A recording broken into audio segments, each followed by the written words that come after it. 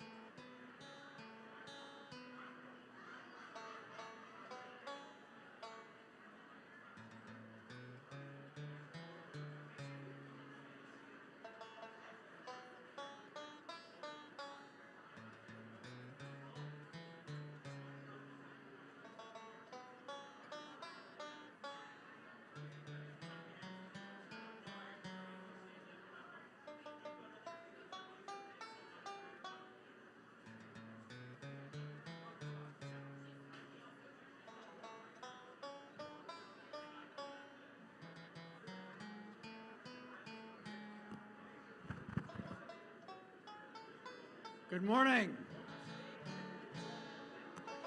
Hey, good morning, Red River Métis. And how about the Blue Bombers last night? Last play of the game. We're going to get going here in about 10 minutes.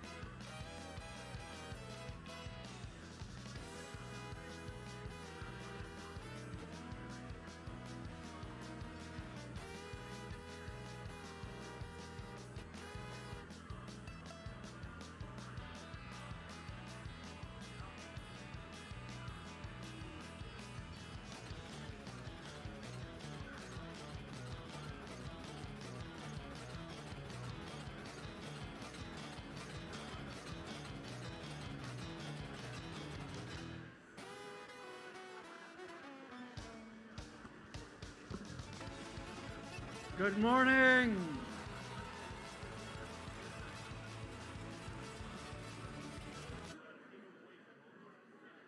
Good morning, Red River Métis. And what another great fall day we have. And we got a great program today.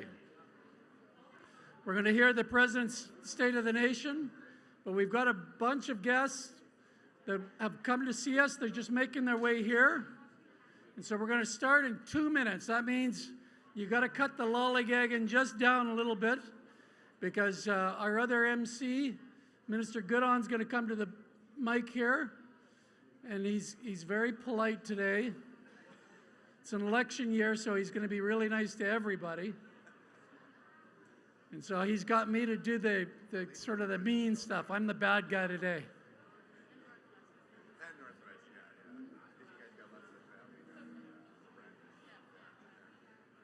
It was so nice to visit with a lot of family this morning, especially the Leclercs over here. You come to a meeting like this and you remember how many grandchildren your grandfather had.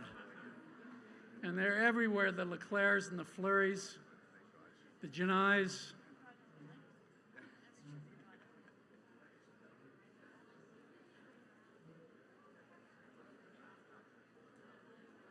We're going to introduce our cabinet later. It's always an honor to introduce our cabinet.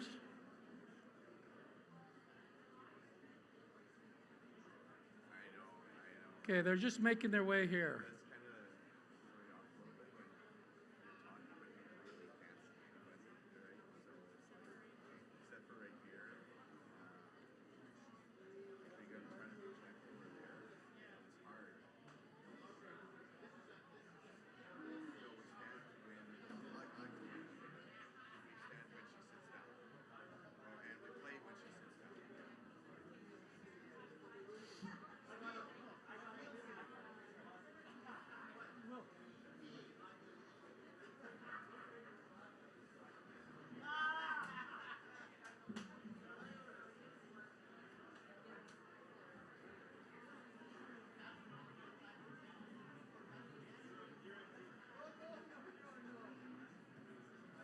Just going to do a bit of a shout out to all our remote locations.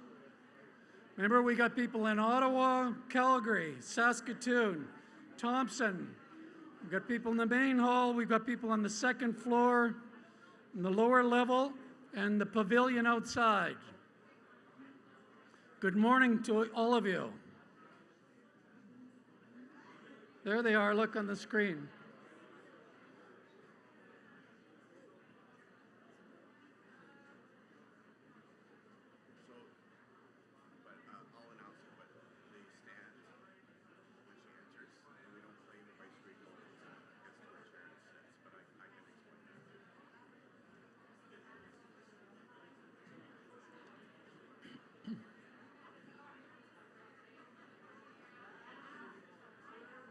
Zach, you've got the seat ready for the Lieutenant Governor? The Lieutenant Governor's seat is ready?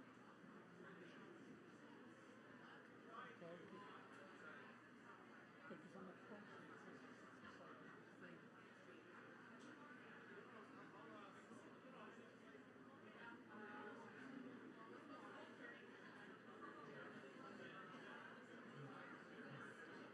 okay, we're almost there.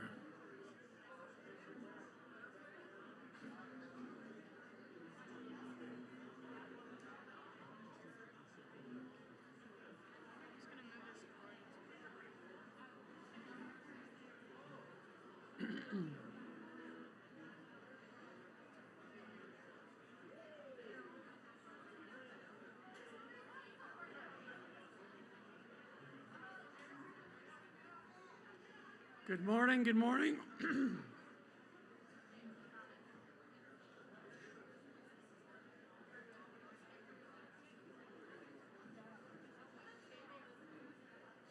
Okay. Good morning, Red River Métis. We're about to start. Okay, I've just set everything up for you, Will, so don't screw it up from here on. I'm going to introduce my MC, my very good friend, Will Goodon, Minister Goodon, to take us through the proceedings this morning. Minister Goodon.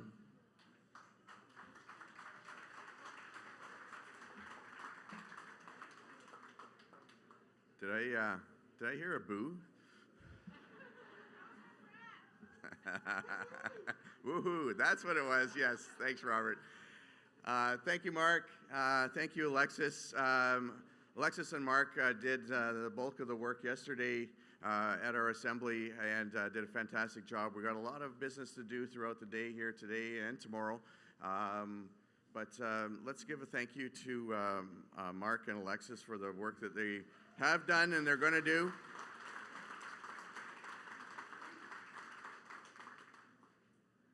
So we have a big lineup of folks who are wanting to come and say hello, bring greetings to all of our Red River Métis delegates who are here today. But before we start, I would like to have the introduction of the Lieutenant Governor. And so I would please ask, ladies and gentlemen, that's most of you, please rise if you're able for the entrance of the Lieutenant Governor of Manitoba, Her Honor, the Honorable Anita Neville, and remain standing when we begin the play of the Vice-Regal Salute, which will happen when she gets to her chair.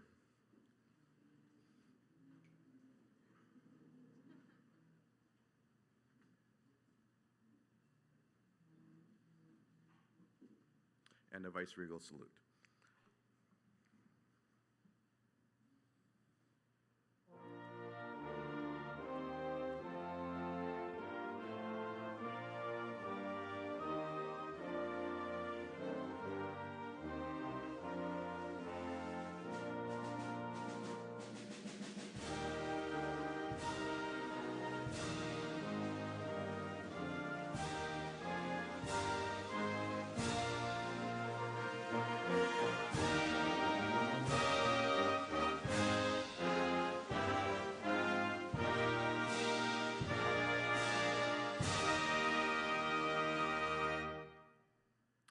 Thank you. You may all be seated.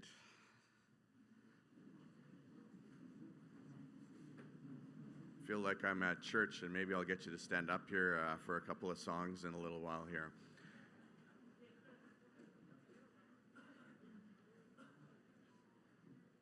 It's an honor to ask the Archbishop, Murray Chaitlin, to come and provide us this morning with an opening prayer. As you know, in our culture, the opening prayer for our events, our ceremonies, our celebrations, our mornings is very, very important, and it's an honor to have the Archbishop here for us today. At least I think he's here. Okay. Sorry, Archbishop. It's a maze to get in here. Yeah. I had a little trouble finding my way up here, so glad. So let us pray.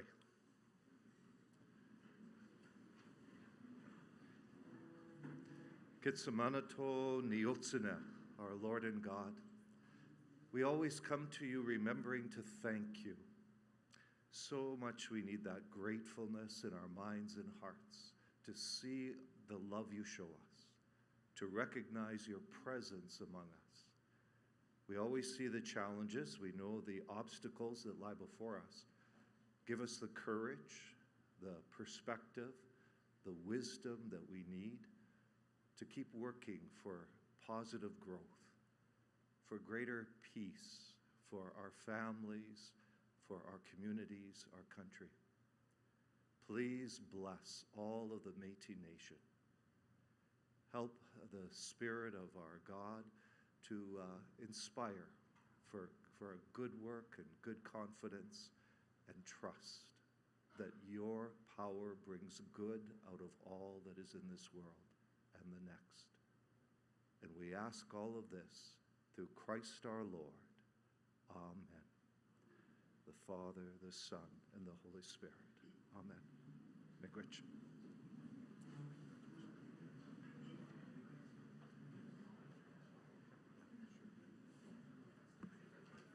So we just have a gift for the Archbishop, as again is a part of our culture, and we'll just present it. Go ahead to the Archbishop. Thank you for your time here this morning.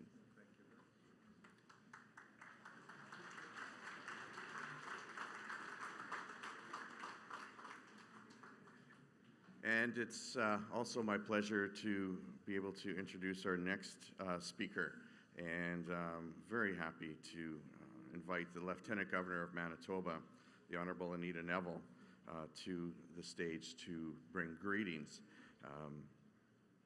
Her Honour, Anita Neville, is the 26th and current Lieutenant Governor of Manitoba.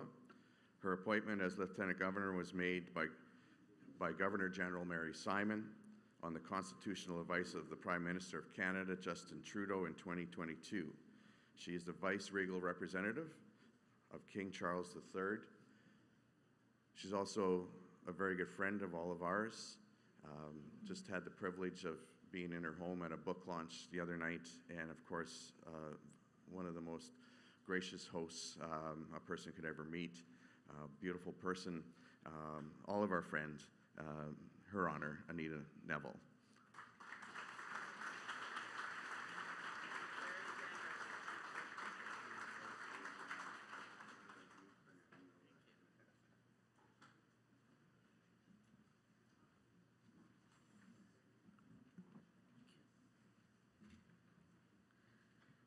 Thank you, Minister Gooden, Minister Alti, ministers of the provincial government, Mayor Gillingham,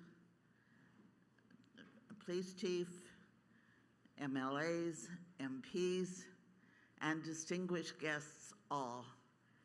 It truly is a pleasure to be here this morning. It's an annual event that I look forward to each year. So members and friends of the Manitoba Métis Federation, it really is a pleasure to join you today as you continue the long tradition of grassroots Métis democracy. To all of those gathered here on Treaty 1 land and on the homeland of the Red River Métis, and to those participating electronically across our province on treaty territories and ancestral lands of the Anishinaabe, the Cree, the Dakota, and the Dene Nations, and the homeland of the Red River Métis, I wish you a productive day of discussion and of decision-making.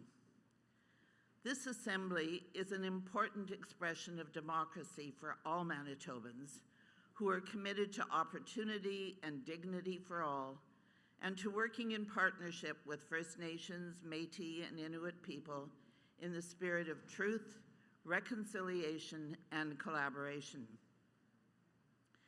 In recent years, the important role of the MMF in advancing economic reconciliation and social justice has become increasingly clear to all Manitobans. MMF initiatives have been revitalizing communities, addressing the housing crisis, and providing new educational and new career opportunities. Addressing the national crisis in housing and addictions, and building an economy that provides prosperity and priority for all Canadians, just as they are for MMF members. This year, you are meeting at a time when Canadians from coast to coast have been coming together to express their support for a strong, sovereign, diverse, and democratic Canada. The Métis tradition of grassroots democracy, dating back more than 2 centuries, represents the kind of Canada that we all want to defend. We value living in a nation where all people have a share in the decision-making, where all voices are heard, and where all voices are valued. Your example should inspire all Canadians to make sure that the maple leaf flags that have gone up this year stay flying longer after the current cross-border issues. I wish you a productive and successful time in your endeavors to strengthen the communities across Manitoba. I am so pleased that you've included me in your day here today. Thank you very much. Merci beaucoup, miigwech, and shalom to each and every one of you. Thank you.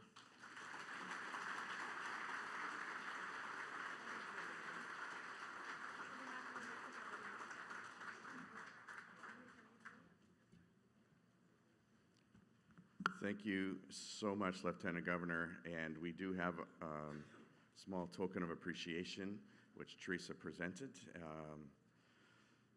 Before we run the next presentation, just wanted to, I don't know if you noticed, but I'm like kind of a fanboy of the Lieutenant Governor. I think she's amazing. So,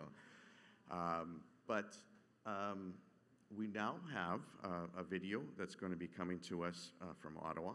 And Prime Minister Mark Carney is going to be set to bring us greetings here at the moment. Hi, everyone, and thank you to David Chartrand and the Manitoba Métis Federation for inviting me to say a few words at your annual General Assembly. Depuis des décennies, la FMM se consacre à faire grandir la communauté métisse du Manitoba. Cette assemblée est l'occasion de refléter sur vos réalisations et de vous cerner vers l'avenir, ce que vous voulez bâtir pour votre peuple et comment vous souhaitez le faire. Canada's new government is a steadfast partner of the Red River Métis because as we build Canada strong, Indigenous leadership, prosperity, and opportunity must and will be foundational. So have a great assembly. I look forward to working together ahead.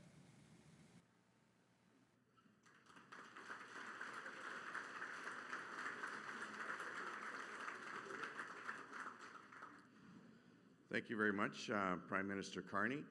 Much appreciated, and his words of wanting to work together sound awesome because there's a lot of work to do to move forward. I know President Chartrand is bending his ear on lots of different issues here, and he's also been talking closely with our next guest, who's going to be bringing greetings on behalf of Canada, Minister Rebecca Alti. But while she's making her way here, I'll introduce her, but I also wanted to recognize some other folks, just 2 or 3 at this time. The Honorable Terry Dogood. Is he still in he had to, give him a round of applause, yeah. Terry's a good friend. He was here for a while and he had to go and make an announcement somewhere else. They're busy. Of course, we have Jeanette Levesque, who is the Member of Parliament for St. Boniface. And Dan Vandel is around here somewhere as well. Dan Vandel, yes. He's just a regular guy now, so he used to be our Member of Parliament and Minister. So we're very happy and thankful to have Dan here, and of course a proud Red River Métis. So with that being said, I would like to introduce Rebecca Alti, who is a Canadian politician. She has been Minister of Crown Indigenous Relations since 2025. She's a member of the Liberal Party and was elected to the House of Commons during the 2025 Canadian federal election, serves as the Member of Parliament for the Northwest Territories, and we're very happy to welcome Minister Alti. Please come up to the stage here.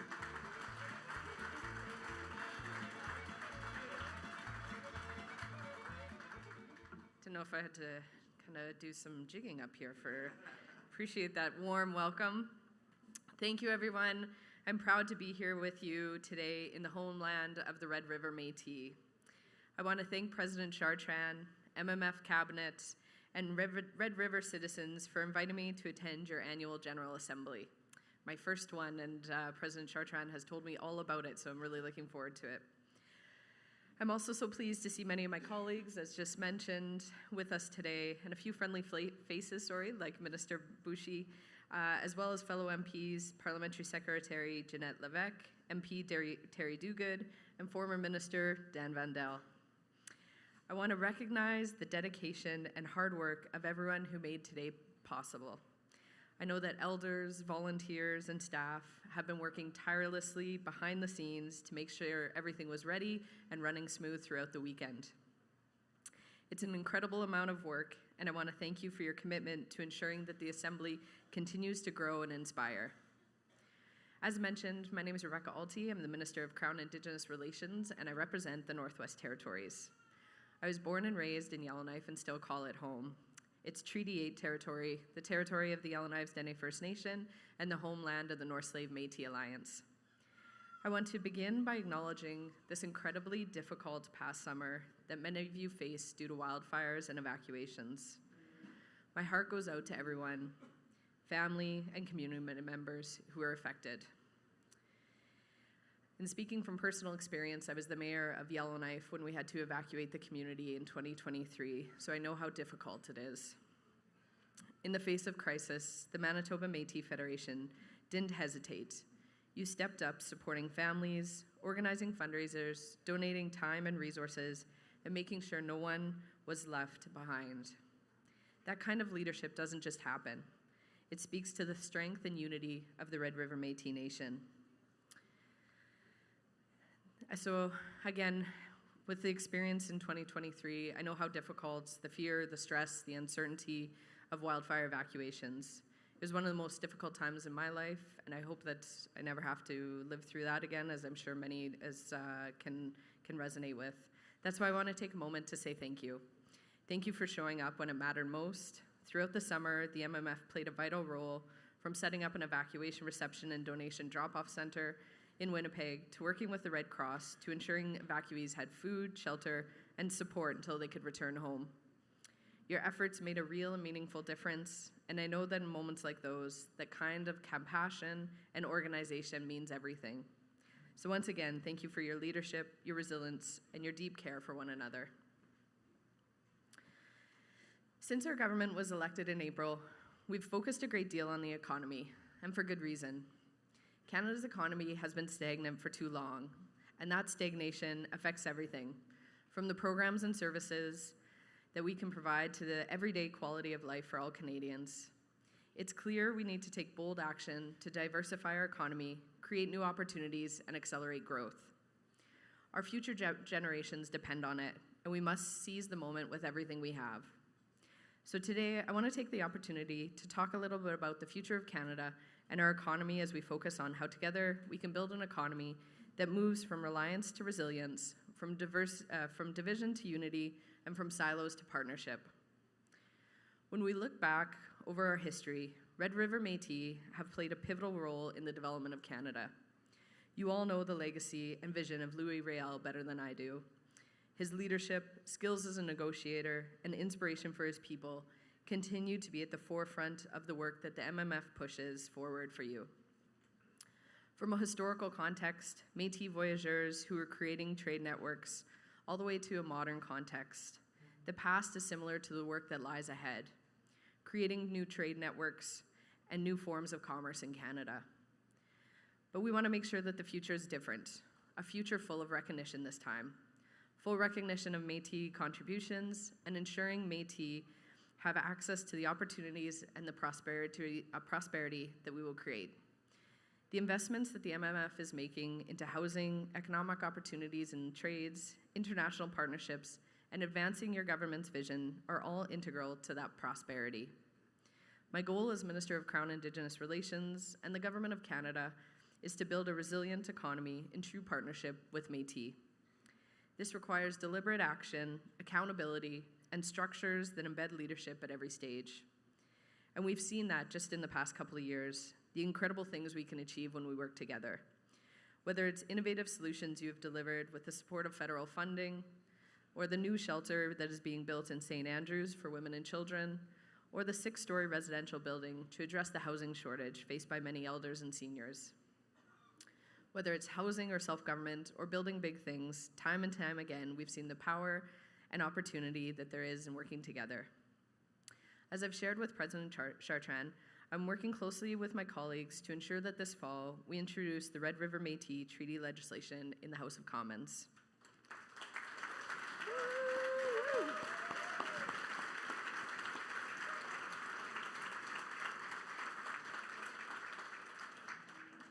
Bringing the self-government agreement into effect and implementing the treaty will take all of us, working together, It's a historic step and one we will carry forward with the strength and unity that this community has always shown. At the heart of this work is co-development. The self-government agreement, the treaty, and the legislation have been built through partnership, and that's exactly how we'll carry them forward.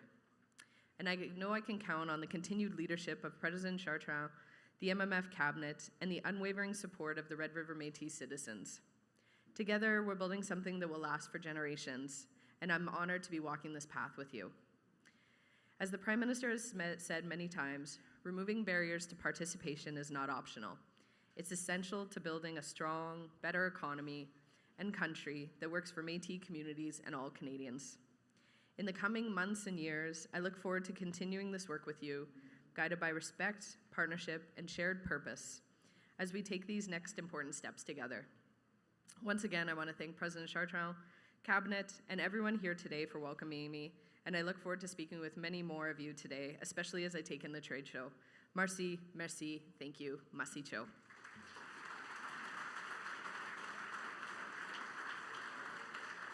And President, I have a little gift of thanks for you. Oh, yes, President. Yeah, President, you need to come up stage.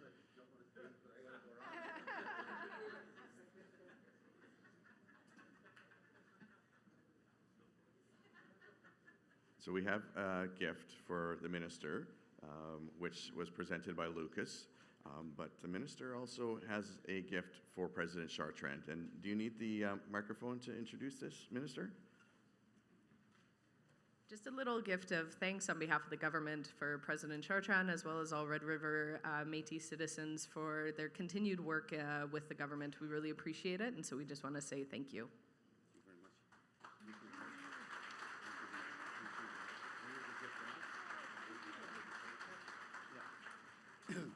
And also in our customs, of course, as Indigenous people, whether it's Métis or First Nations, we always do gifts and exchange. And the unfortunate part of Canada and the way others think versus us is that when they get gifts as ministers, they can't take them home. It's unfortunate. I hope she does take it home. We'll have to make, you know what I should do is scratch it all up and make holes on and break it. Then it looks like junk. Yeah. But truly, that's the problem. It is a problem in our gift exchanges. I just wanted to share that with you, that we take great heart in preparing our gifts, but unfortunately, a lot of them, they can't take it back. If she'll be lucky maybe to keep it in her office for a while, then later on it'll be gathering dust in some museum somewhere. Okay, thank you. Thank you, President. Appreciate it.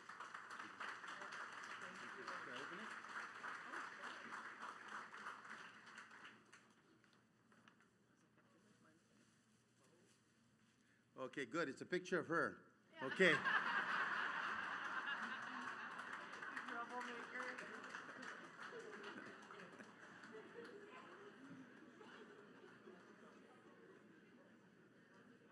Okay, never mind. You guys aren't supposed to be having fun this early in the morning. Next up, we have another video coming to us. Premier Rob Canoe really wanted to attend here today. Did his best to try to rearrange a few things, but he is able to bring us greetings by video. So let's cue up Premier Canoe's video.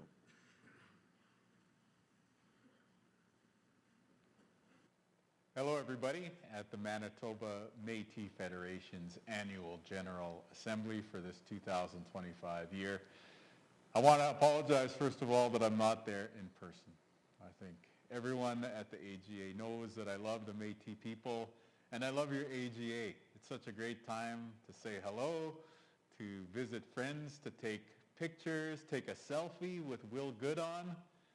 It is such a great opportunity. This year, my wife is out of town, my mom is sick, and so as a devoted father, I will be on the home front this weekend. But of course, I know that you're going to be in wonderful hands. Bernadette Smith, your minister, one of the Red River Métis yourselves who sits around our cabinet table. She's got some good news to share, and she's going to be there along with the rest of our colleagues who are in attendance today. But of course, Bernie is going to be speaking on my behalf. I do want to highlight some of the important work we've been doing in government so far. to support the MMF and to support all of Manitoba. Of course, we recognized our first premier, Louis Riel, one of the first things that we did coming into office, and now we have his picture hanging with that designation in the Manitoba legislature. We also have been working alongside your government, the national government of the Red River Métis, the MMF. We had our first joint cabinet meeting so that we could share priorities and make a plan for building up Manitoba together in a good way. And I'm very proud to share that our second nation-to-nation, government-to-government cabinet meeting is going to be happening very soon. I'm announcing today that that second joint cabinet meeting is going to be happening on December 16th. So to President Chartrand and to all the ministers of the Métis cabinet, we thank you for your continued partnership, and we look forward to continue working together. Important things that we have on the way include that MOU that we signed on St. Madeleine. We know that that's so important to people in the Métis Nation, and I think we're going to have some very exciting things to share very, very soon, by the end of the year, maybe early next year on the St. Madeleine front. We also know that economic development and the energy projects that we're bringing forward have been embraced in a really, really strong way by your Métis government and by Métis citizens. And that is moving ahead in the early months of the new year as well, too. And then, of course, when we look ahead to the future, we always know that we have to say thank you to the people on the front lines. And this year, 2025, what a terrible wildfire season we had. But one of the bright spots that we could look to was to you as the MMF, as leaders, helping your fellow Manitobans across every community. Doesn't matter if it was Métis citizens being forced out of their homes, if it was First Nations people leaving their communities, or Manitobans from any walk of life, you as the MMF were there. And I was really, really moved when I visited Michif Manor, and I met a young family from Puckatawagan with a baby fighting cancer that was being housed by your government. When we met people, Métis citizens from big, big Métis families who were being housed in Winnipeg when they were forced out of their homes, also by the MMF. Or we go to the evacuation centers in Thompson, in Winnipeg, in Brandon, and we would see the MMF helping Manitobans out from all walks of life. So in front of the entire Assembly, in front of all the Métis citizens, to everyone who helped lead the MMF's wildfire response, on behalf of the province of Manitoba, I want to say thank you, miigwech, and merci. You are the reason that as part of honoring this year's wildfire response, we awarded, just in the past few weeks, we awarded the Manitoba Order of the Buffalo Hunt to the MMF for helping us with that wildfire response. It's the highest honor the province can award to a group, an organization, or in this case, to a fellow government. So many good things that we have to do together, and next year, you know I'll be there in person to shake the hands, to take the photos, and to get those selfies. Miigwech Bazindaoik, merci beaucoup d'avoir m'écouté. Thanks for listening.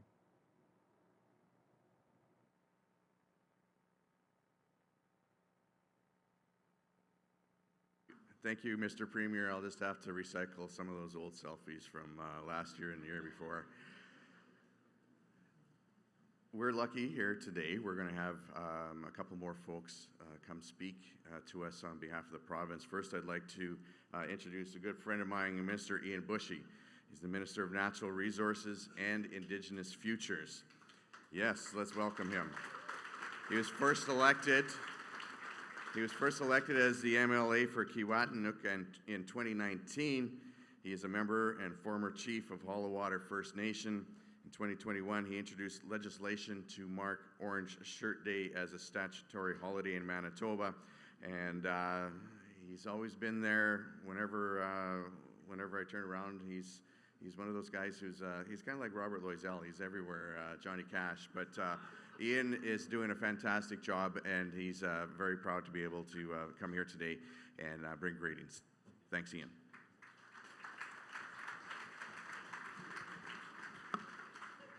And here I was, as Will turned around again. I'm standing right behind him. Thank you for the opportunity to share a few words. Thank you to the elder for sharing us and starting us off in a good way this morning. As was mentioned, my name is Ian Bushy. I'm the MLA for Kiewatinock, the Minister of Natural Resources and Indigenous Futures, but I'm also a proud Anishinaabe from the Ottawa First Nation. And I say that because I take great pride in where I come from, and where I come from every day, including this morning. I commute regularly. It's 2.5 hours north of here. I come through Manigatogan, and I do want to shout out Brenda and Bruce Blood over there. I see them every day in these rooms, but I also see them out in the community. So proud Métis citizens from Manigatogan, so I want to shout them out. Helen as well. I'm not sure if Helen is here as well. I shout out Helen on a regular basis as well. Yes. And sometimes it's difficult to stand in a room and follow the Premier's greetings. I'm glad I didn't have a prepared speech because he would have announced and said everything that I was going to say. So I rarely do that in terms of being able to kind of write down a speech that I do because I believe in speaking from the heart. But I do want to kind of echo some of the things that the Premier said. Being the Minister of Natural Resources and Indigenous Futures, the Manitoba Wildfire Service is part of my portfolio. And we've come out of the worst wildfire season that we know since we've been kind of keeping record and track of that. And there was a number of different areas of Manitoba that stepped up, went above and beyond just to help their fellow Manitobans. And I do want to shout out the Red River Métis for being at the forefront of that activity, being at the first and one of the only phone calls in the beginning to say, how can we help? What can we do? Yes, absolutely. So we can stand up and we can say our appreciation, say our thank you, say our miigwech, and then we can do other things as well too. So when the Premier talked about the Order of the Buffalo Hunt, that goes in the permanent record of Manitoba, of the appreciation for the Manitoba Métis and the Red River Métis being able to stand up and show that support and show that work. Because when we have Manitobans from all walks of life struggling, who steps up? Indigenous communities, Métis communities. It doesn't matter where you come from, what your background, what your social background may be, you step up. You step up each and every day. And the wildfire season is one example. The pandemic of a few years ago, again, another example of being able to stand up and say, how can we help? How can we contribute? So as we stand up, and we stood up my department as well too, Indigenous Futures. In my first role in Minister, it was Indigenous Economic Development. Now it's Indigenous Futures because it expands to be so much more than just economic development. We do not work in the silo of government. It covers health, families, justice, finance, agriculture. So many different aspects of what the Red River Métis are a part of in Manitoba come across all of us in government. I do want to take this opportunity to shout out Robert Loisel from St. Boniface, Billy Cross from St. River, Tyler Basco is not here today, Bernadette Smith, Renee Cable, because it's important that you also see yourself reflective in government, reflective in those boardrooms, reflective on the ground, in the bush, on the water, on the land. And you see it each and every day. So the diversity of what Manitoba is like today on a political landscape, you need to see yourself in there. And you do. You are reflective.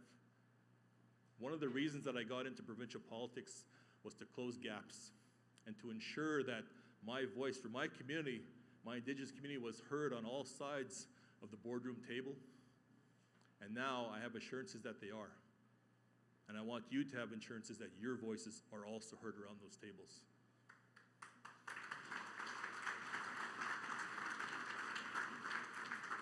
So in my Department of Natural Resources, that's the fundamental core of what you are in this room too. The resources, the land, the management of our resources. So I'm excited to have those conversations to ensure that your voices are heard, to ensure that your voices are part of development, implementation, and management of our natural resources. Because when we talk about frontline, boots on the ground, sometimes it's synonymous with healthcare, and rightfully so.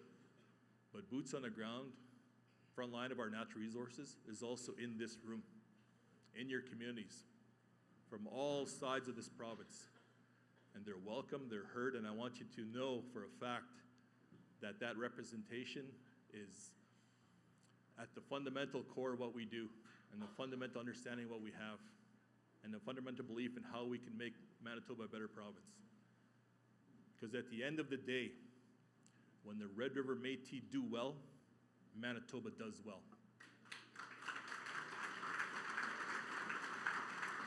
And when Manitoba does well, the Red River Métis need to do well as well. Miigwech, thank you, merci.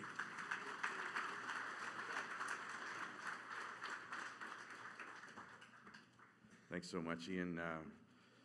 Minister Bushy. And of course, we have a gift for you as well, our appreciation for you being here with us today. Before I introduce our next speaker, I just wanted to give a couple of shout outs here. Some folks who are with us today. Minister Bushy mentioned Robert Loisel, MLA for St. Boniface, good friend. MLA Billy Cross, St. River. Don't get on her bad side. That's why I'm on your good side, right? And it's a pleasure to welcome up another Métis MLA, the Honourable Bernadette Smith. She's the Minister of Housing, Addictions and Homelessness, and she's going to be bringing greetings here. As you heard, the Premier is going to put some great faith in her today. You got a lot of selfies to do to keep up to Premier Wabkanu, but she's, of course, one of us, and she's our friend, and she's our cousin, and she's also the Minister of Housing. So let's please put your hands together for Minister Bernadette Smith.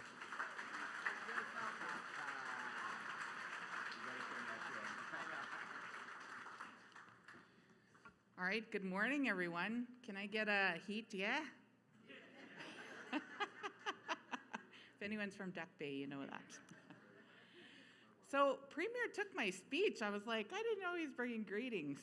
So anyway, I just want to say good morning, how honored I am to be here. And when President Chartron was saying, boy, back in my younger days, I would have just jumped up here. And I remember those younger days because we were growing up on the strip of Main Street, and President Chartron used to be a bouncer at the Savoy Hotel. And I don't know how many of you remember that, but my uncles and aunts were bouncers, and actually Minister Chartrand was a server at the Savoy Hotel. So anybody wants to hear stories, I can tell you stories of back in the day, a little girl growing up on Main Street, and those were good days. So I just want to acknowledge all of the elders here. I want to, of course, acknowledge Father who brought the prayer this morning. You know, it's always good to be opened up in a good way. I want to acknowledge, of course, our President David Chartrand, the MMF cabinet who are here, and all of the citizens who have traveled from across the homeland, and all of those that are taking part virtually. The MMF is an important event, a chance for citizens to come together to celebrate the achievements, to set priorities, and of course, the direction of government. And it's also an expression of the strength. Over 3,000 people are here, registered. So can we give our MMF government a round of applause? Look how much organizing they do.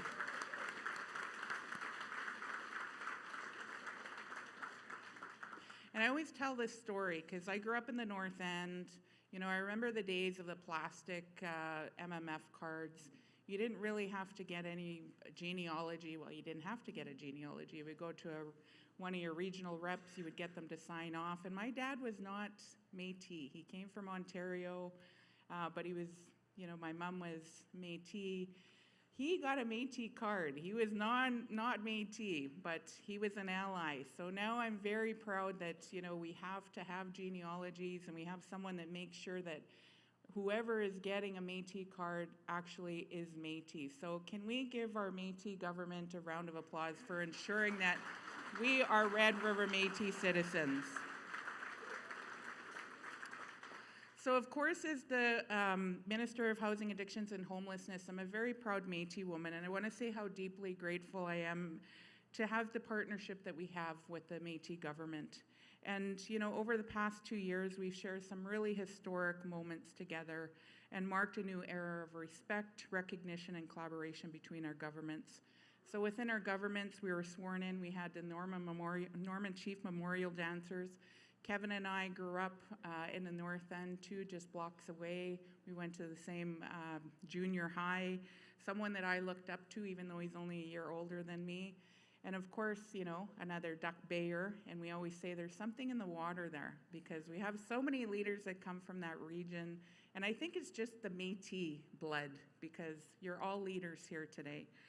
So we had them, and then we helped celebrate that historic day, and it was such a powerful reminder that Métis culture and identity in Manitoba is, you know, alive and well, and it's only because of all of, you know, our elders that have kept that tradition, that language, and that history alive. So I just want to acknowledge all of you that are here today with us, and that you've, you know, continued to keep that alive, even though we weren't allowed to. And I think about, you know, the jig and how, you know, you had to not do those kinds of things prior to 1950, how you were still in the kitchen, still jigging away, and when Minister Alti had that music playing and she was going to come out and do her jig, how you were still in your kitchens doing those things and keeping those alive.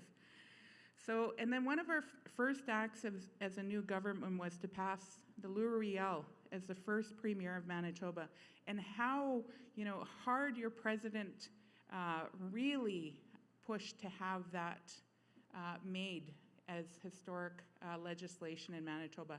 So can we give our president a round of applause? Because that wouldn't have happened without your Métis government. And as Minister Bushy alluded to, Orange Shirt Day, you know, that was something that wouldn't have happened without, again, you know, your government also pushing to that. We're also working to, with regulatory colleges and post-secondary institutes to remove barriers for Métis, First Nation, and Inuit people who want to become doctors, nurses, skilled healthcare professionals, and healthcare workers, because we know that representation and opportunities matter, especially in the healthcare and healing professions.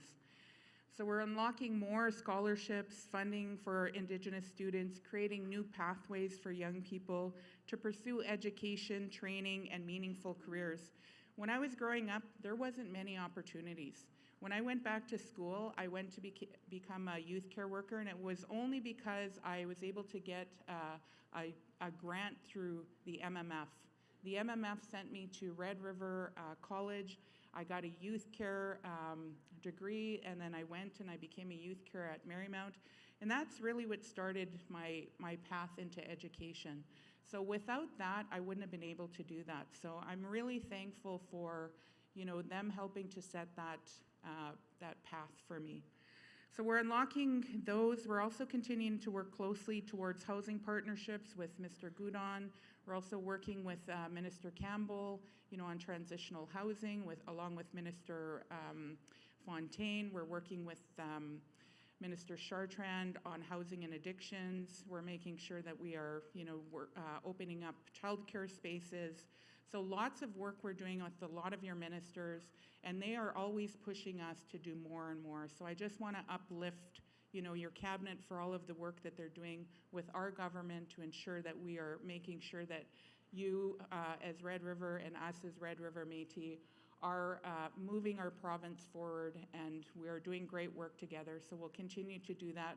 I want to wish you a great couple of days, and again, Hitia, you all look beautiful, and I look forward to spending the next couple of days with you. Miigwech.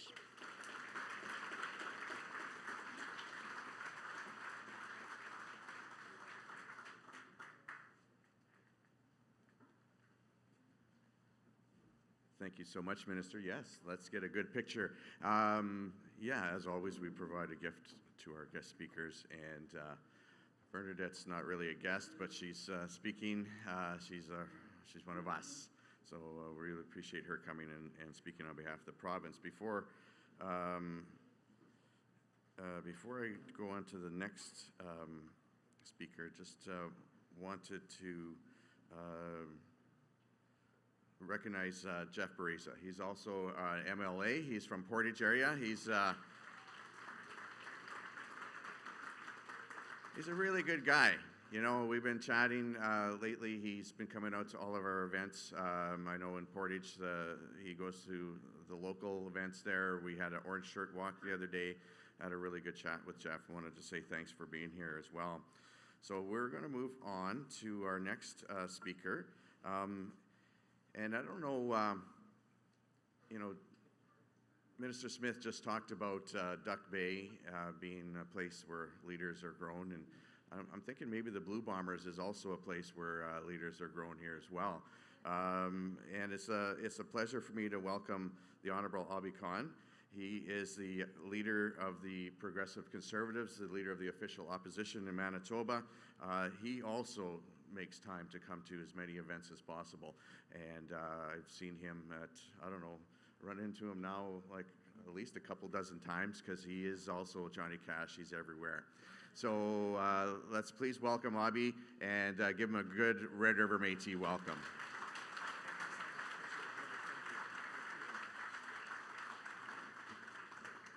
Thank you so much, and good morning, everyone. I'm going to begin by thanking all the elders, Lieutenant Governor, President Chartrand, ministers, NDP, PC, and Liberal leader, Willard Reeves. Now, speaking of you know, Blue Bombers and whatnot, Willard Reeves is a leader of the Liberal Party.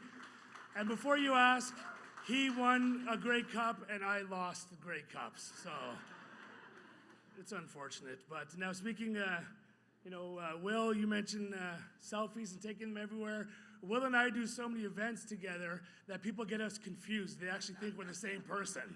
It's striking resemblance. You can't tell us apart, right? Like, come on. Go on. So if you can't get a selfie with him, come find me. It'd be an honor for me to take a selfie with you. Archbishop as well, thank you for starting off the day in a beautiful way with a prayer and thanking the Lord. I did send an extra prayer for you because I just found out you're a Riders fan. Extra prayers for you. And we won last night, so lots of us were praying for that last-minute field goal. It is such an honor for me to be here as the new leader of the PC Party of Manitoba. It really ushers in a new era for us as a party, and I am deeply honored to be here to bring greetings on behalf of the party, but also to listen, to learn, to understand. This is a new era for us as a province. And when you speak of the Red River Métis, all the diversity in the province, you look around at your elected officials. We have our first ever elected Indigenous First Nations leader in Premier Rob Canoe. Amazing. We have your first ever elected leader, visible minority of a Conservative party in all of Canada, right here in Manitoba. And we have Willard Reeves, a Grey Cup champion, leader of the Liberal Party. That's diversity at its best. And when you look at the MLAs and the ministers who are also proud Métis members, it's an honor to share the caucus or share the legislature with them, because that voice is important. And I'm learning on this journey. I've only been in politics for 4 years, and it is a huge honor for me to be here as the new leader. So you have my commitment to work with you, to grow with you, to understand, to listen, and to move forward in the province of Manitoba in a good way with the PC Party of Manitoba. Thank you all so much. Have a great day.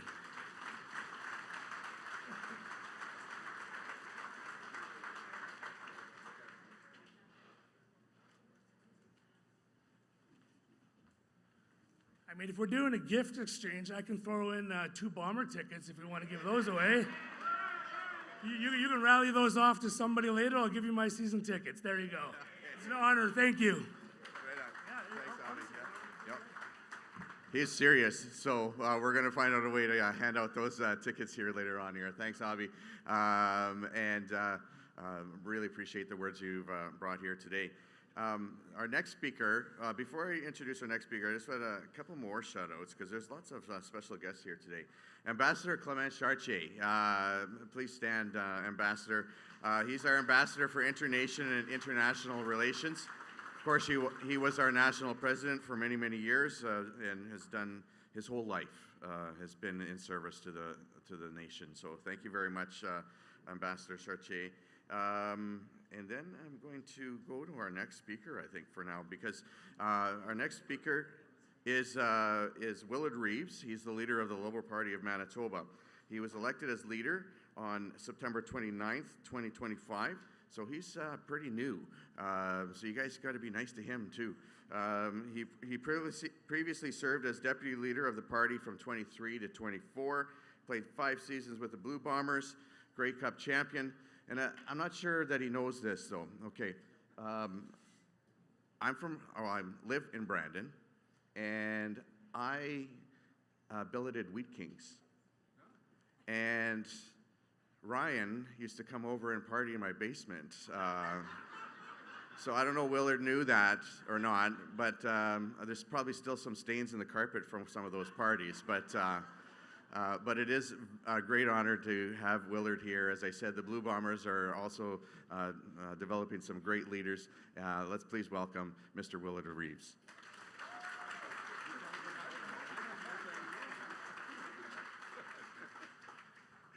Thank you very much, and welcome, honored guests, ladies and gentlemen. Yes, I am Willard Reeves, and yes, I did play for the Winnipeg Blue Bombers. But this is what I want to say. Okay.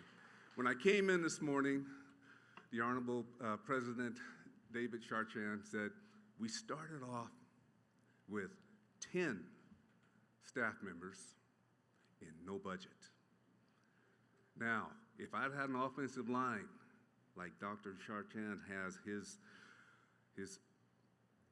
flowing of getting things going and getting things moving, just think how many Grey Cups we would have won.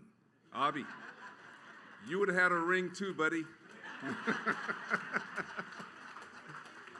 But I am very, very proud and very humbled to be here today amongst the proud people of the Métis Federation. This is something that I've pretty much grown myself into because in my days, early days as an adolescent, you know, I spent 9 years of my summers on the Navajo reservation in New Mexico. I have been very privileged and proud to see 11 of the code talkers of World War II of Navajo descent. And today I stand amongst some of the proudest people on this planet is the Métis.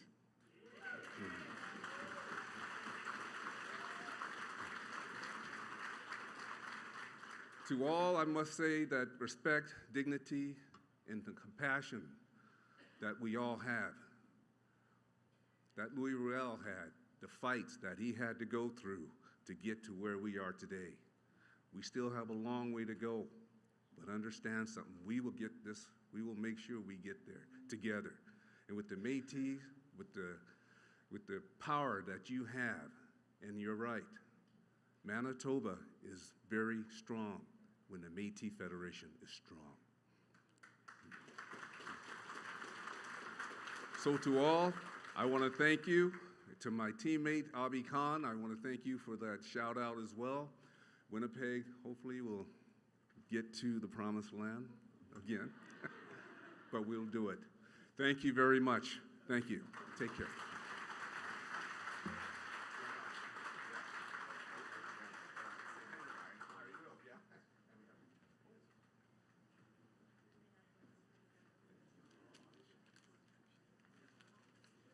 Thanks so much.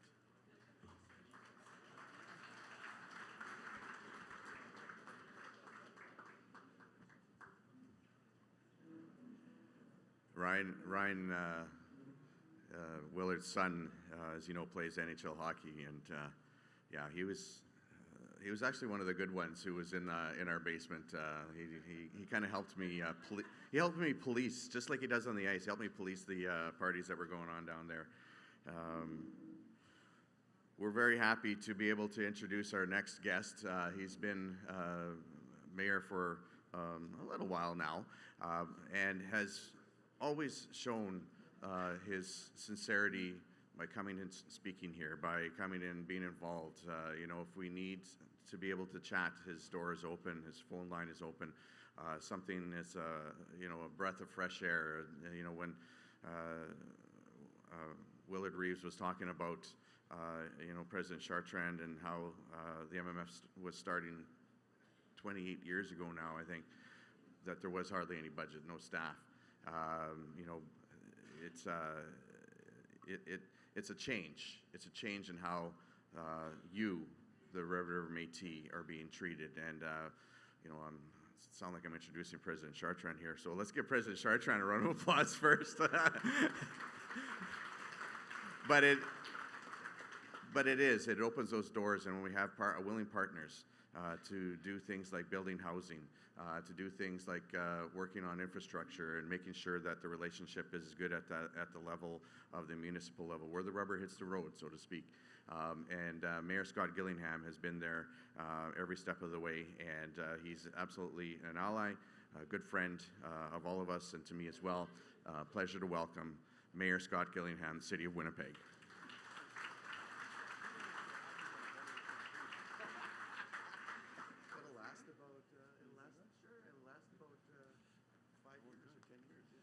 Thank you so much, Minister Goodon. I was just saying, I just looked at it, I thought, I was sitting there thinking, he and I should go halfers on a bottle of shampoo. It would last us for about 5 years, I think, or so. It's an honor to be here again, President Chartrand, as we gather today for this exciting and important annual General Assembly of the Red River Métis Nation. So hello and welcome to every one of you. A special welcome to those of you who've traveled in from outside of Winnipeg. A welcome back to Winnipeg. To those watching online, welcome to you as well. Your Honor, Anita Neville, Lieutenant Governor, to all the ministers and distinguished guests. I was thinking there's more ministers here than at a church convention. But it's great to be here today with everyone once again.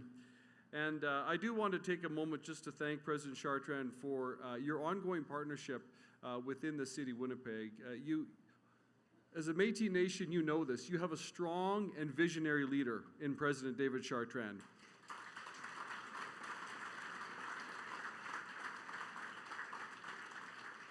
And he's excellent to work with when we meet government to government and we talk about issues related to matters in the City of Winnipeg. There's many things he does that's very public, and there's a lot of things he does quietly to make a difference. I'm going to tell the story on the president and his team. Is that sometimes our office gets a phone call related to some of the debris and garbage that can be around the Métis headquarters. And he's not looking for us to do it all. He says, partner, you provide some of the resources, some of the receptacles, garbage receptacles. We'll work with community members to get the place cleaned up. And so quietly, consistently, just trying to make Winnipeg a better place in the small ways, but it's also in the large ways. It's remarkable and impressive, the economic investment in Winnipeg that the Red River Métis Nation is making. Key buildings, key pieces of property in Winnipeg's downtown. You as a nation are putting a significant investment into the transformation and the revitalization of Winnipeg, especially right in the heart of Winnipeg. Not that long ago, you know, if you traveled in Winnipeg recently, this summer, we took the barricades down at Portage and Main. Now, what happens is, yes, thank you.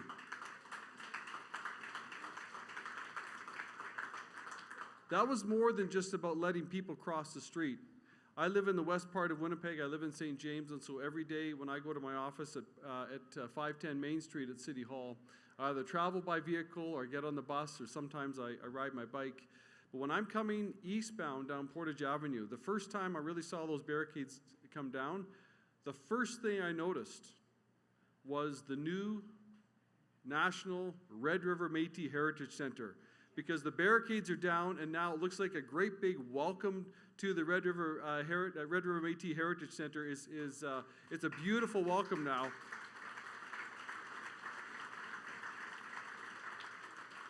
And we who are not Métis are probably as excited as you are to see that place open up and to tell the story of the Métis history of this community and this province and the impact, but also to point us to the future of what can be and will be accomplished when we all continue to work together.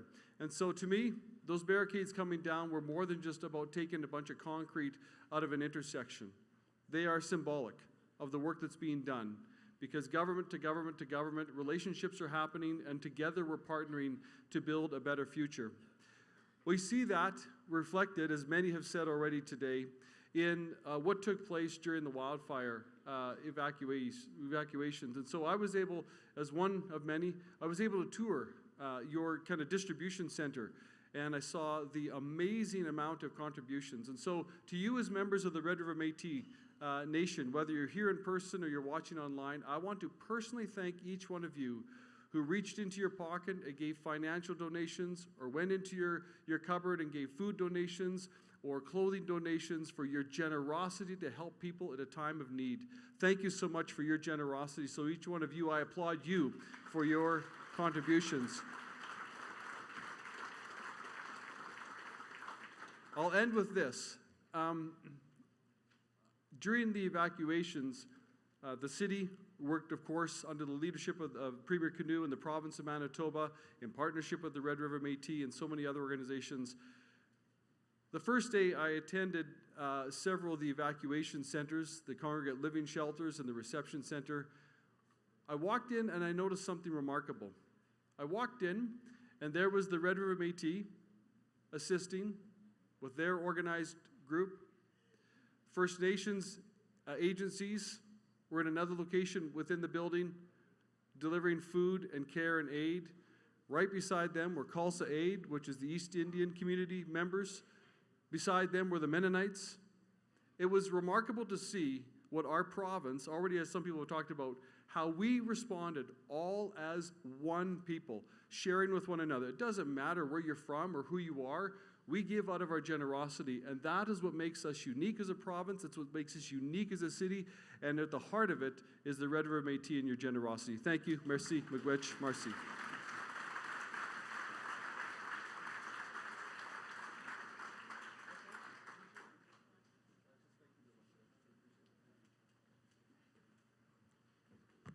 Thank you so much, Mr. Mayor. Why don't we give him another round of applause? He working hard every day. You know, that's a lot of times people think you know, there's a glitzy side of being somebody that's in the media, and but you know, it's the hard work every day, and I think the mayor exemplifies that. Of course, our president, our cabinet, everyone who's in leadership here, all of you, our local leaders who are here, you exemplify that as well, and it's great, and that's why we can see such great improvement in where we were and where we are now. I'm going to introduce a couple of other folks who are in from out of town. Teresa Stenland is the regional councillor for the Northwestern Ontario Métis community. I think, is she here? She sends her regrets. Then I have Sandy Triscoll, captain of the hunt from Northwestern Ontario.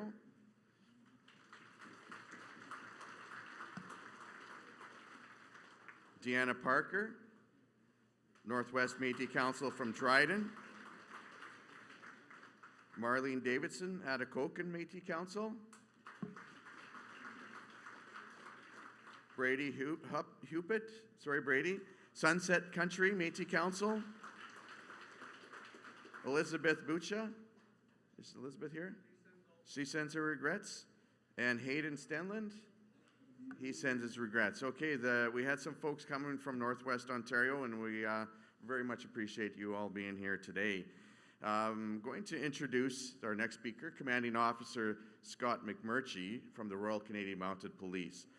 He is the commanding officer for the Manitoba RCMP. He has 34 years experience with the RCMP, with postings in Saskatchewan and Manitoba, including several detachments, provincial support services, serious and organized crime, District Operations Officer for Manitoba North District, Officer in charge of Community and Indigenous Policing Services, and most recently as the Officer in charge of Criminal Operations for Manitoba.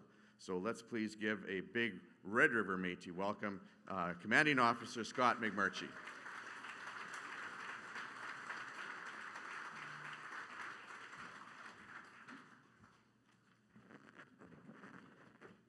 Good morning, everyone. President Chartrand, Your Honor, Lieutenant Governor, members of Parliament, members of the Manitoba Legislature, good morning. And thank you again for welcoming me to this year's Annual General Assembly held on the national homeland of the Red River Métis and Treaty 1 territory. It's my honor and my sincere privilege to once again bring greetings on behalf of the Manitoba RCMP. This assembly is a powerful reflection of Métis culture, governance, and community. The RCMP recognizes the historic and ongoing contributions of the Métis people to Manitoba and to Canada, and we remain committed to building respectful relationships grounded in trust, transparency, and reconciliation. The relationship between the RCMP and the MMF continues to grow and evolve, and I believe it to be a strong and long-lasting, relationship, and I'm certainly mindful that our long shared history has often been strained and is too frequently painful. However, I do believe that our journey has come a long way over the past 152 years and know that there is always more that we can do. This year, I am happy to report that the Manitoba RCMP has made and is continuing to make progress in addressing our staffing challenges, and I'm optimistic that the numbers of our police officers in both of our frontline detachments and our specialized units will continue to improve to ensure the safety of Red River Métis citizens and the communities in which we serve. As the commanding officer of the Manitoba RCMP, I commit to you I will continue to prioritize collaboration with the MMF and to ensure that your communities across the homeland of the Red River Métis have the support and the police officers that they need to stay safe. Congratulations on this important assembly. Thank you for your leadership, your resilience, and your continued partnership. I wish you all a productive gathering and a successful year ahead. Merci, thank you.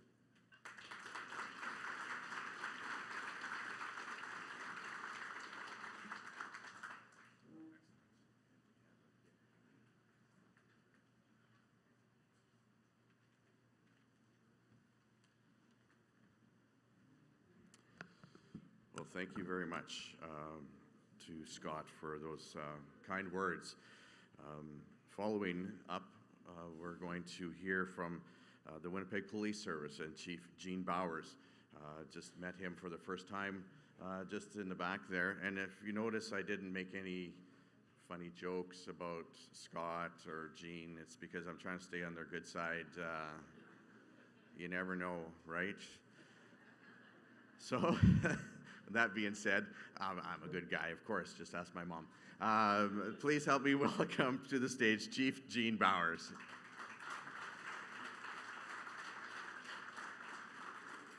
Well, good morning, everybody. I got to tell you, I'm a bit nervous. This is the biggest crowd I've ever spoken in front of. And also, I'm suspecting I'm going to be presented with a gift, and my boss is sitting right here in front of me. So please, you know, if I am presented a gift, may I please accept it? Yes, thank you. So anyway, and I'm not a football player from the Winnipeg Blue Bombers. So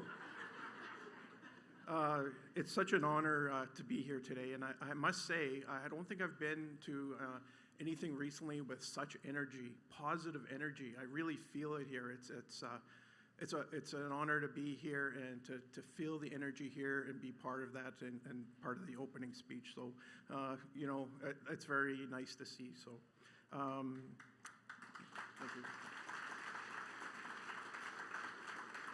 So, I'd like to acknowledge Your Honor, Lieutenant Governor, President Chartrand, the National Government of the Red River Métis, the Premier, members of Parliament, members of the Legislative Assembly, and the Red River Métis citizens, including our elders, your elders, and veterans.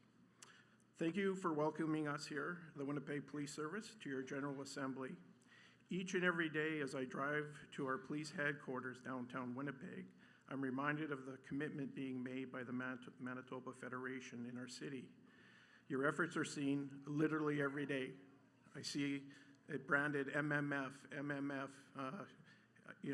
It's just amazing to see, and you're contributing to the city in such an amazing way, so thank you for that.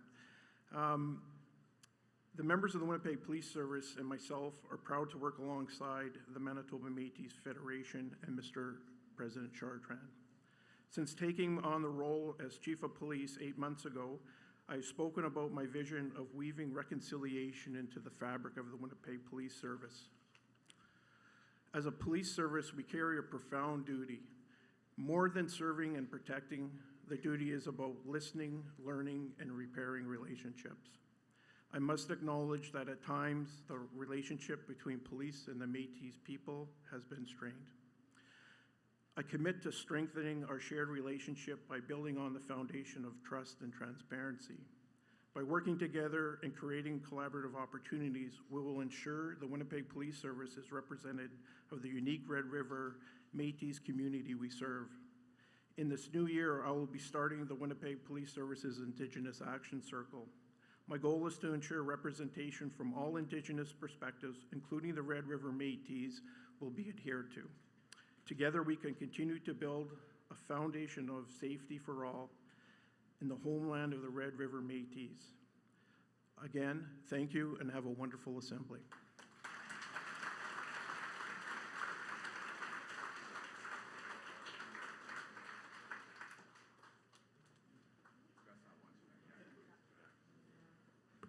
Mayor wasn't watching when we passed the gift over, yeah.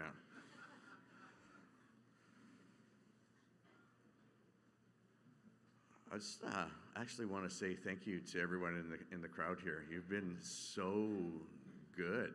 I haven't had to tell you to be quiet and keep the noise levels down. I feel like it's, I don't know, it's very kind of surreal. Usually I'm having to reprimand you guys all the time.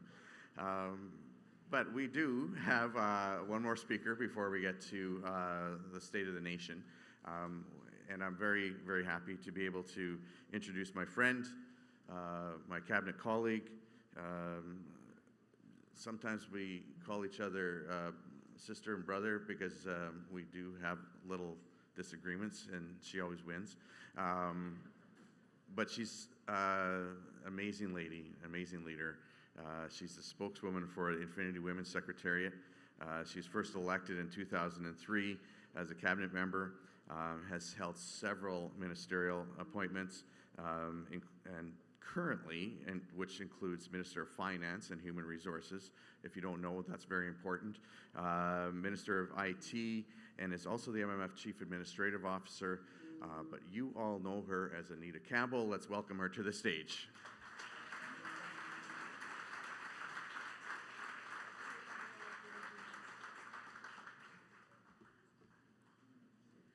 Good morning, good morning, good morning, good morning. There's a few things I want to say before I get into my speech. I'm going to try something different today. Normally I just ramble and talk. I'm going to try to read some actual points today. I just wanted to recognize, and I just seen her over there, Claire Riddle. She used to be a member of cabinet, and that's why I was kind of wiping my eyes. She almost, anyway, touched my heart to see her. She's retired, she's sitting there, and I just wanted to acknowledge Claire Riddle for all the work that she's done to get us to where we are today. Amazing, I just love her. I also had to make a note that Billy Cross is not mean. She wanted me to mention that she's a very nice person. Told her I would make that. The only one she is apparently mean to is Will. So I just wanted to make that note.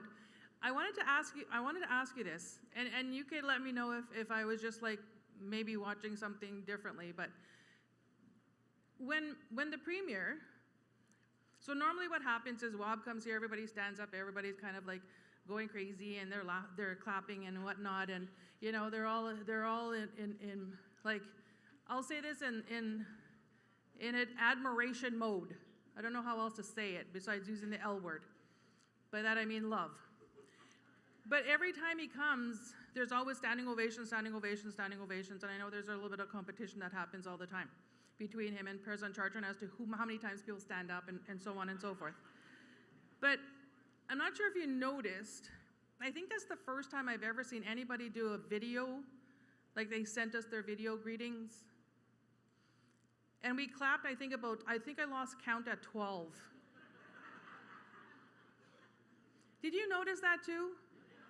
Like, you know he doesn't know you're clapping for him, yeah? I just thought it was so, like, this is just us and how we feel about our premier, where no matter what, he's on a video and we clap for him like over 12 times. I thought that was really interesting. And somebody needs to tell Minister Smith that no matter what, he could be in the room on a video, and we're going to support and clap for him 50 million times, no matter what, and that we send him our love.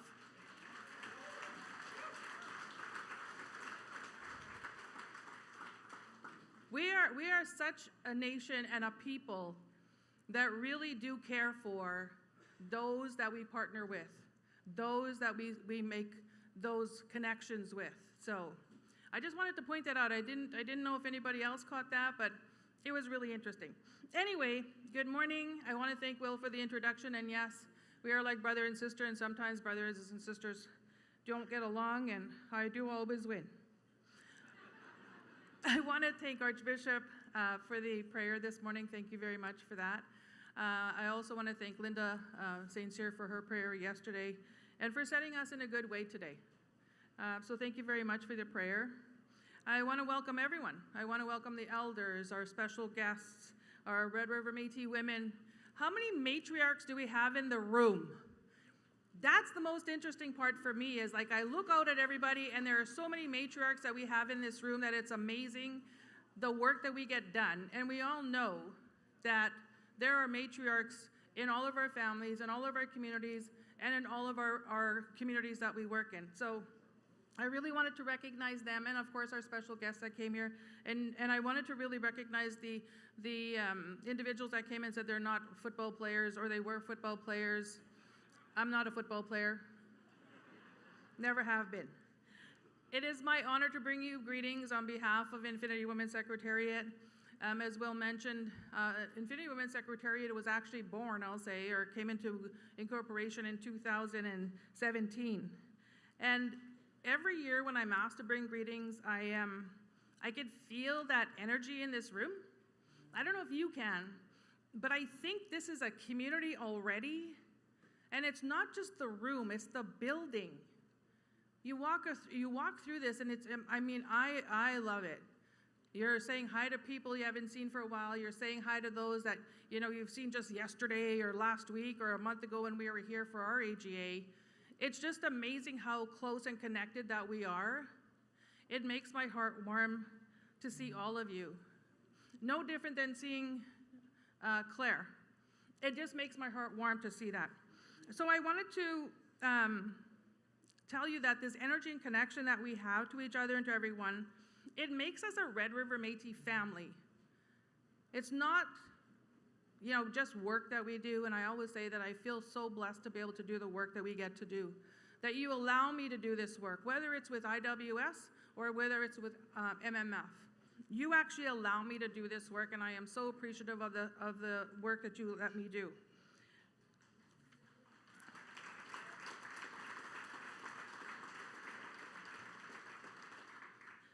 For we are, as a nation, would not be who we are and where we are today without the hard work and the dedication of our leadership, our staff, our amazing staff, and of course you, because without you, we are not going to be where we are today, whether you're at the local level, whether you're at part of a board or part of a committee or part of anything that we're doing, giving us your feedback, going to consultation meetings, going to any kind of engagements that we have.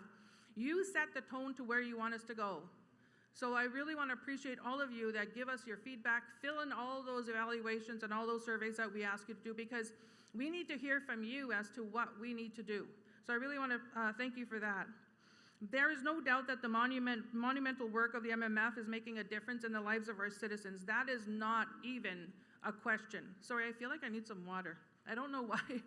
I'm not nervous. I've been doing this too long to be nervous, but thank you so much. But I feel like for some reason, I need water this morning. Thank you. Yesterday, I was upstairs and I went to see the booth, and I was coming down and I had this two women share a story with me. And this was something about housing, and this is something about economics, and this is something about livelihood. I grew up with my parents always renting. So was my sisters. I have come from a family of 12. And I always watched them, because I was the second youngest. So I'd watch my siblings and what they would do, and I knew some things I wasn't going to do that they were doing. I'm not doing it. By the way, I was the good child. I don't even know what the Savoy is.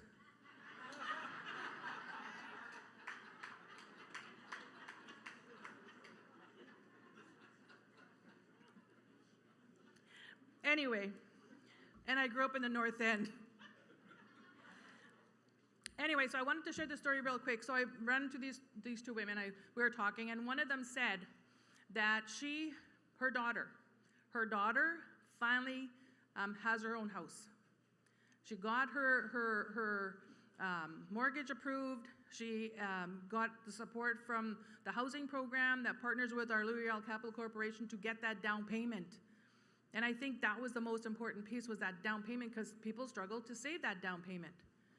So she got one. The next lady said, my granddaughter, can my granddaughter get one?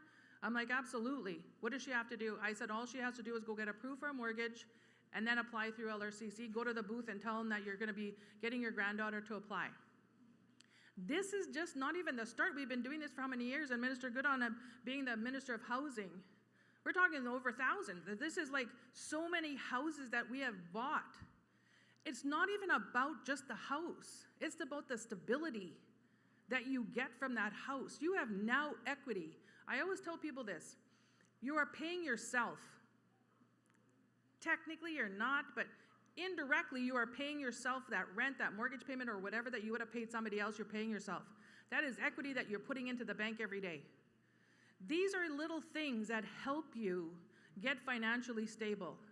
And it's so important that what the work that we do, we don't do it because we want to benefit us. We do it because we want to benefit you, your children, your grandchildren, your families, your communities. That's why we do the work that we do, for you. And so for me, this work that we're doing is affecting lives directly and indirectly of our citizens. So this is going to continue. I'm hoping that more and more of you, here's one good stat. There are more women buying houses today than men.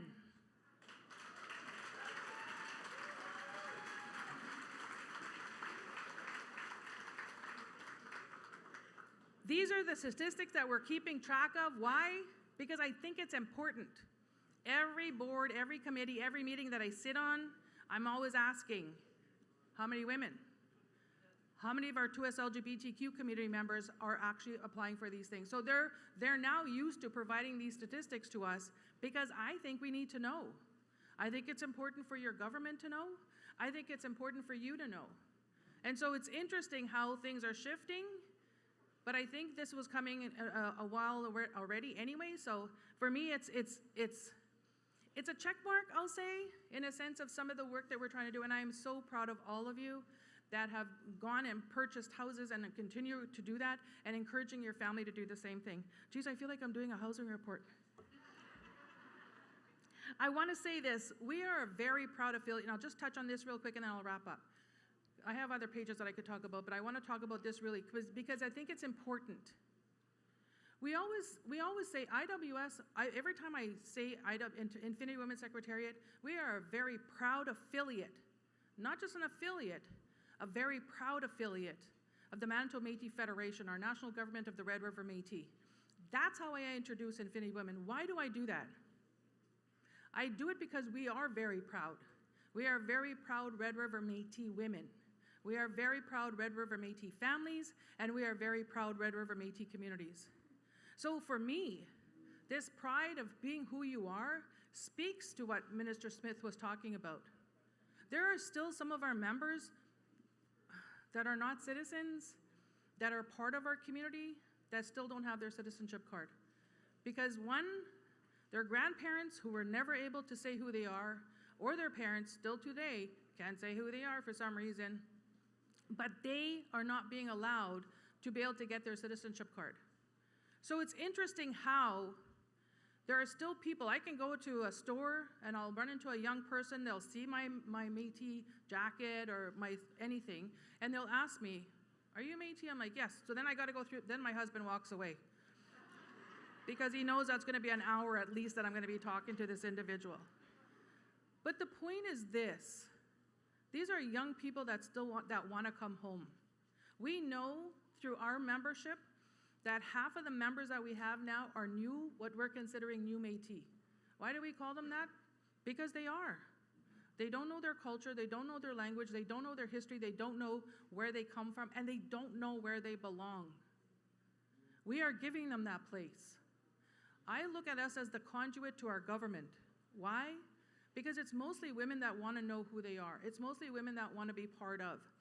The majority of the people that are applying are women because they want to bring their families with them, their husbands, their partners, their brothers, their sisters, whoever. They want to bring them with them. And so for this, being really proud of who you are is not just the beating, it's not just the culture, it's not just the jig, it's the culmination of everything. It's everything that's in this room, that's upstairs, that's in the tent, that's back home in the communities, that's on satellite. That's what this is about. It's about being proud of who you are, where you come from, and where you belong. So if there's people out there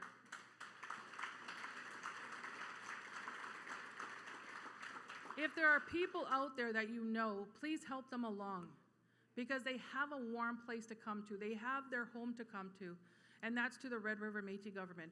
I want to thank you all very much. There's more I probably could have talked about, but I could just hear President Chartrand in my head going, hurry up, don't talk so much, don't talk so much. One last thing. This theme is about integrity in our identity.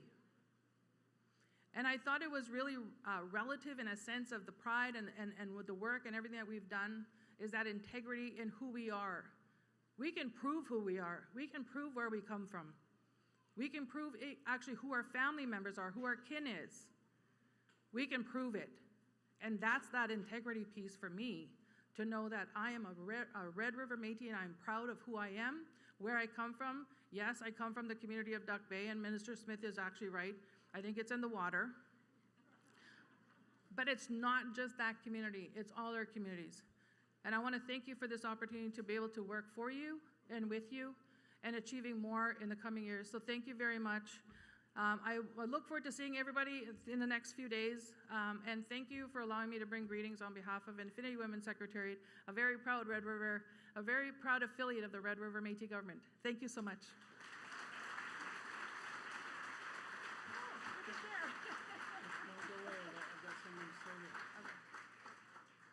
Well, Minister Campbell spoke of culture and importance of identity, and you see some of us with all the beadwork and the sash. And it's part of, in olden days, we didn't have gold or diamonds, but it was articles of adornment that really distinguished one from another. And Minister Campbell keeps up that same tradition, so I just want to have the camera here. Just have a look. Take a look here. Look at those babies. Now she's got a jig with him though. So here's the story. I'm getting older. Yeah, we're all getting older, thank God. Anyway, these are flu vlogs. I've had them for years.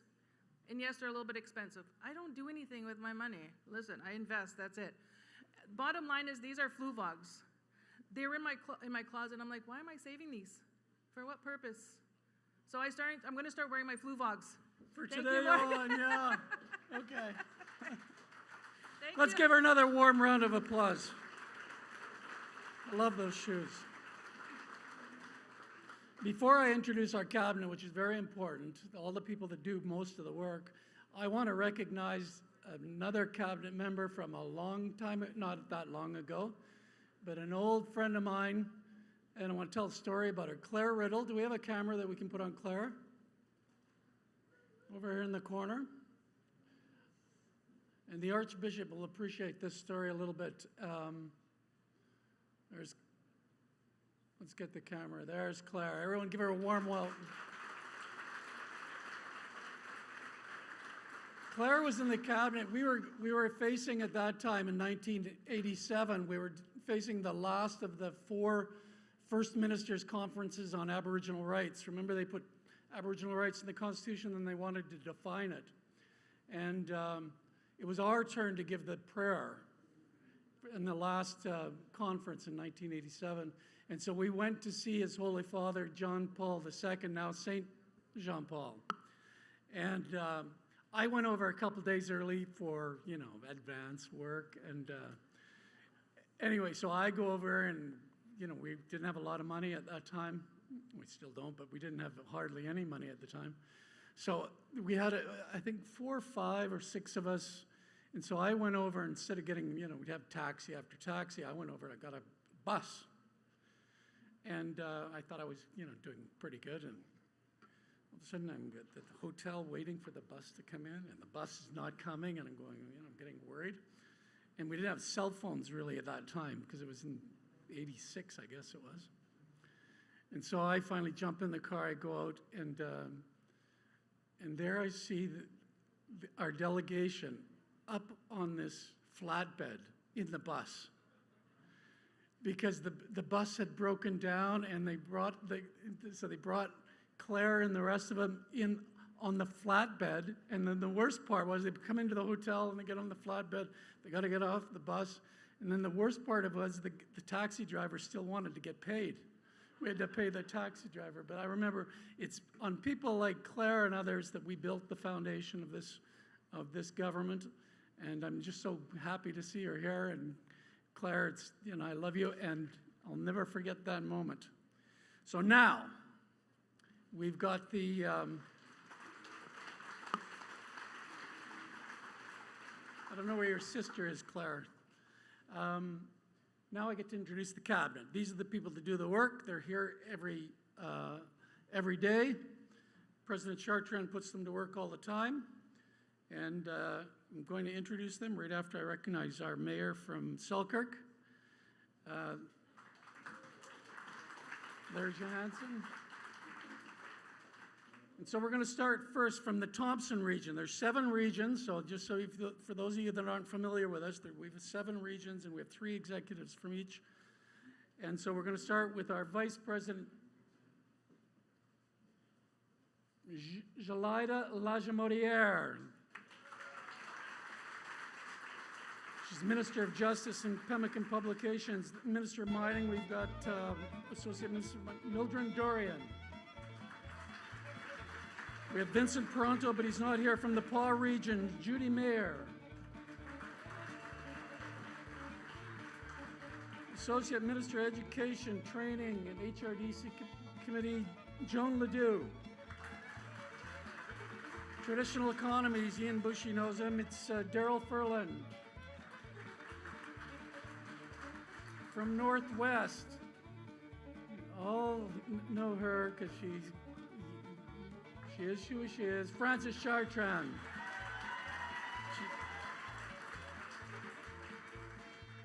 Peter Fleming is Natural Resources as well.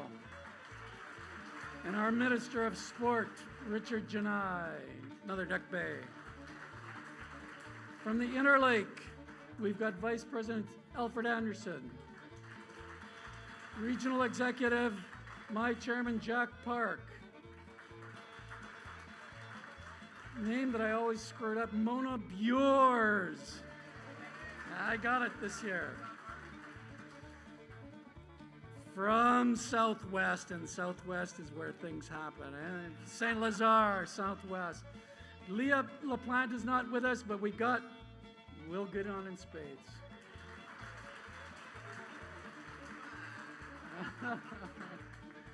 From Southeast, our long-serving and leader, Denise Thomas. And our young guys, Sean Nault. Another French-speaking, Muriel Gauthier. From Winnipeg, another cousin of mine, Andrew Carrier. Joanne Remillard, the French speaker, and David Baudin. And I'm going to go last but not least because she's going to introduce President Chartrand. We've got one of my favorites, great pair of shoes, Anita Campbell. This is your cabinet. Please help me in recognizing your cabinet.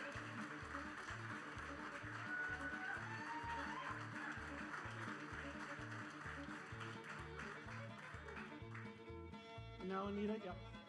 Mr. Campbell can introduce the president. Thank you. Whew.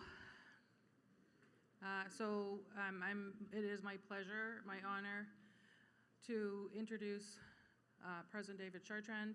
I just want to say a few things, though, before I'll say this way because I know he's listening. Let him on the stage.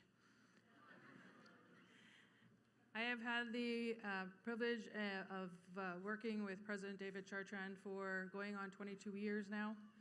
A little bit before that, with my involvement through finance, previous to my running and being part of it. And I do remember and recall my first meeting that I had with him. I'm looking for more organizational type of items. I'm looking for terms of reference. I'm looking for some kind of, I'll say, board manual, like an orientation manual. And he asked me, who did I run for? And I said, I ran for the Thompson region. And he said, no, you didn't. You ran for the Manitoba Métis Federation. And I kind of went, no, I didn't. And he said, yes, you did. You think of it as a bigger picture. Not that you're only representing the Thompson region, which is part of what you do, but that you're representing all Métis people at the time in this province. That's what you ran for. And I keep that with me every day because it's not just women that I try to make sure that we help. So he has been able to set my mind right in terms of the work that we are doing. He is a mentor. He makes you learn even though you don't even know you're learning. Makes you want to know more of the things that you're doing. And because I am, and I know a lot of us are, nosy people, we tend to nosy and want to know more things.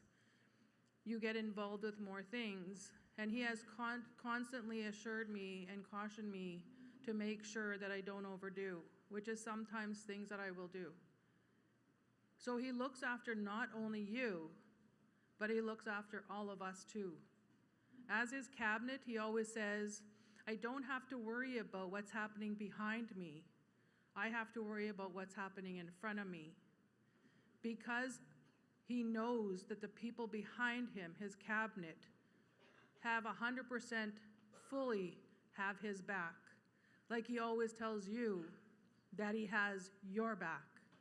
And that's because he knows that he can rely on and trust that we as his cabinet members will always have his back. He has done great things, and he has always said who he's married to is the MMF, to the Métis people, to the Métis communities, and to the Métis families.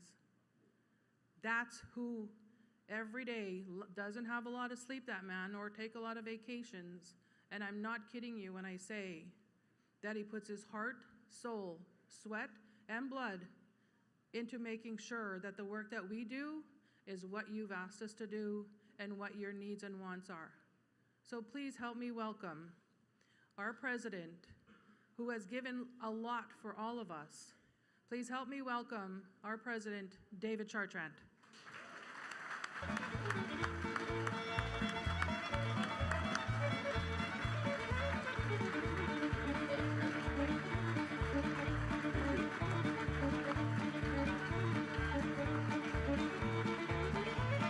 Thank you.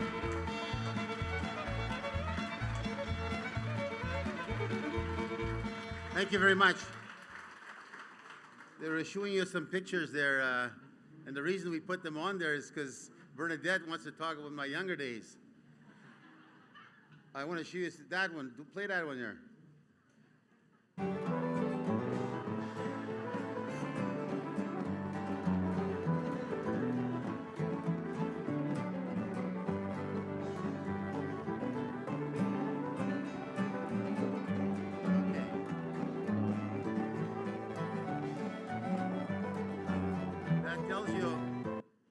That's from a bouncer to a baker. So you look at history. First of all, she was wrong. Savoy was next door to me, attached to the Manor Hotel, the famous Manor Hotel. I was a bouncer there for several years and then worked up quite quickly up to manager, and I managed the hotel. Then I ended up leaving that in '85 and went to school and got my certification towards probation services, and from the rest is history. So. But Bernadette is right. In fact, she was just a kid trying to hang around and trying to find her way that she can get in underage, and she was not allowed. And so, but those days are actually good days. And what I reflect the thoughts of those days and why they're so important to me today and what it's done for my direction and leadership is it was communal. You knew everybody.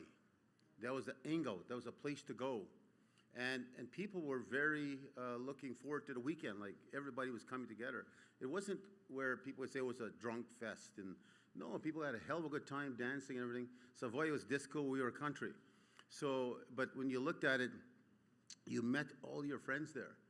I remember Selkirk Avenue, going down Selkirk Avenue, they used to have all the stores with their products outside on the street to sell, and it's like a fair. And there was so many, any Indigenous person you want to meet, you're going to find them right there. We kind of lost that in the transition of where we're going. And it's kind of something I worry about as a leader, not to lose our unification, our collectivity, that we never lose that. Like this morning, I'm very proud to see Archbishop Chatlin here. Archbishop Gagnon, of course, was always here, and to see the continuation of it. There's this issue, and you heard me speak on this before, when we look at history in the context of the relationship of the church and us. Well, there was definitely some hard times that did happen between the church and citizens and people in residential school and day school, etc., which, like, for example, in my story, I was beaten by the nuns, but just because I spoke Soto. But the end of the day it wasn't the Bible, nor was it the church. It was certain perverts and bad people that worked in there. Just like I tell the RCMP Winnipeg Police, there's some damn good officers in there that protect us and take care of us, but there's also some bad guys in there. Same thing in our community. You go to any of our villages, you'll pick out the bad, troubled situation there per family. So it's easy to capture that, but it's important to understand who we are and never forgetting that. And Minister Alti came all the way from Ottawa. I wanted her here, and I pushed her to come here. I wanted her to see what a Métis government looks like and what a Métis government does. We are probably one of the biggest gatherings in this country, because not only are we gathered in this floor from wall to wall to wall, we're downstairs, we're in a tent out there, and we're upstairs, we're everywhere. There's close to over 3,000 people here in attendance and by Zoom. We have people from all across. You heard yesterday Calgary making motions and approving and voting on all matters, all the way from British Columbia, Calgary, and then you see the northwest tip of Ontario. Those are treaty territory. They're here. Teresa obviously didn't show up, but her president showed up. And they're at the edge of Ontario, into the western part of our beautiful prairies. So we are spread out everywhere as a national government. And Aldi, Minister Aldi, I'll call her, I almost called her, it's Aldi. Minister Aldi, she deserves that respect. She's actually a new minister. And this is big to her in the context of seeing what she sees. Now she knows when she looks at me across the table when we're talking and I'm saying I represent the people, she's going to know damn well I represent the people, and she's going to know that I got the back of the people, and the people have my back. So it's going to be important for her to know that, because she needs to understand. What's important to reflect too is all the guests we have today. I'm not going to name them all because then that'll take up all my time in my speech. But there's so many. And it tells you a message that we matter. And if they haven't been taking it for years down the road prior, they didn't really take heed to us. They're taking heed to us now. You know, your brand is everywhere, as pointed out by some of the speakers. You know, when Scott and I chat about downtown, and you see your brand, and Federation brand. You know, one of them is, 24 stories, and the other one's 12 stories. And we actually own 1 million square foot of downtown property. 1 million square feet. Think about that for a second. You know, so.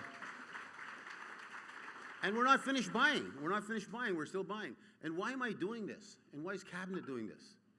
Well, I'm telling you why. We're looking towards the future. One of the great things that Riel has ever taught us is we have to take care of ourselves. And it's going to be very, very important we never lose sight of that. You look at the pictures you saw me in my younger days, I looked pretty muscular, and I was very strong, very muscular.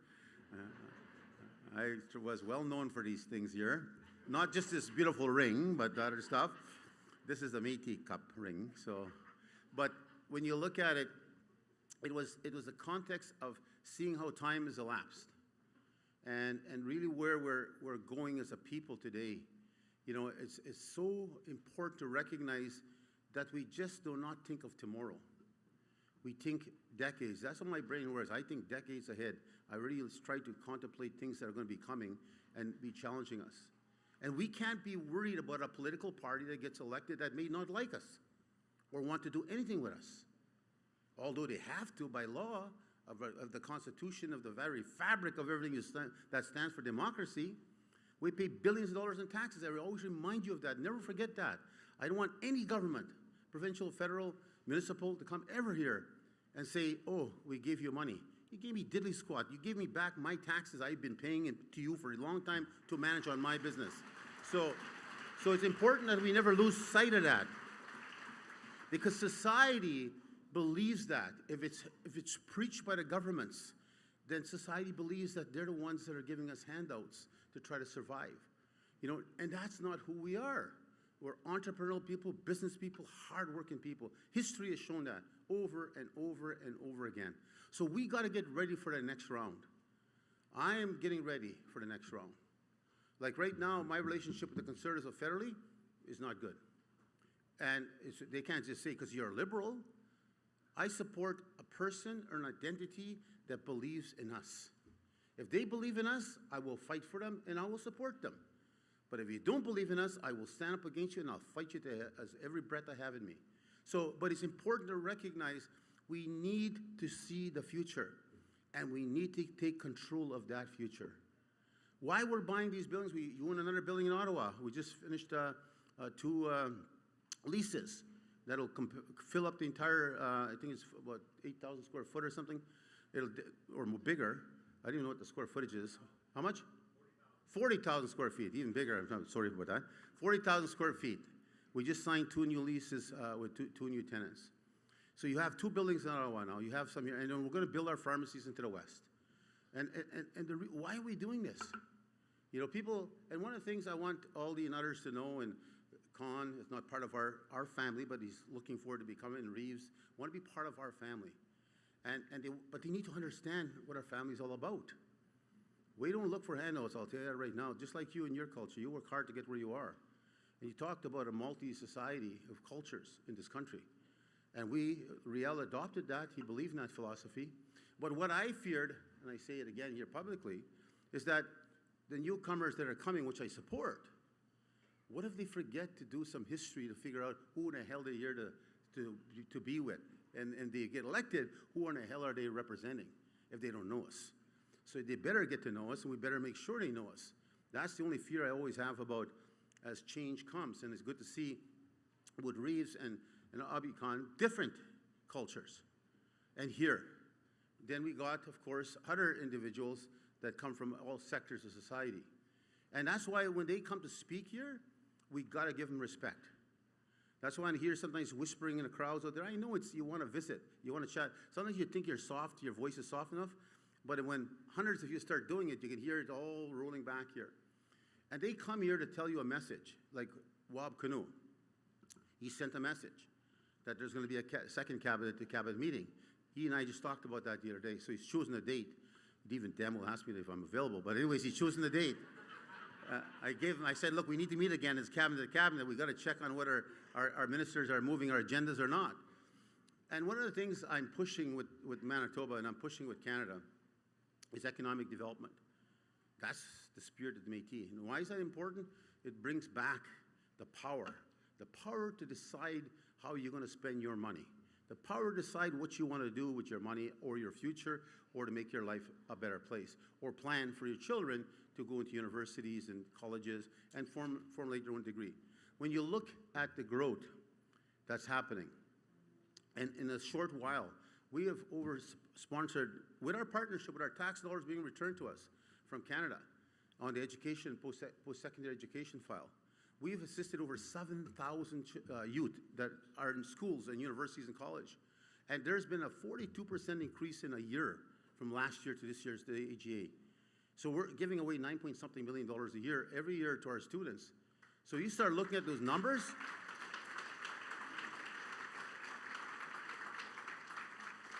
And what I want the minister and the provincial ministers to reflect upon, I know probably Ian knows as well, he's being First Nation, their funding situation is far different than ours. And I'm not opposed to it. I'm not negative about it. I applaud it, and I think they need more support. Their education is paid for. We give ours $5,000. That's the most we can give if we do a balanced approach to trying to fund this money, students that are knocking on our door.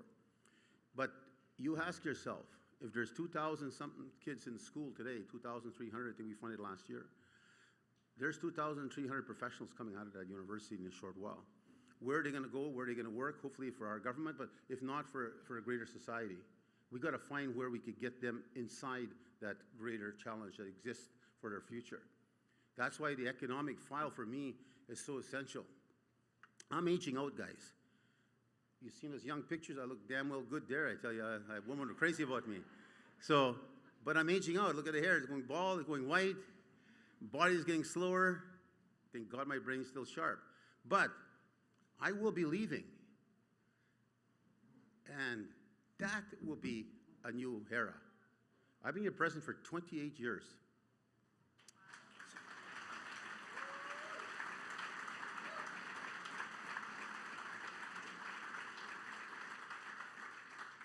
And I intend to be your president for the next damn 4 years, I'll tell you that. So, but after that, there is no doubt. After that, my friends, there's no doubt I probably will step aside. I'll be 70 by that time, if I win the next election next year. But what you see behind me is the only cabinet ever acclaimed in all of our democratic systems that we have imposed and which we adopt and fight for and protect. We have one of the most democracies of electoral systems in this country. And so when you look at it, this cabinet was all acclaimed. This cabinet will not be the same next round. You're going to see some new people sitting there, some new leaders coming. Hopefully they're ready. And just so the minister knows the vision of my people, how they look towards the future, you cannot just run for cabinet off the street. You used to do that a long time ago. But what you have to actually do is you got to prove yourself. You got to sit in a local, which we have about 140 locals in the province of Manitoba, representing every community and every urban center. And in that structure, they have 4 meetings a year for 4 years. Once you pass that hurdle, and you've proven yourself of who you are, what you could deliver, and what you sure as hell can bring, then you could run into the cabinet. And once you're in cabinet, you could run for president. My people set these rules up, Minister, years ago. They were trying to be tougher than that. They wanted, not ever having a criminal record for all your life and never having all PhDs and all these things they wanted. Because they see what's happening. They see how we're growing. They see how we're evolving.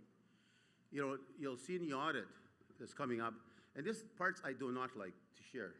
I love to share with you. I hate to share with them. And I'll tell you why. Because once government realizes that we're doing some very good financial planning, and our Minister of Finance, Anita, has been working very hard at this, and we start producing and I can I'll tell you what I do with them in cabinet. I hold them accountable. There's no ifs or buts. When we go in that closed room setting, there are some hard words sometimes shared inside there. I've seen a few tears shed at times, but we hold people accountable. I always remind our people, this is not our money. This is the people's money. Our job is to protect that money, ensure that money, and plan the future. So right now, in the last several years, we've taken a portfolio from 72 million set aside for the future to over 100 million in interest earnings we've now got. So you've got 100 million in the bank. But the part I don't want is the Minister all day to go back and say, well, they don't need money, they got 100 million. That 100 million is for the future. That's the planning. The treaty will be introduced this fall. We got the Bloc Québécois on our side. We got the NDP and we got the Liberals. So, without question, you got the vote. And I've asked the Minister, I want ours to be bought all alone. I don't want it buried in some damn big multi-faceted bill that buries all kind of different issues they're trying to change. I want our country to show how they feel and what they believe in us or not. We built this country, we died for this country, we paid a price, and we still pay a price today, where we're treated like criminals. And we're not treated, we don't have health, we just got trickles of education, we got trickles of housing, we're just good at what we do. But when you look at it, at the end of the day, we sure as hell do not get our fair share of taxes returned to us, I'll guarantee you that. I can show you numbers after numbers after numbers. But I want to make sure when I leave here, in my cabinet, many of them are aging out too. When we all start to separate, and the young generation that's going to take over, it could be, you might elect another white-haired. It doesn't have to be, a young person. You got to elect the right person. But when you do that, that person's going to have a head start we never had. And it's like I was telling Reeves, he's here, yeah, still here. We started, when I left Justice in 1996, the Federation had 3 staff, ended up being 10 after from the housing side. We had no money, not a penny in the bank. We had a $750,000 deficit, and all funding was cut, nothing. When I left Justice in 1996, I gave up my career. I was a director in the courts, and to move and to help lead. People asked me to lead. In fact, it was the elected officials who asked me to try to take interim leadership. And I ran in 1997. You elected me to be leader, and I've won ever since. But since then, you look at the growth and change from 3 staff to 1,300 staff on this side today. So you look at that growth and that size. My wife and others have been telling me to write a memoir, to write how I got there. How did I plan things? What did I do? And there's a strategy. This was not just by accident. There's been a strategy ever since I took over. So one is branding. Our brand is so essential. Our name of the Federation is so essential. I protect that brand vigorously. That's why I showcase it in our buildings everywhere, our pharmacies, our businesses, our construction, all of our companies we have out there, all of our departments, that brand. And I know when our people, Minister and Mayor and all these, my proud Métis MLAs here, and of course, Conservatives that are here and Liberals, when we show you our culture, that brand, we will fight for that brand. We will protect that flag, and we will fight anybody that tries to damage it, hurt it, or offend it. Let's make it very clear. We will protect that brand. So, that brand, as you hear people watching from Calgary and Vancouver and Ottawa right now, and all across the prairies, and those downstairs, upstairs, those in the tents, I want to make it very clear. Our government has a plan to go forward. But I'll tell you something else, we don't have the full plan. I have great worries, I tell this to my cabinet. I look in rural Manitoba. Unemployment at 70% in some villages, in lots of villages, in fact, now. Our traditional economy has crumbled. We're trying to revive it. I'm very proud to say, people might think, trappers, they don't make money. Yeah, they're not sure as hell making $50,000 a year. But some of them are making enough money to have a damn good Christmas and them bring extra things for their kids at the table. So our trappers have increased now by, I think, 40 or 20 to 40. And now we bought over 7,000 furs already, and we're still buying more. And we're paying at a higher price than anybody else. And the reason is we're trying to revive part of our culture, but also an economy. Because on the other side of it, we got artisans. We have now purchased $1 million of artisan wear from our people. Beading. I saw walking here yesterday. There are people on that side, they're beading and making earrings as they're sitting here listening to the assembly going on. Our artisans are reviving. And what Riel said is the artisans will bring us back. But that artisans are drawing our culture. This was made by Amy McPherson, a proud Métis artisan. So I wear this with great pride. And she was so honored when I said, I will cherish this thing. This I will cherish, and all those things that Janine has made for me. So this is a small plan to a bigger problem, a bigger challenge. I said this to the Premier, and I said this, in fact, to ministers. Sala is Minister of Hydro and Economics. So I said, tell me your Métis plan. And Aldi, you go back and you talk to Galmandi. I really like Galmandi, and I actually like Aldi. When I first met her, everybody thought she was Métis because she had this, and I told her that. She had a Métis beaded pin, and when she was getting sworn in. And everybody, even the media, thought, oh, she's Métis. She's from the Northwest Territories. She says to me, no, I'm not Métis. I said, you confuse everybody when wearing that, and the way you came across, the way you introduced yourself. You didn't say you were Indigenous, but it's just the concept of you look like us, you speak like us, so you probably thought you were us, So, but the point there is, Galmasi, I had a very good meeting with her, and she was trying to be here. She's actually out moose hunting, and she should have sent us a picture out there. And I went moose hunting, I failed.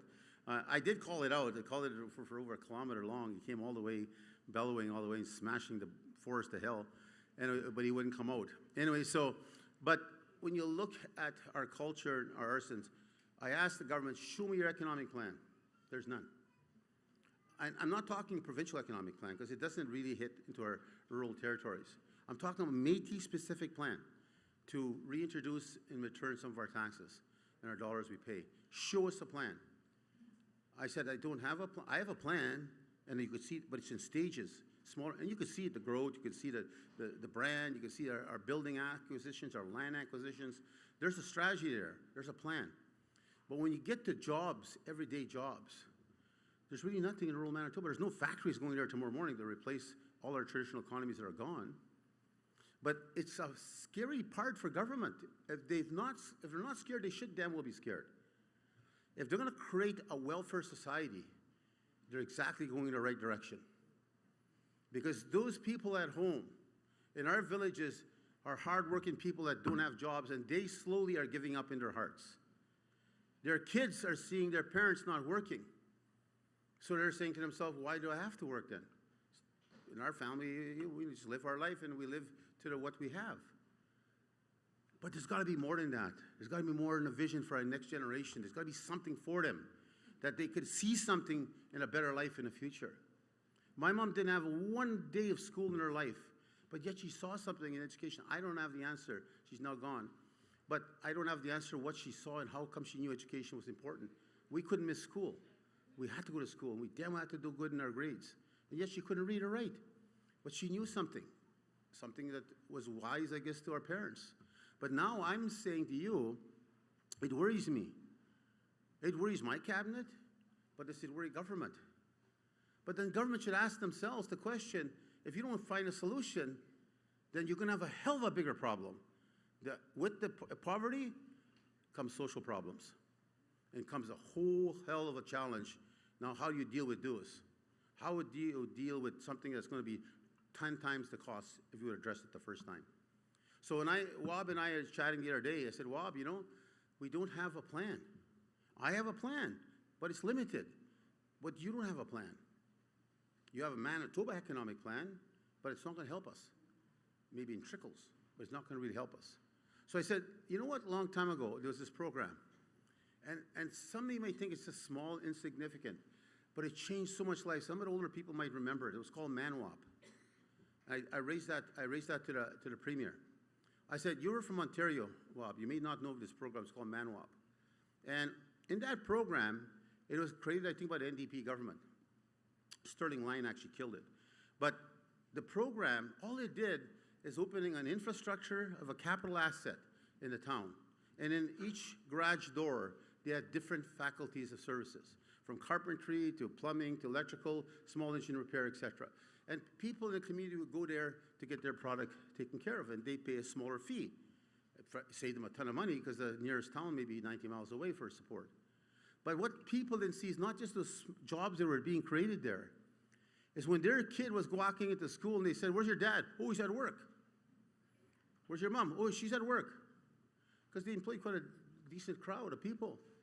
Or you see him now today, "Where's your dad?" "Oh, he's sleeping. He's at home. He slept when I left."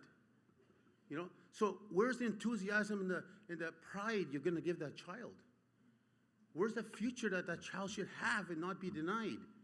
That they're entitled to that. We got to give them that. And we got to plan that.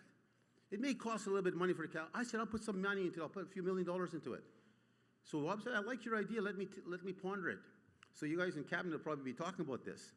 So, but it's something like that, all these simple, small planning. It just takes courage to say, "I'm going to do it," and then say, "Here, let's make a change." Because that will change the very essence of that young person, not just the parent, the young person to say, because I'll give you an example, Thompson. Not Thompson City, the Thompson family in Duck Bay. Frank Thompson was one of the guys, lead guy in the carpentry file. Every one of his sons became carpenters. Every one of his sons became well-to-do in the context in a long life. Very kind people, hard-working people, but every one of them followed their dad's footsteps. And they've taken care of themselves for the rest of their lives. So think of how much you saved there. Because all those other kids could have been all welfare. And then social, health problems would have come with all that. So small ideas can make some significant change. Urban centers were doing damn well okay. We could find jobs in there and fight our way through that. But at the end of the day, we still got to look at how do we make change. And in doing so, we need to get the government to really reflect that. And kind words here are really appreciated by all of us. I really love that. I love to see people come here and show us respect.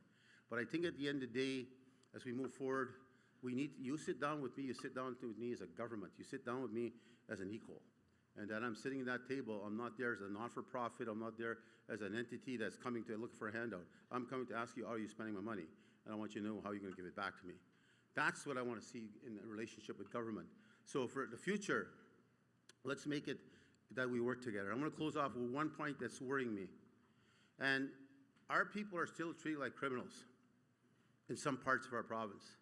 I know, I have great respect for Mr. Boucher. I know they're working on it. He's made some attempts to fix it already, but some of our people are still being charged. We had a big discussion on this in cabinet. And there's several people in Paint Lake that were charged and one in Hecla for fishing with a rod. And they had their harvester card. The first one, let me tell you, the first guy had his harvester card in Paint Lake, he didn't have his sticker. Our position in the federations, we do not support your legal action. Whatever costs you have to handle yourself. There are specific rules our government has put in place by our elders and our people. You've got to follow the harvesting laws of the Métis. Then you'll have the back of the government of the MMF, and if it costs us $1 million to protect you, we'll spend $1 million to protect you. But if you don't follow that law, you're on your own. I don't care who you are, whether you're a Chartrand, whether you're a Thompson, whether you're a Janai, whether you're a Campbell, I don't give a shit who you are. You don't follow the law, you can get charged.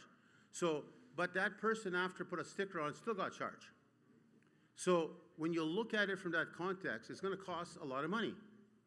And we need government to react, to put a policy in place that tells natural resource officers, leave my people alone.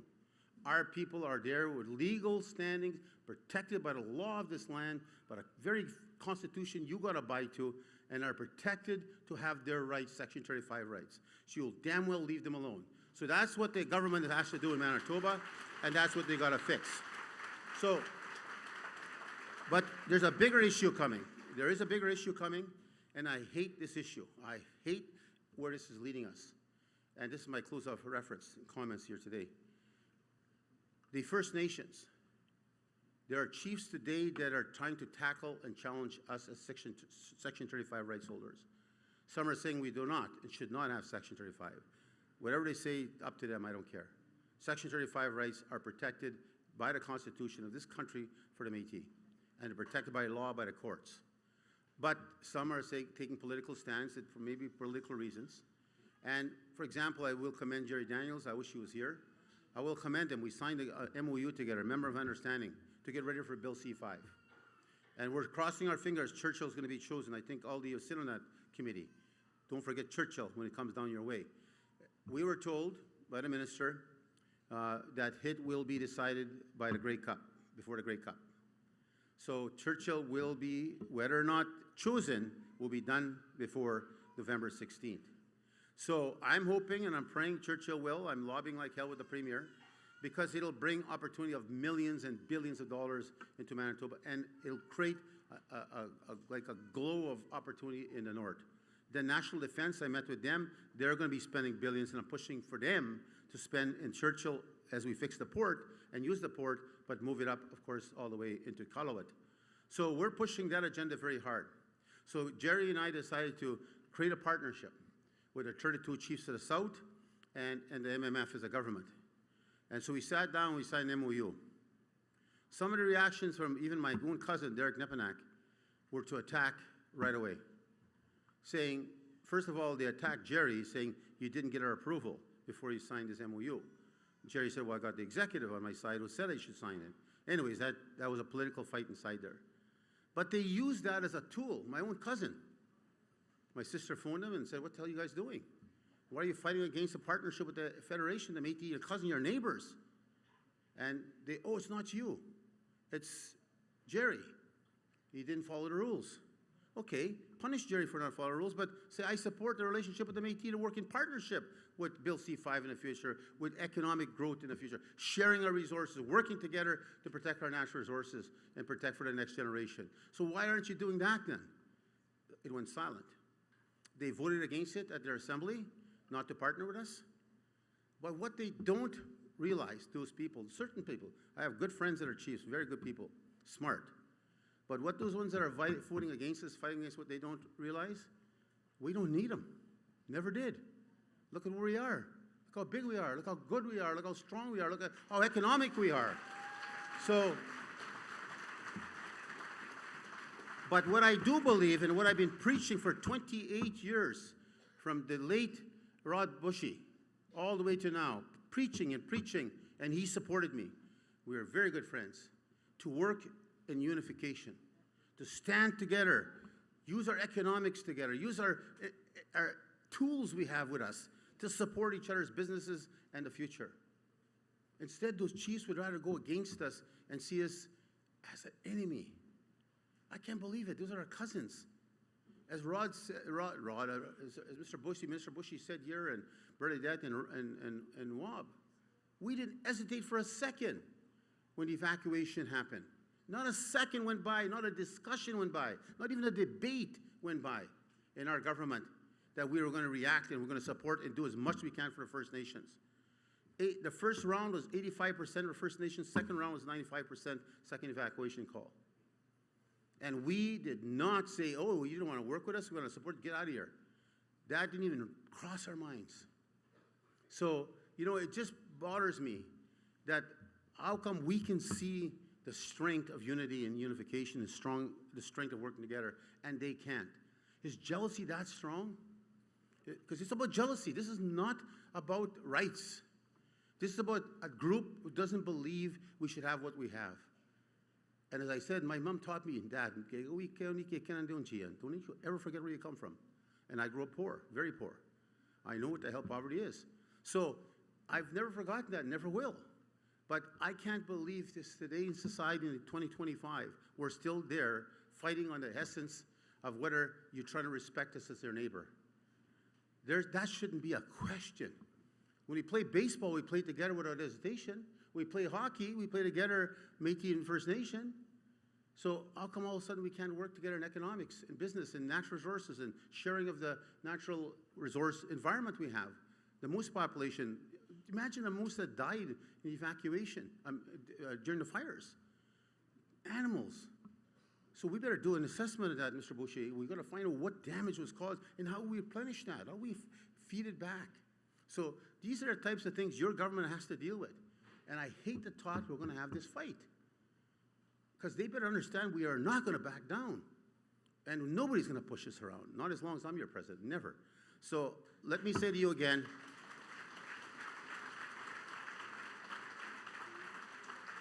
it's been an honor to see so many people. It's the biggest registration of delegates we had before the assembly even started. We had 2,706 registered before the assembly even started. It makes me proud. It makes, and I tell you, it has to impress these guys. These guys are looking for votes. Trust me. Yeah. So, but they also, we got to instill in them, in their mind and in their heart, that we're a damn good partner and they should be working with us, and that we should be part of their strategy and part of their plan. That's what I hope that's what they take from here. Not saying, holy shit, there's 3,000 people. How would I get all of them to vote Conservative or Liberal or NDP? Because at the end of the day, these are hardworking people too, every one of them. They have a job to do. They got their party to follow through, and party lines are party lines. But I tell you today, there's only one party line in this world. It's the Red River Métis. That's our party line. So thank you very much.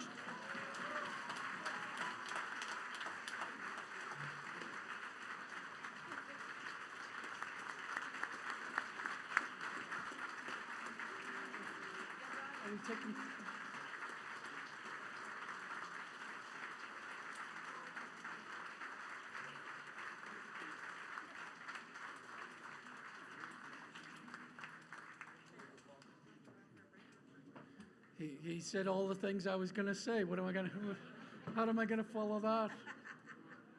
Hey, we're going to take a couple of pictures, but before we break for lunch, I just want to thank the Lieutenant Governor again on your behalf for coming and saying such kind words to us and being such a good friend of ours. And thank you for coming, Lieutenant Governor.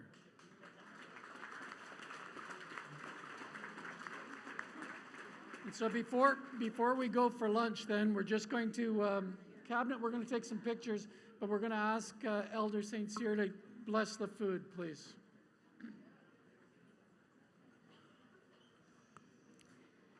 Wow, what a wonderful morning. Thank you, Lord, for this great morning. Thank you for our government leaders who joined us here this morning.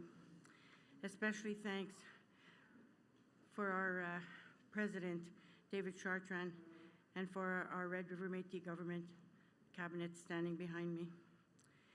Almighty God, we're grateful for the nourishment and the food we'll be consuming provides.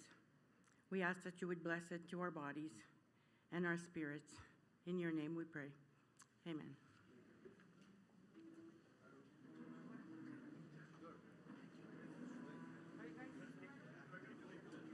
Yeah. We were going to...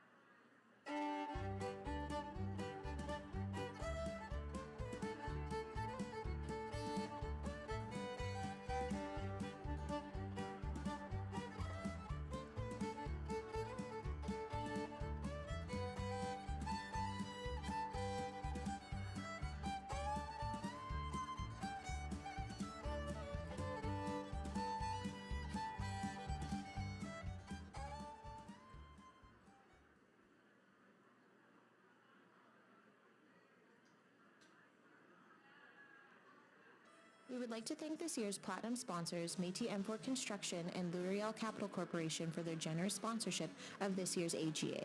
Owned and operated by the Métis Economic Development Trust, Métis M4 Construction is leading the development of multiple projects, including the Red River Métis National Heritage Center and the Red River Métis Tree Nursery. Métis M4 Construction ensures that Red River Métis workers are engaged in culturally fulfilling projects that give back to their community while prioritizing collaboration with Red River Métis people, contractors, and partners throughout every stage of development. Since 1992, the L'Oreal Capital Corporation has been the lead supporter in development of Red River Métis businesses. With their extensive practical experience and backgrounds in business research, business knowledge, and commercial lending, LRCC is here to make the lives of Red River Métis business owners and entrepreneurs a whole lot easier. Thank you again to our Platinum sponsors. We couldn't do it without you.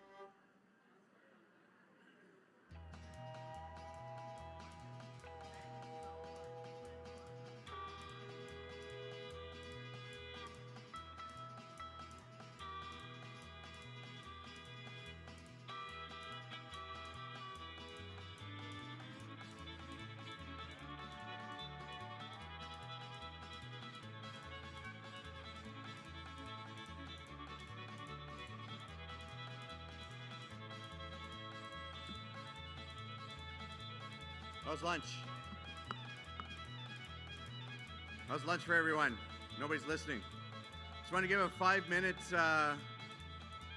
warning, and we're going to get started immediately. Our first order of business after lunch is going to be the financial report. And I'll announce this later as well, but for those of you who are on site here, the audited financial statements will be available at the information booth in the back. But I just wanted to give 5 minutes, so it's now quarter after. At 20 after, we'll get started with our reports. Thank you.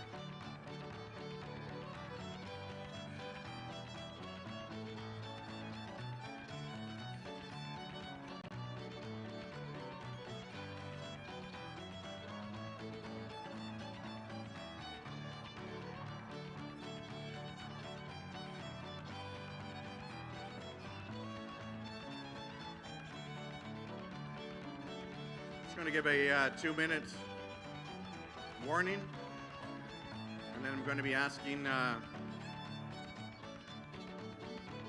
Minister Anita Campbell, Minister of Finance, to come up very shortly. So if you're wandering around, find your seat so that we can get going here. We've still got lots to do.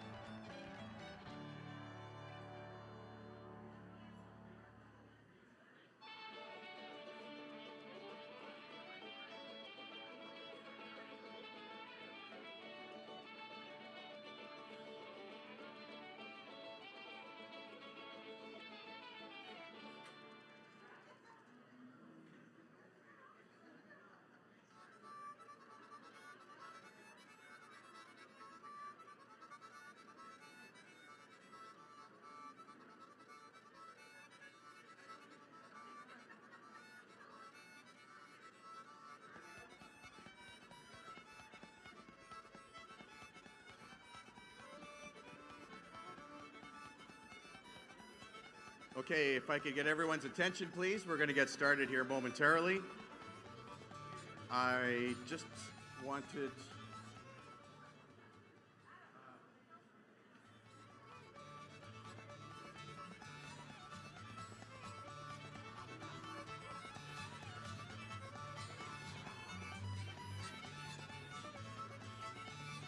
So I just wanted to do a couple of housekeeping notes. Resolutions, I think we announced yesterday a couple of times, 7 p.m. is when the deadline for resolutions is going to be. So either find the regional representative from your region who is on the resolutions committee, or you can send those resolutions in by email, resolutions@mmf.mb.ca. So that is 7 o'clock. I know it was announced earlier yesterday that it was 4:30, but the Resolutions Committee changed it to 7 p.m. today. And if you miss that deadline, your resolution won't be considered. A couple of other things. As we know, tonight we're going to have a couple of things happening here. Very, very happy to be able to present the special tribute concert to Big Al Desjarlais. Al was a friend of all of ours, an amazing musician, but also an amazing human being. And we're going to have, I think you probably heard the president talk about the lineup that we're going to be having tonight. That starts at 7 p.m. and it's in the main hall right here. And as well, for those who want to play crib and flex your crib and rummy muscles, The registration, both events are going to be happening tonight at 7. They're in the basement, so for those of you who know, there's a little stairway going around just on the other side of the information desk. There's a stairway that goes downstairs. Crib is $20 to enter. Registration starts at 6, and registration will be in the basement where they're going to be playing the games. Same thing with Rummy, but this is $10 to enter for Rummy. Registration starts at 6. The tournament starts at 7. So those of you who want to do both, you're going to have to figure out who's going upstairs and who's going downstairs. Okay, we just had a throwdown here from Minister David Bowden. He's taking on all crib players who think they might want to go to his throne. He said, I don't know if this is true or not, that he is the reigning crib champion from last year. I think he made a little call out here, and I think some people are going to want to step up. So it is an honor to welcome our next speaker, although she's been up here, I think, 2 or 3 times already. Just kidding. Minister Anita Campbell wears many hats, but today she's going to be wearing her finance hat, Minister of Finance, and she's going to be making a presentation on our financial issues, our financial statements that are going to be presented, and she has some folks who have been helping out with that as well. But please help me, and I need a little bit of help here. Bernice Chartrand was also part of the team. So thank you for sharing your glory there, Minister Bowden. Yes. Yeah, I need a little bit of help with you guys to quiet down. Over in this corner here in particular, I heard a couple. Yeah, I heard you again.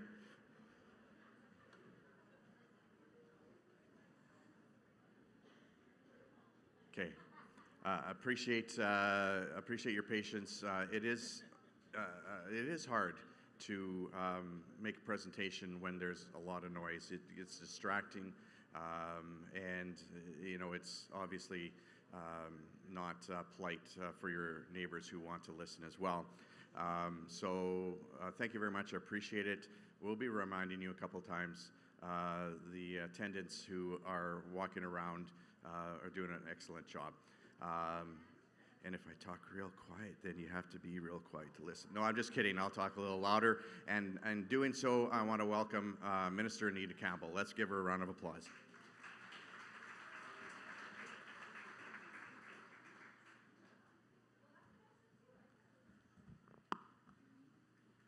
How was lunch?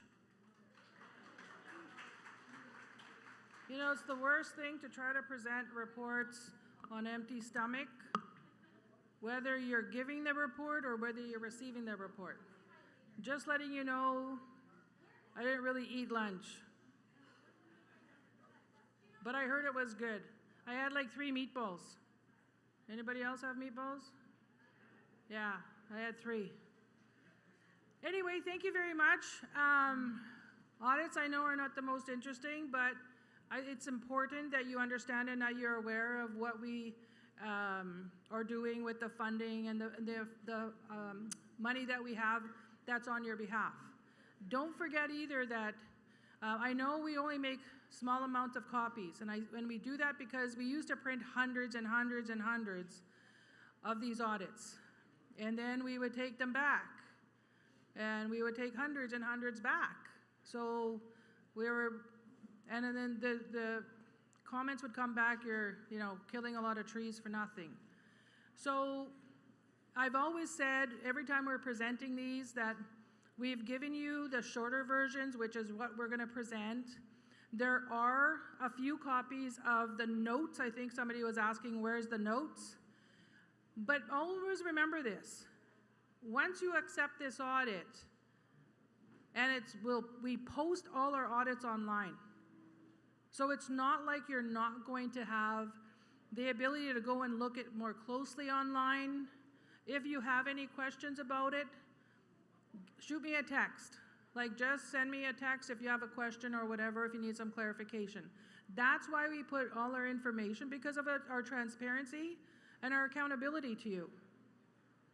So it's not a matter of trying to not give you information. It's a matter that we were bringing some, like a whole bunch of, like, they're like 40 pages, if not more. They're getting bigger and bigger, and so that's why we've done it. It wasn't to do anything in terms of, you know, we're not providing information if that's what people are thinking or whatnot.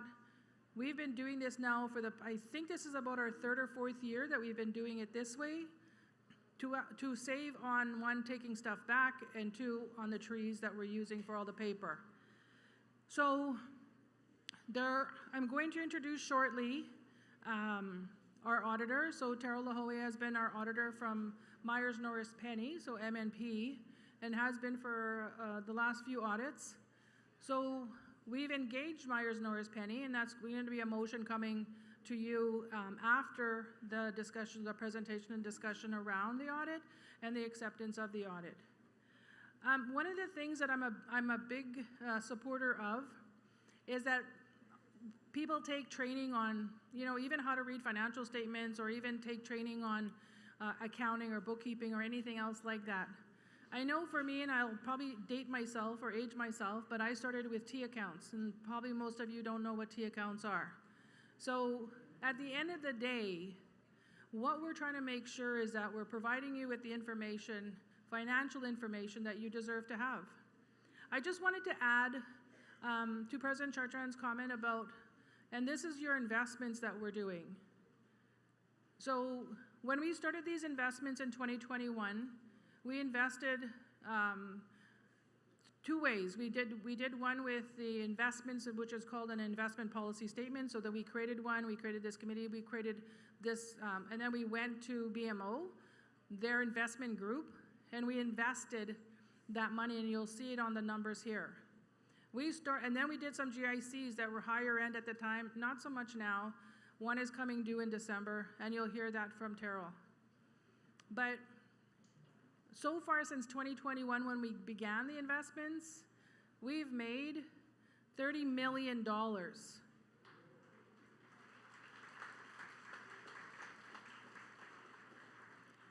I know before I probably would have fainted of like saying that name 30 or saying that amount 30 million, but that's how much the investment that we're working with and working on, and we meet on a regular basis, is this investment, because it's your money. And President Chartrand is direct in terms of making sure that that money is there for when we have those rainy days, I'll call them, or when things happen that we don't have federal funding for. The majority of our funding, our money, is federal funding, and some, as President Chartrand has stated before, is economic development initiatives. And then some of the initial businesses and properties and things that we're working on. So this is what we're trying to do, and we're trying to make sure that we meet the demand financially. MMF has grown leaps and bounds, and I know I said that last year. We're continuing to grow. So finance is taking, has started this not last year, the year before, in terms of making changes to our policies, our procedures, how we function, who gets what, how the information gets back, because at the end of the day, I truly believe that finance department provides a service. We are a service provider to our government. That's it at the end of the day. And so we've been working on trying to change how we report, how information gets to the directors, senior directors of the departments, the leads, everybody. So we're doing it on a timely basis. So I just wanted everybody to kind of get a small picture of what finance has been doing, what we've been working on.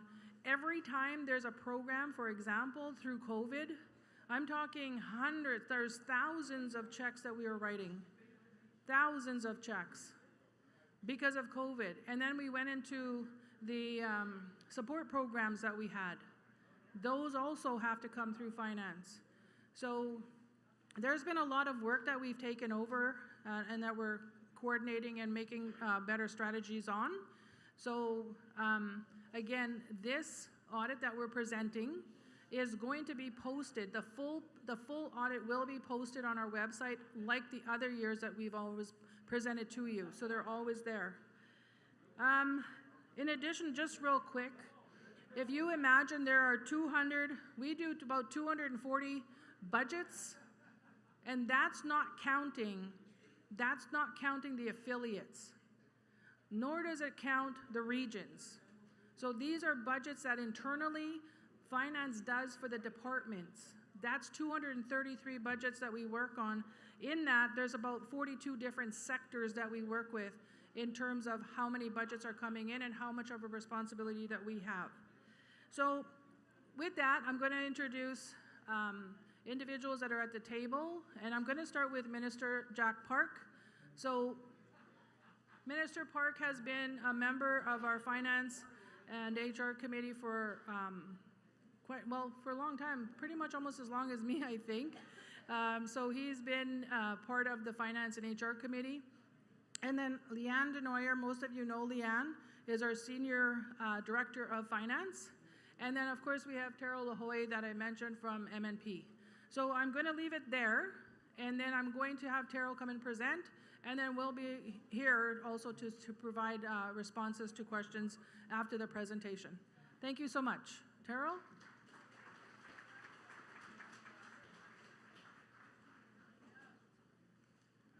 Thanks, Minister Campbell. We'll just get the audited statements up on the screen here. So the ones that are going to be presented on the screen will be the ones that most of you guys have in your package there. So as Minister Campbell mentioned, like all the notes and stuff will be posted online.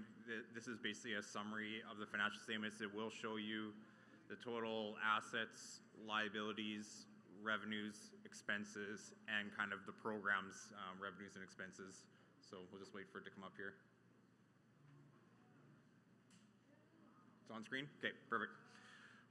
So if we kind of go, the first page in is the independent auditor's report. So as part of an audit process and everything, we at MMP would basically be an independent auditing firm that would come in and audit the financial results of the MMF. So in here, there is a qualified opinion. The reason for the qualification, there was a decision made a few years ago that because of the amount of affiliates and regions that the MMF has, and because these financial statements get posted online and provided to federal governments, there was a decision made by basically the MMF that we're not going to post all our financial results of all our related entities. So part of the accounting standards requires that information to be disclosed in your statements. The MMF made the decision that we're not going to basically post those in the financial statements because it doesn't need to go to the funders, nor does it need to be outside of sharing it with basically the people in this, people in attendance here. It wouldn't be needed to be posted online. So that's the only reason for the qualification, is it doesn't disclose the financial results of like L'Oreal Capital Corp or L'Oreal Institute, etc. But outside of that, it discloses and it fairly states all the financial results of the Manitoba Métis Federation.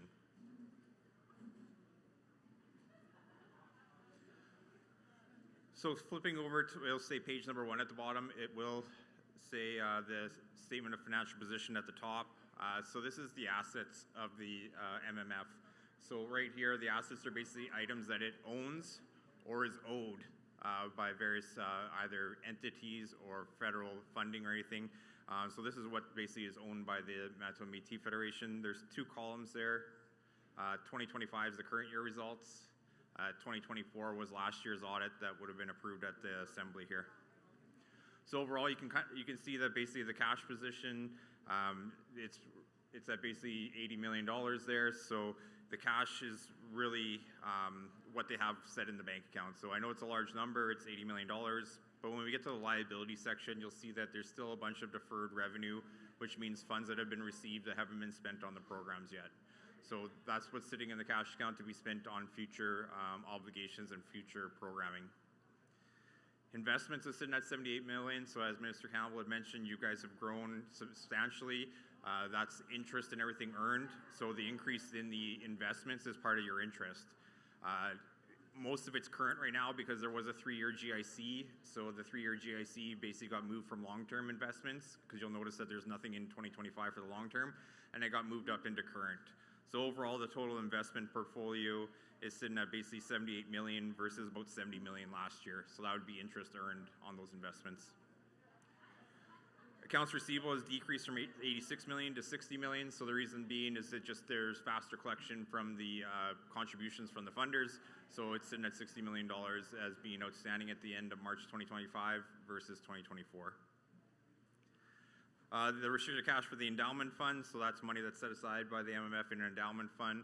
So it's been contributing to that endowment fund, so it's increased by basically $1.1 million from last year.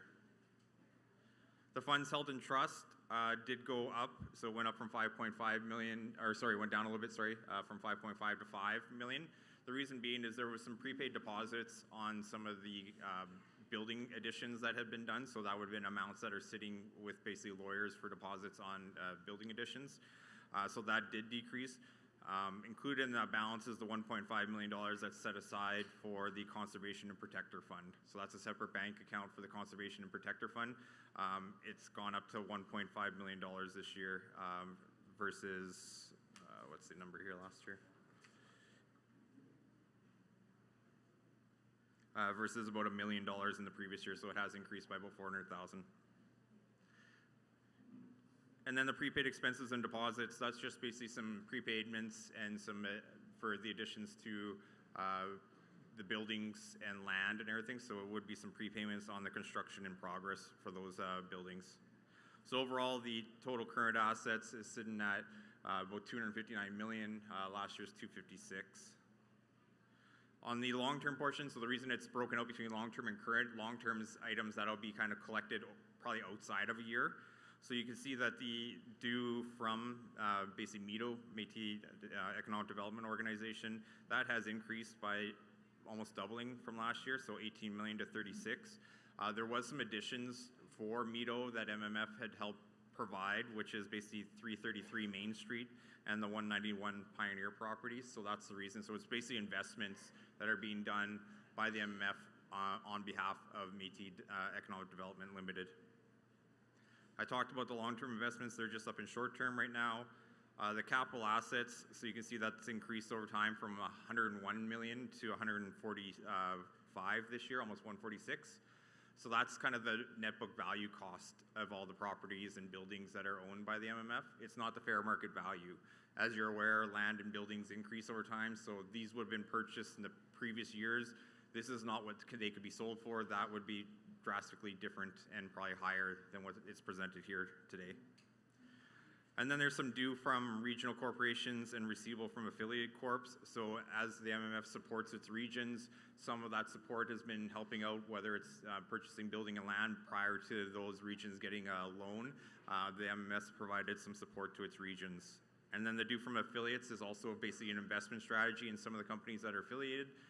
As I said, when you go online there, you'll see the notes of what breaks that down, but it's basically some investments that they've provided the affiliated organizations to make investments into other corporations.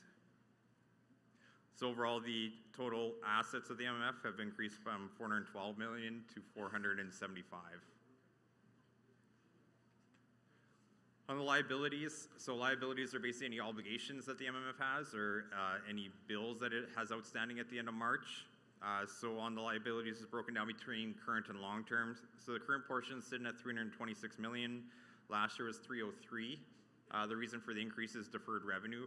So as I mentioned, there's a fair bit of set aside, whether it's investments or in the cash account, to basically be used up in the future to satisfy the obligations of some of this deferred revenue. So the deferred revenue is mainly made up of Indigenous Services Canada funding that's been provided but not spent before the end of March.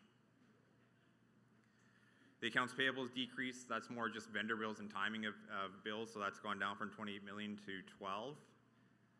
And then the reserve fund, the majority of that reserve fund, it relates to whether it's housing amounts that are set aside, as well as the conservation and protector fund that I mentioned with the restricted cash. Deferred capital contributions or forgivable loans, those are just some minor amounts that are outstanding that are in the long-term portion. And then they do have some term loans due on demand, which would have been related to the affordable housing builds that were done anywhere from 5 to 7 years ago. So overall on the net asset side, the net assets are sitting at 146 million. Last year was sitting at 105. There is an unrestricted deficit of about 241,000 this year.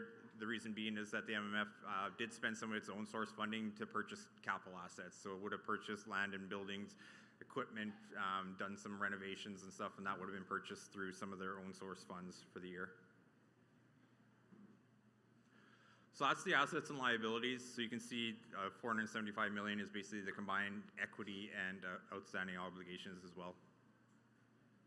Switching over to the statement of operations. So statement of operations, what this is basically for a full fiscal year. So this runs from April 1st to March 31st.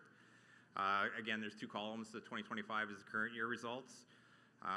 I know Minister Campbell had mentioned in her opening that you guys at the MMF has grown substantially. I think I remember myself being up here maybe 7 or 8 years ago presenting this audit, and the total revenues would have been probably 30 million, and now it's sitting at 181. So you can see the drastic increase overall with regards to the funding and resources that are going through the MMF these days. So just kind of highlighting some of the key changes in the revenue side. So on the revenue, Indigenous Services Canada funding did increase from 106 million to 134. Part of that was related to funding for health, which was an additional $5 million, early learning and childcare, which was 13 million, and buildings and infrastructure, which was an additional 9 from last year. You can see Manitoba Hydro did decrease, so as part of the first part of the agreement in 2024, they contributed 40 million, basically 40 plus 3s to come to 43 million for their revitalization, and then each subsequent year of that agreement, it's going to be about 3 million a year in each of the year going forward. There is some new funding this year with regards to Department of Natural Resources, so that was basically the tree nursery and infrastructure, as well as the Environment and Climate Change Canada that helped support those programs as well. So overall, there's about a 5% increase overall in total revenue from the 172 million in 2024 to 181 million in 2025. If someone who's controlling it can maybe just scroll down to the expenses a little bit. Yeah, perfect. So on overall expenses, so I mentioned revenue went up. Usually it coincides with the expenses as well, but this year the majority of the expenditures would have been capital additions, so that's why the expenses went down from 147 million to 139. So some of the key changes would be amortization increased by an additional $2 million. That's because of about $50 million of additions to the capital assets. Building construction went down in the previous year in 2024. The reason it was at $11 million, there was additions to the golf course, some additions to basically the PAW region and the trailer park and some housing. So computer supplies would have went down as well, That's more just in the general operations. Donations and assistance did increase. That would have been the food hampers and everything that was provided by the MMF and support to its regions. Professional fees went up from 15 million to 23. Most of that addition would have been legal fees. There was an additional $7 million in legal from the previous year, and so that was part of some of the legal cases that were going on. Program expenses decreased from 12 million to 7.8. So in the previous year, there was a cost of living supplement that was provided. So that's the reason it decreased from 12 million to 7 in the current year. Project expenses did go up. So as I mentioned earlier, there was additional funding for housing, which was an additional $9 million, and wellness, which was an additional 5. So that's basically what was spent on project expenses for the year. And then salaries and benefits. So as it continues to increase the programming and increase the funding that's coming through, as well as to basically provide those services, they're increasing the staffing levels. So total salaries did go up from 34 million to 41 for the year, which is about a 29% increase overall kind of in the salary cost there. So there is an excess of revenues and expenses this year showing at 41 million. But as I mentioned, of that 41 million, there's about 51 million that was spent on capital additions. So there is going to show a surplus overall when you take revenues less expenses, but those were spent on basically capital additions for building land, equipment, etc. Yeah. So this just shows the change here. So this is where you can kind of see the additions to capital assets. You can see it's 51,400,000. So that would have been the additions from basically the excess of revenues, revenues over expenses for the year. And then kind of the last page, I know it's sideways on the screen here, so if you do have a copy in front of you, This just shows, so as Minister Campbell mentioned in the opening there is a lot of basic programs that are provided by the Manitoba Métis Federation. This is kind of a consolidation of those programs. So there's really kind of 19 schedules overall that are provided. So whether it's the governance, operations, languages, early learning, and childcare, that provides a summary of the total revenues and expenses. It doesn't account for the $51 million of capital expenditures. When you go look at the full audit, if you look at the full audit, there is a note disclosure that shows any surplus deficits from each of the programs and what they spent on capital additions for the year. So just in closing, so there is a significant amount of growth, obviously, in the MMF. Total revenues did increase by 5%, and if we look back 7 or 8 years ago, it would have went up from 30 million to the 181. And then there's also additions to the capital assets, which went up from $100 million to almost 150 for the year. So in closing, I'm going to see if there's any questions at this time, either online or at the mic, I guess.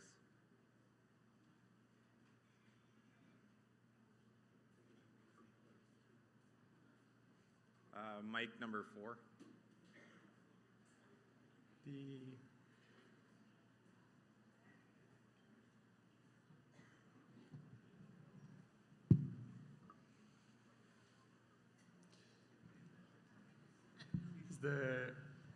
Do I have the floor? Does the chair give me the floor? Yeah. Okay. I'm, I guess, a little upset. Can you introduce yourself, please, yeah, and which yeah, local? sorry. Thank you. My apologies. So I'm James Ivan, the vice chair of the Bison Local. Last year, when we were here, we received a promise that we would all have these financial statements on day one. That didn't happen. And I may have missed that we could get them from the front, but I can see very few people have these statements in front of them. So I felt like I was scrambling to try and understand these. The MMF has extremely complicated financial statements, and this is one of the most important things we're going to do here this weekend is look at these. So I guess my question is, I have some financial questions too, but why again are we not having these in front of us? So last year, when you came up and heard this, and we're trying our darndest to figure out how do we report it to meet everybody's needs, I'll say. That's why I'd offered last year to you and to anybody else, once you review the full audit, if you have any questions for clarification, email me. Ask me the questions. I will respond to them. But at this point, I struggle with how many should I bring that's going to end up in the shredder. Right. So maybe what we'll look at then for next year is to look at how do we now engage with our citizens sooner to see if maybe some of them want to tell us how many they want. Because I don't even know if all of these went out. They're at the back, I know that, but they're here, they were here yesterday. So it's not like they weren't here yesterday for us to hand out, I just don't know how many to bring. So let's try that maybe for this year. And then if anybody again has questions, we'll maybe preempt the how many people want the full audit on the Friday. For sure. Okay? I think one of the things we talked about too is maybe providing it online ahead of time. I can't. And Okay. the only reason that I can't provide it online separate from this, because it has to be approved first. It has to be an accepted audit in order for me to post it online. Otherwise, I should have posted it online on our website already, right? Because it's been through cabinet, it's been accepted through the process internally already, but I can't even release it or anything until the citizens accept it. Once the citizens accept it, then I can post it online. And what I've seen done in the past with other groups is they post a draft. And so it has a big draft thing on it, so everyone knows it's not approved, but at least we have enough time to go through it and ask questions like, Yeah, no, I get it. Right? Yeah, I get it. So I understand you got a tough job, but it's really hard for us too. I get it. And if we're asking questions after it's been passed, I don't see the point anymore. Like, it's good for my understanding of what's going on in the MMF, but it doesn't help me inform myself on whether I should be approving or any of those things. So that's my struggle here. Yeah, At the end of the day, it's this. If you have more money than you're spending, then you should approve it. Well, our current ratio is less than 1. So our current assets do not cover our current liabilities. I'll tell you why. So what we've done is because we've bought all these properties, all the properties that you see on Main, all the properties, and we paid for that. What we've been doing in the interim is also getting mortgages. We've got one already, so that one's done. We're working on 2 more. We're almost done the second one, and that one is ranging between $15 to $20 million of money that we put in. By we, I'm meaning MMF. Then there's a third one. Because we can't keep waiting. There was a building that, there was a building that came for sale. We moved on it. There's a fourth one that we're working on right now, negotiating, that's about it. So we're negotiating that. But it's not a matter that you don't have cash. You have lots of cash. You're just looking at your debt ratio. But the debt ratio is there for a reason, because we use our own cash to purchase the buildings. And now we're working on those mortgages for that to get the money back. So are you saying our mortgage, okay, so we spent cash instead of getting mortgages is what you're saying? Because of the timing. The Okay. timing was not there to allow us to negotiate with the banks to get the mortgages for the buildings. Okay, because the mortgage would not be on the current assets. Yeah. Okay, Okay? that's the question I have for tonight. I appreciate your answers. Okay, thank you.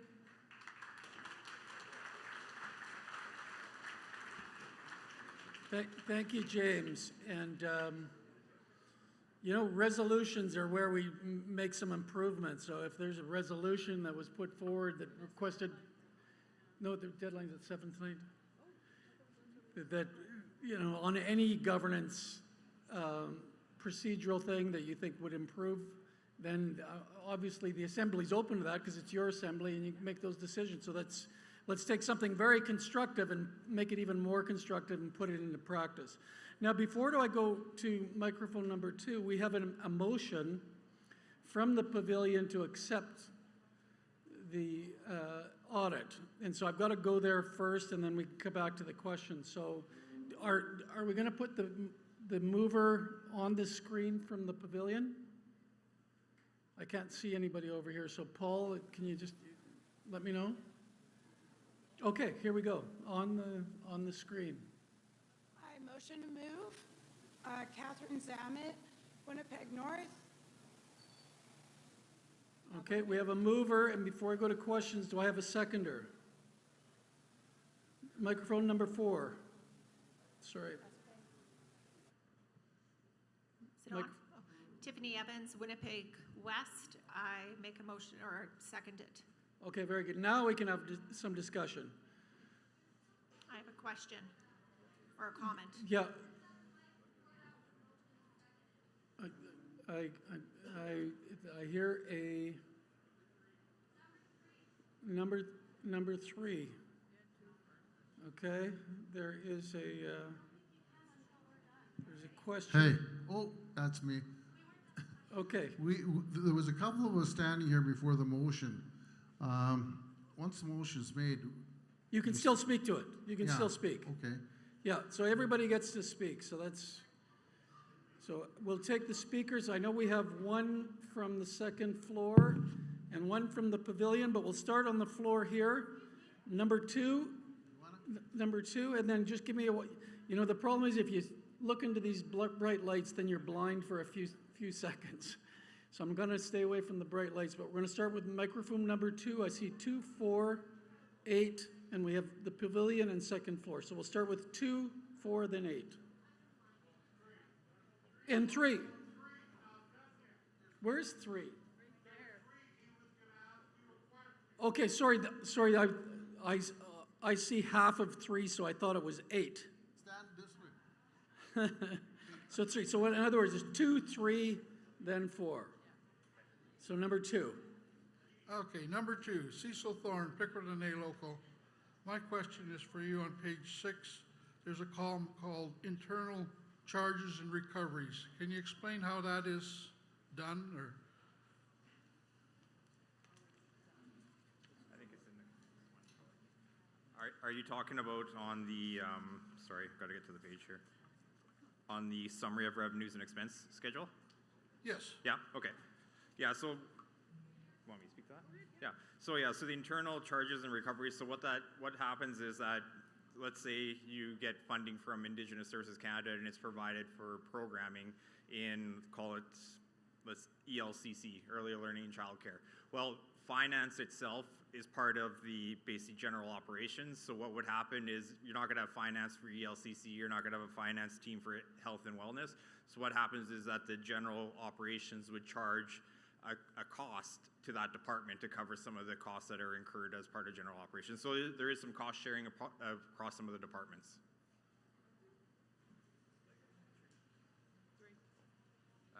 Number 3. Anita, do you guys at the board ever have a budget to work off of, or do you just go after last year's financial report? Do you just make a budget? Sorry, Jack, I can't hear, I can't see you, so I'm assuming you're sitting down now. Okay. What's that? Do we have a budget? Do you work off a budget, or do you just spend money according to the year before? Yeah, we just spend money. Okay. No, I just announced. I don't know if you missed it. I never heard about the budget. We do, I said we do, what is it, 243 budgets. Budgets. So all these things you see on this one that Cecil asked, okay, that's not one budget. Most of these departments have multiple, and I'm talking 10 to 15. Budgets. So yeah, we just actually completed our budget process. So now we're going to be starting to work on beginning now for next year. So yeah, we have our budget process. Well, the budget that includes the programs, I kind of not in favor. I've never seen it, but I'm probably not in favor of it. It's this one. Okay, look at it. Anyway, I'm having a lot of problems with some of the programs. Okay. We got the grant that we get every year. We've had a problem. Are you talking about local capacity grants? Yes, I am. Okay, that doesn't come from the programs. Well, where does it come? That comes from our general fundraising. Okay, what about the tree planting, the tree nursery? Planters. The tree boxes. nursery? Like, they're all disasters. Well, I don't know if I call them disasters. And I just thought this is the time to maybe make some changes. Instead of having everything centralized in Winnipeg, you could decentralize that into the regions. Like, the capacity grant can be handled by the regions. The tree planters, they could be handled by the regions, and everything else, the programs that you have for us. Then there's no confusion. Are you finished your question, Jack? If you can get a question out of it, I'm just... Well, you're supposed to have a question, not get a question out of it. That's the question. Well, your question, first of all, is insulting. It's unbelievable. I don't know why you're attempting to make this kind of rhetoric. Ask a good, solid question. The green boxes are a success. You ask the hundreds and hundreds and hundreds and hundreds of elders and families that receive the green boxes. They'll tell you how great it is to have a green box at their house, especially they don't have to kneel down and try to grow some of their crops or their tomatoes or any of their vegetables or their flowers. So when you say stuff like that, there's a lot of work that's behind the scenes. And then also to deliver them, to make them. We are using our own money for that. We're taking money out of hydro earnings that we've made, and we're implying that our people don't have to buy these boxes. We give it to them for free. We deliver it for free. So our programs that you see, a lot of them are innovative. They're innovative because we are able to make deals with other places to bring in revenue. And the capacity grant you got, you go back at your time when you're vice president. What the hell did you give a local? Nothing. And now in our time, we give locals $10,000, and I want to give them more. So when you start looking at the future, Jack, you start looking at how progressive we are, and the accounting, as you heard the minister say, we put our audit and our numbers right in a damn website for the world to see. But it's got to go through the people first before I would put something on the process. This is who I work for. Dave, so I'm not complaining about the programs. The programs are good, but they could be better if they were handled by the regions and not have to be going to head office. I know it. I'm pretty sure that there would be. We have people capable of doing those projects in our communities. Well, Jack, first of all, they are run through the regions. The regions are interconnected. The entire government is interconnected. The regions, every box that's going out, for example, is selected by the region. So don't tell me the region's not involved when they're involved. Maybe you should check at the regional meeting. I was just at your regional meeting. Why didn't you ask that question there in front of all the people from the Northwest? And you know they would have given you the answer. They are involved. Every region's involved. Ask your vice president. She's probably somewhere here. She'll tell you she's involved. So don't make assumptions that you know they're not factual. Okay, next question.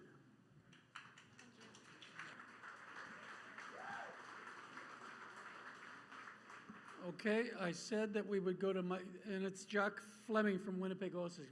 Please remember when you speak, before you speak, to put your name and the local region you're from. So we're going to go to microphone number 4, and then I'm going to go upstairs to the second floor. Microphone number 4, please.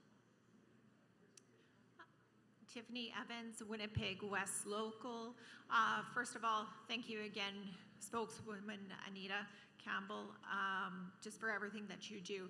I just want to make a comment, actually, to James's comment. James, I know your local ran a how-to-read financial minutes on Thursday evening. That was done via Zoom, Teams, whatever virtual platform. I think at that point in time, when you were holding this session, if you were concerned about the financials and reviewing them, you could have reached out to spokeswoman Campbell, requested them at that point.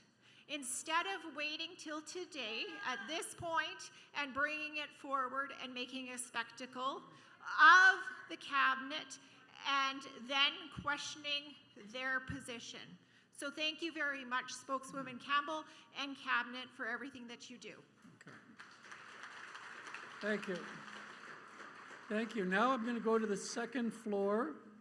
Remember, this is your meeting, so if you got something to say, you say it. Second floor. Yep, here we go. I'm on. Camille Paget, Liberty Local. 20 plus years ago, I was the chair of the Stonewall Local, Interlake Region. And one of the things that we did as locals was all get together prior to the AGA to discuss and pass resolutions to bring forward to the AGA. We brought forward a resolution 20 plus years ago that was passed, and it said that the financial reports should be provided to the regions and the local to give us an opportunity to do a better, thorough analysis. Because quite frankly, how many of us are experts in finance? I know I'm not. And my concern here is that we are putting the cart before the horse. We are being asked today to approve a financial statement that has not been thoroughly reviewed by we, the people. This government likes to talk about transparency. They love to talk about openness, yet this kind of approach leads to the perception that perhaps something is being hidden. I'm not making that accusation, but I know that's how some people feel. Yeah, I'm glad you retracted that, yeah. Yes. Thank you. And I think so my question is, for next year, will the government provide us, the people, the information that could allow us to assess, review, and be prepared to ask some proper questions, some accurate questions, which is our right to do?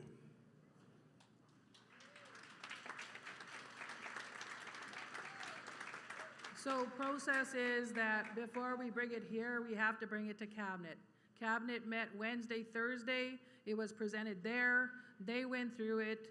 They asked me questions. I replied, and we provided them the responses. So in order for us to be able to bring it wherever time you guys are recommending that we bring it, it has to go to Cabinet before it comes here. That is the process that's been established way before 20 years ago, because it used to have to go to the board of MMF back then before it even came to MMF, like to the assembly. I remember 20 years ago, the pages were 10. You had 10 pages, and that was the full audit. We've grown so big, so fast, that for us to be able to present something, and then it begs the question, how much time, you just said yourself, you don't know really how to read them, so how much time does somebody need to review an audit? So maybe that's something, and I think it was recommended by Mark, that you write a resolution on it. If you did a resolution 20 years ago, then maybe look at what are you asking us to do for next year and the years that come. Maybe put it down on a resolution, because suggesting that we bring something forward, how many days does everybody need in order to review a full audit and get ready to ask questions? So maybe work with whoever is not happy either with the timing. Maybe, James, maybe you can work with someone. I don't know, maybe you and him can get together and then work on a resolution in terms of what is it that you're asking for us to do, and then bring it to the floor. But that's all at this point I can suggest, because there's a process that's been established. It's a process that we've been using, and so it has to go to Cabinet before it comes here. Thank you.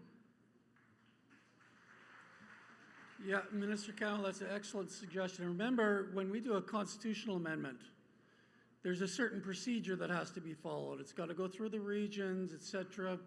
So it might be the same thing on the financials. Somebody should put pen to paper and say, okay, this is the procedure we should follow in the future. And I'm just recommending that. I'm the chair. I'm impartial, but I see a couple at the microphone here, and we're going to take all the questions of those people that are standing. But first, I'm going to go to the pavilion. There's a question from the pavilion. And then we're going to go to Calgary, and then we're going to come back to the floor here. But if you've got a question from this floor and you're not standing by the time I come back from Calgary, that's the only ones we're going to take, because we've got business to do and to move on. And I put it this way, the same point has been made several times about advance financial disclosure. There's no pushback up here. It's just, let's get it in the procedures. Okay, so with that, pavilion as a question. Jeff Roan, Prairie Buffalo local. First of all, I will be voting against the motion, and I'll tell you why.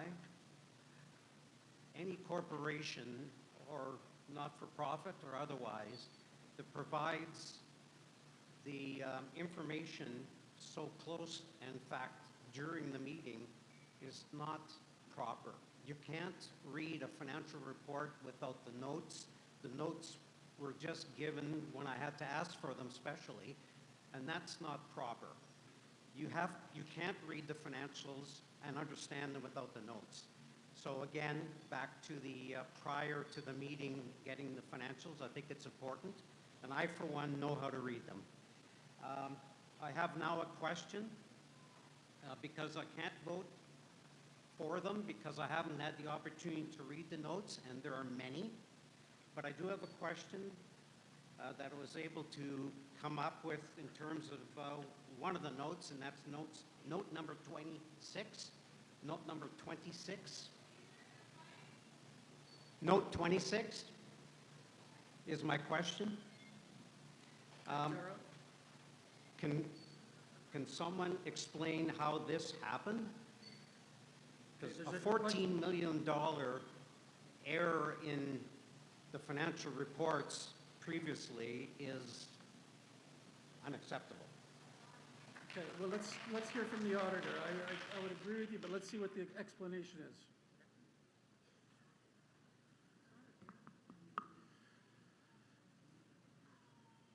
So the question for those that don't have the full statements in front of them, Note 26 talks about a correction of an error. So as finance was reviewing some of the deferrals from the previous year and the funding agreements and making sure that those were applied into the 2025 fiscal year, there was some realization of some of those funding agreements would be coming close to a close. There was some adjustments that were made to some of the schedules, and so those schedules were recording a higher deferral in 2024. Some of those deferrals were used for some of the capital purchases back in 24, which is the reason for the restatement there. So what happened is the deferred revenue last year was overstated by about $14 million. Those deferrals were applied to expenditures which have been adjusted and corrected in this current year and reflected back in the 24 fiscal year. So it's just part of the agreements, and for those that aren't part of finance, as Minister Campbell had mentioned, like there's probably about, if I go through my files there's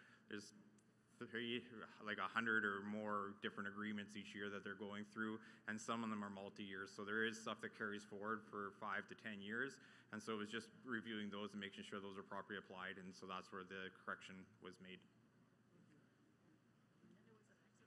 So it's more of a clarification than an error. Do you have a supplementary on the same point? Yes, and why didn't you as the auditor discover that?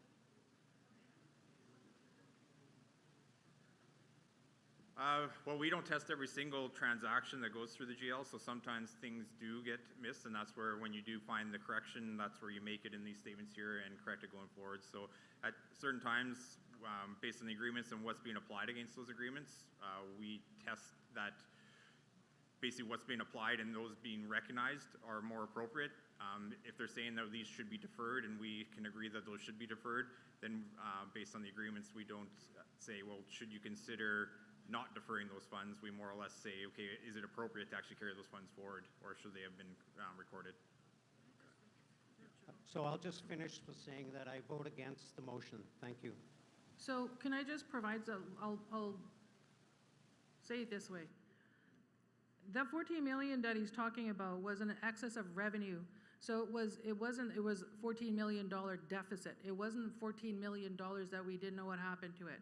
Normally what's supposed to happen is that we are supposed to make sure that all those contribution agreements, because we report on them, and some of them, like Terrell said, they're multi-year.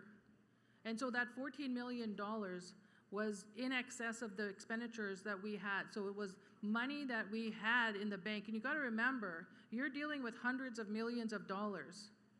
And so because of our processes that we're trying to get more succinct and get more processes and policies in place on how we work with the departments, you have to remember too, we only don't work with the departments, we work with the affiliates and we work with the regions. So there's other entities that are involved in this. And because of all the economic development, all the work that we've been trying to do with respect to properties and buildings and all the rest of it, is that this is not a negative. This was something that we should have done in 2023-24. We caught it in 24-25 and had to restate it, because it would not have been appropriate for us to not restate it in our audit. It would have been a wrong for us to not have this one schedule or this one note in here to say that, oh no, never mind, just leave it alone, we're not gonna put it in there. This had to be in here because it was restated funding. And then so we now have advised our funders that this information has been, the numbers have been restated. So we've corrected the negative, we've corrected the wrong information to our funders, and they were okay with it. Because it wasn't funding that they were losing, it was funding that is carried on for multiple years. So it's not a negative. I just want to make clear on that.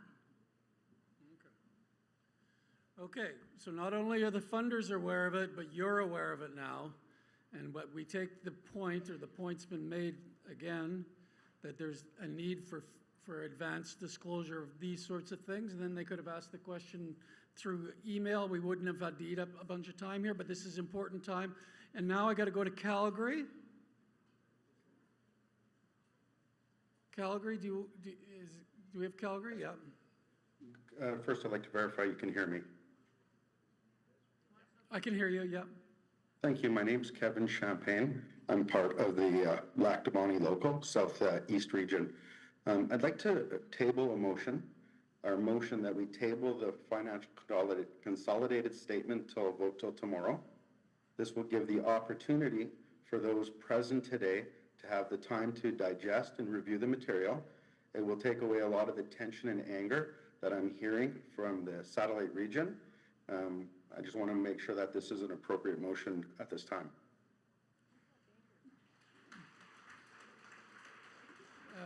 Well, I don't know that that's a proper motion when we're doing this motion. I think I would require, and Minister Goodon can help me on this. Do you have a parliamentarian there? I believe we would need the mover and the seconder to agree with that, and I would have to go to them to see whether or not they agree. And I know we got this moved in the pavilion, right? So who moved it in the pavilion? David, are you there?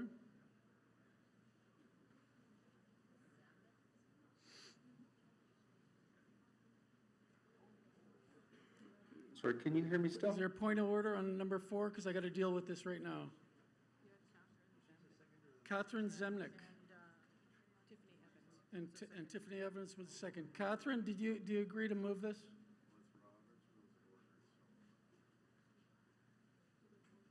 Catherine, can you hear me? Yeah, we don't have her mic on. Hi, yes, we can. Tiffany? Nope. Okay, there we go. So again, Tiffany Evans, Winnipeg West Local, I seconded the motion. I do not agree with tabling the motion till tomorrow. Okay. We vote in a cabinet. We therefore put our trust in our leadership into those individuals, and we in turn hire a third-party agency to look at our financials and to audit us. We internally are also held accountable to all of the governing bodies that do provide us the funding. And if we were hiding or misusing funds, we then in turn would not be receiving additional monies each and every year. So again, I vote against tabling the motion. All right. Fair enough, but let's remember this for a learning moment for next year and into the future. You know, we got a main motion on, it's been seconded. So you're allowed to substitute a motion. Moving it only, requires the consent of the two, and you don't have it, so the chair has to rule. And so the ruling is that we're going to vote on it today is what's going to happen.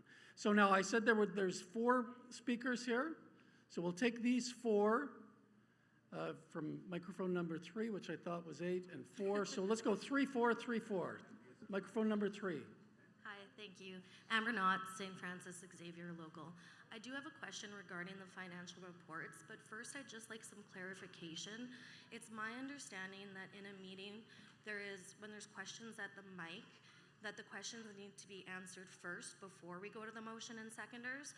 So I'm just looking for clarification on that, please.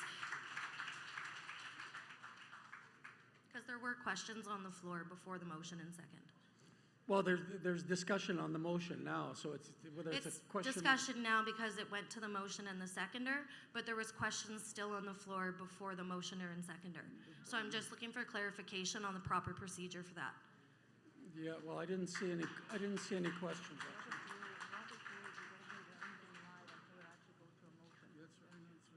So that's why you can't. You want to answer? An expert on Sir? Robert's rules.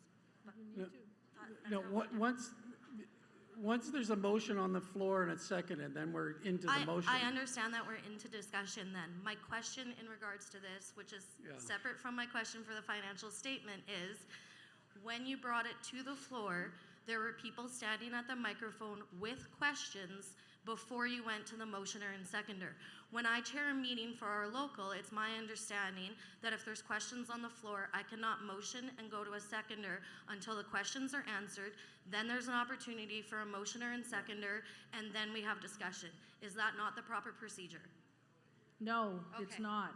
Can you explain to me what it is? Normally, what you have to do in order to make this a live document, which means a live discussion, you need a mover and a seconder to make this live. So if there's no mover and seconder, it's not live. In other words, we can't then accept anybody's questions. Okay, so we move in second first. So you have to move in second first, then you can, now it's live. Now you it's can- open for discussion. Absolutely, But what happened to absolutely. the question? I thought the question came before discussion and motion. Question is what you call Okay. when you're calling for vote. Okay, That hasn't been done yet. okay. So people are just asking questions around the audit. Okay, so the motion and second, and then we question and discussion is part of it. Exactly. Okay, thank you very much You're for the welcome. clarification, You're Minister welcome. Campbell. I appreciate that. You're welcome. My next question on the financial report is I just happened to notice that it seemed like the report was done at the end of March. So my question is, could Cabinet possibly meet earlier to go over that so that it could be posted, or perhaps it's emailed to the local executive committee so we can share it with our local members before we meet at the AGA? So it's dated by fiscal year. Our fiscal year ends March Okay. 31st of every fiscal year. March 31st is our end date. Okay. It doesn't happen then. Okay. It takes a month and a half for us to at least close our books. Why? Because we need to make sure our bank statements are balanced off, all our cash is balanced off, all our expenditures are balanced. It takes time. So let's now say I'm into June. So now I'm into June. To do all of this work starts in July. So it's not like it was done in March. That's how long it takes us to get an audit. Okay, thank you for the clarification. I wasn't aware of that. My only suggestion then would be once it is available, to send it maybe to the local executive so that we can share it with our members before we meet here. I know, I'm but I not an can't. accountant. It's gibberish to I me know, otherwise. but I can't send it to you until they accept it. Do you know what I mean? Like, I can't send you a So draft that document. what happened on Wednesday or whatever you said when you Thursday, accept. yeah. Okay, so Thursday. that you can't send it to anybody until that happens. Exactly. Okay. So what I'm suggesting, though, and I suggested it earlier, that you might want to, I don't know, bring forward, and I think that was Mark's suggestion, bring forward a resolution on the process that you want us to follow with respect to sending these out by whatever. But I'm telling you, it takes at least from the cutoff of March 31st of the whatever fiscal year we're in to probably September. So it takes about 6 months for us to complete this audit. Okay, one more question if I may. For the regional and the LRCC financial reports, where would we find those? The regional and the LRCC reports, like L'Oreal Capital Corporation? Yeah, I believe the speaker just mentioned that the LRCC and the regions were not part of this statement. They're not. So where would we find those statements? So the regions give out their audits at their regional meeting. LRCC reports to cabinet. So that's where their audits go. Okay, so at our Southwest Regional meeting, we were given our financial report and statement that day. Yep. So again, just hoping that moving forward, we can get it ahead of time. Did you say which region, sorry? Southwest. Yeah, well, there was an explanation with that one too, right? Yep, So, yeah. we are in, Yeah, okay. okay, thank you very much. You're welcome. Some great questions. Thank you for that. Now, I said we go 4, 3, 4. So we're going to go to 4. Sir. Hello. Hey, Jesse Carrier, Winnipeg Region. When it comes to buying a business or applying for grants, what I've noticed is the Métis, we're at like $100,000 for grants, but for First Nation and Inuit, they're at $250,000 for grants. And then when it comes to borrowing, the banks are at 5.5% when it comes to borrowing. And then when you go through the Indigenous, I guess, banking programs or unions, whatever you want to call them, they always borrow at a higher percentage, like 7 or 8%. So it's better for a Métis business person to go to the bank versus going to these entities or whatever. So what I would like to see is, like, why can't we access $250,000 in capital to acquire a business or expand our business? And why is it capped at $100,000? When First Nations and Inuit are at $250,000, why are we be discriminated against? Sorry, did you say your name was Jesse? Yeah. Okay, sorry, Jesse. I sit on LRCC. Okay. Minister Park sits on LRCC. I'm assuming that's what you're talking about. But we have several other entities that are economic development driven. I'm going to say, because there is no $100,000 limit. So I'm not sure who told you that or where you're getting that from. We do support a lot of, well, only Métis businesses. And so what I would suggest to you is that you go talk to the booth upstairs, because they have the staff that are there that are actually providing the supports, I'll say, to people that want to open up businesses. But whoever's telling you that is wrong. There is no $100,000 one.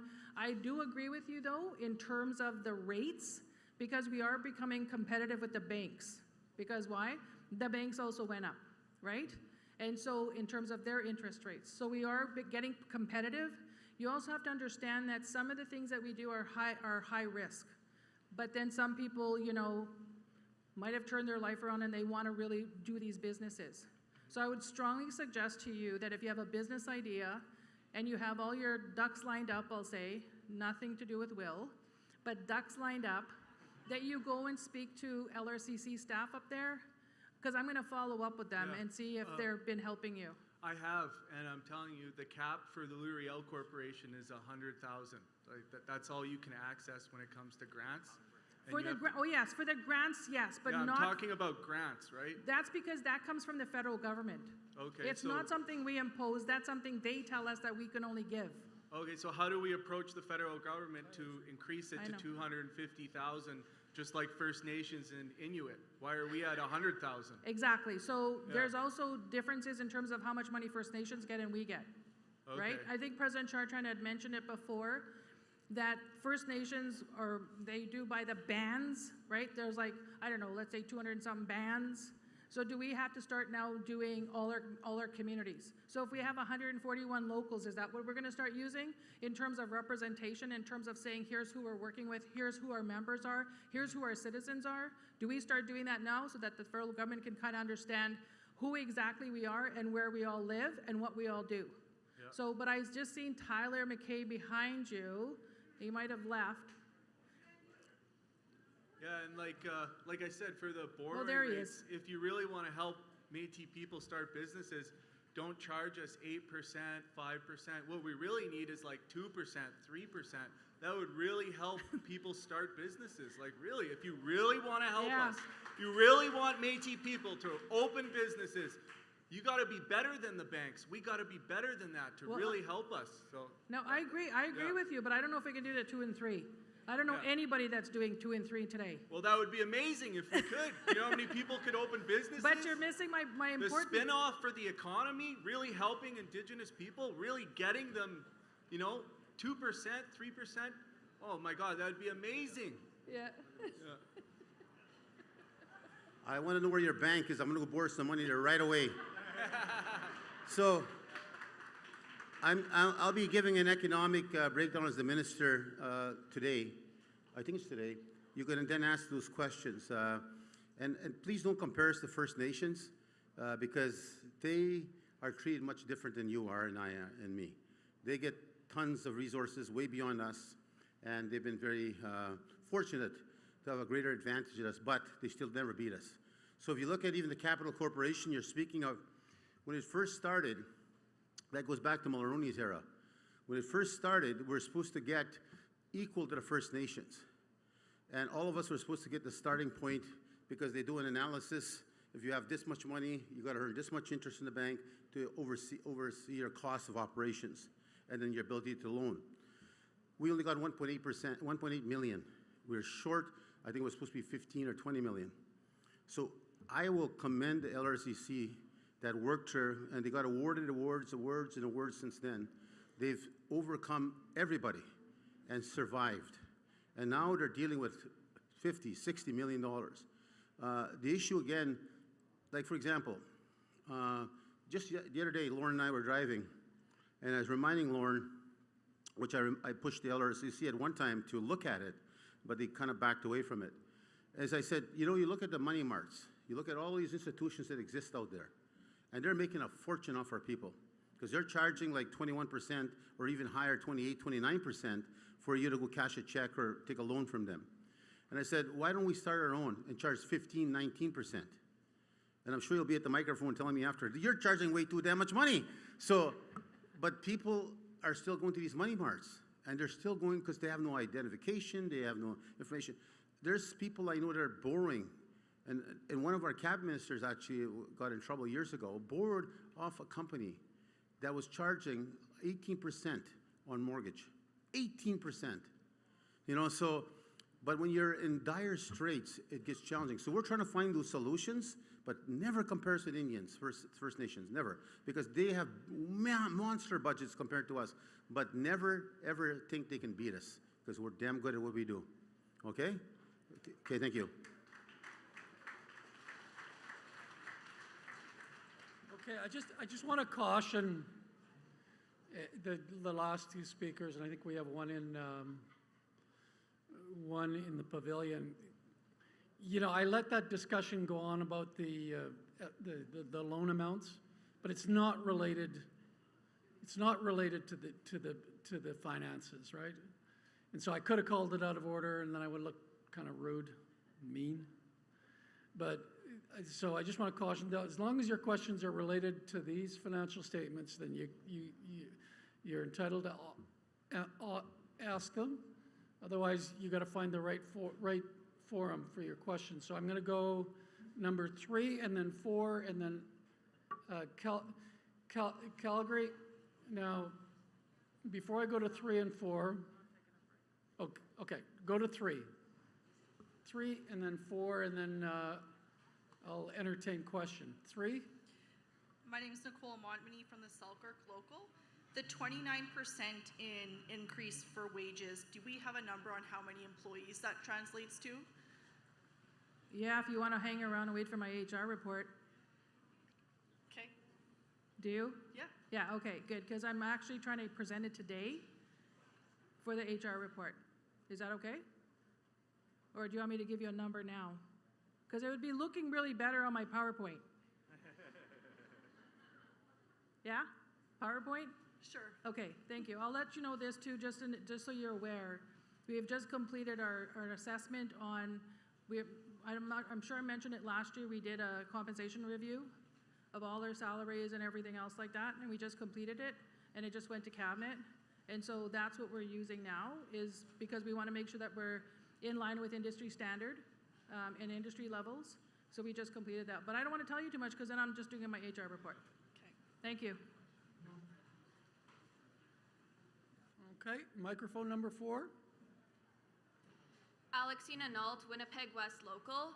I have a request/suggestion.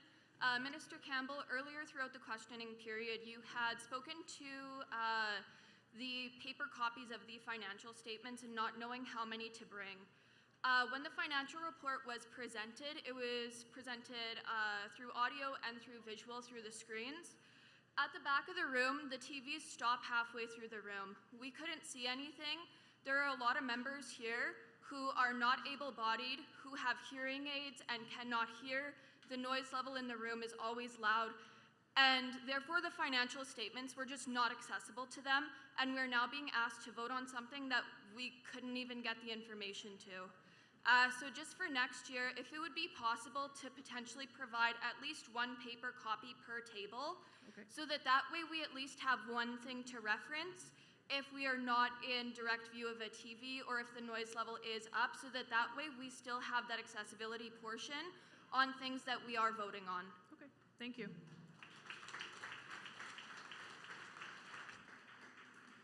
Okay.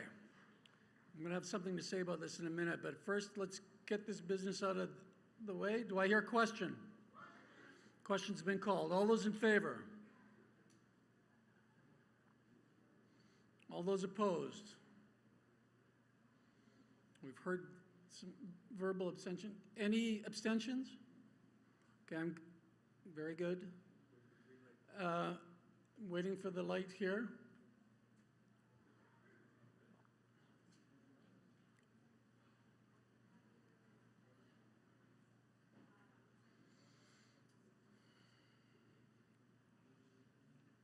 It's been a very good debate, actually, very informative.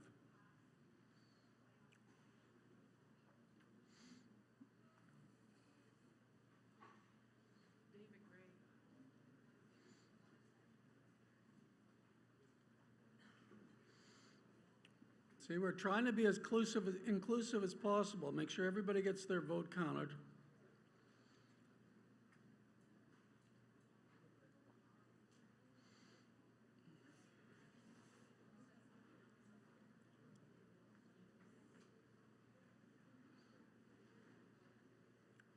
Must have a technical issue here.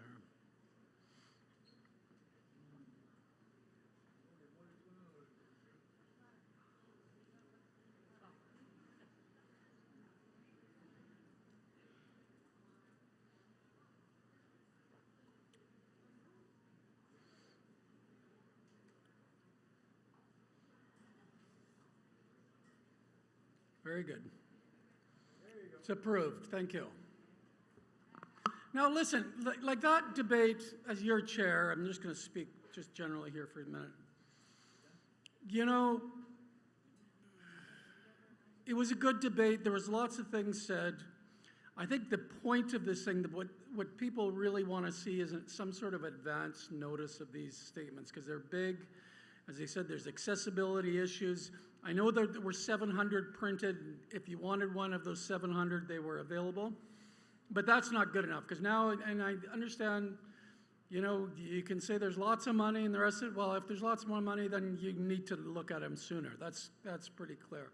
So I think from the resolutions committee, I think that's one of the ways to fix it is let's get something put in place so that it requires the Minister of Finance and the Cabinet to have them done a little bit earlier. Because the one thing that's missed here, and I have to say it, because I know this because I've worked with this government for a long time and with other organizations, and for example, the federal government doesn't require you to actually report until June, even though the books close March 31. It does take time, and I know from watching the gang here how hard they work, and they're trying to get it done, and they're trying to get it done in time. And, you know, they do a hell of a job. I have to say that. But I guess what you're saying is let's get them to do that hell of a job a little bit earlier, and then we can all see all the books a little bit sooner, so that we don't have this kind of discussion. And I agree it was good. So, Minister, I'll give the last word to Minister Campbell, and then we're going to take a break after she's finished.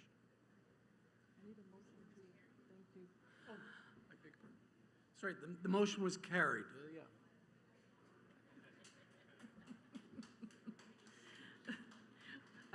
Just in closing, I want to thank you, I actually told the staff to make sure to mark it, but I think that it shouldn't be something that's just stopped now. So if there's a resolution coming forward, I'd really appreciate some suggestions in there on how you want to get this sooner, and we'll work on trying to make sure that that's something that comes to the table sooner, so that you have at least access to it. There is nothing in here that we are trying to hide or anything else like that. There's nothing in here. So again, if you have questions after you've got the copies, I know that there's 700 of the shorter version out there. There was, I think, 30 or 40 of the full copies given out there. If you have any questions, by all means, please just let me know. We also need to entertain a motion to appoint Myers Norris Penny as our auditor for the 25-26 fiscal year. Microphone 2. Doing your job, Mark. Thomas, Primary Local, Southeast Region. I make that motion to appoint Myers North and Penny for next year. Thank you. Is there a seconder? Microphone 3. Sabrina Bourne Kessel, Rivers Métis Local, Southwest Region. I second. Okay. Is there any discussion? Do I hear a question? Questions called. All those in favor? Opposed? Abstentions? David, are you on this one?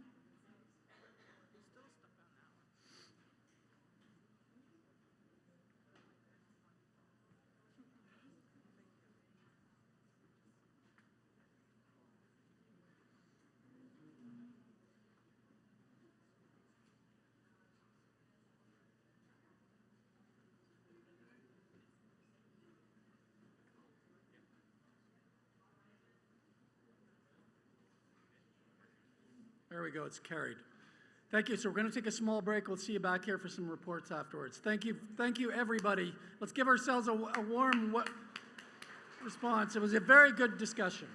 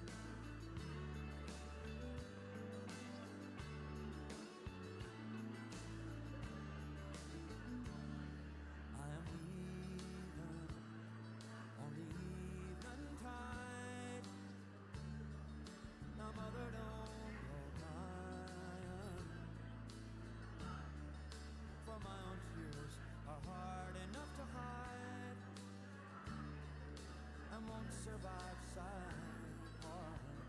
For I am bound away to America.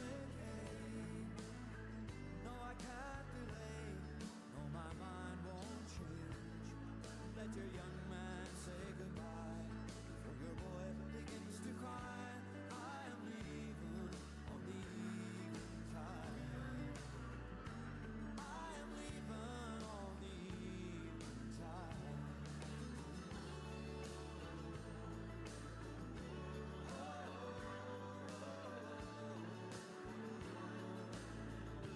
Okay. Paul, you guys ready to go? Rick?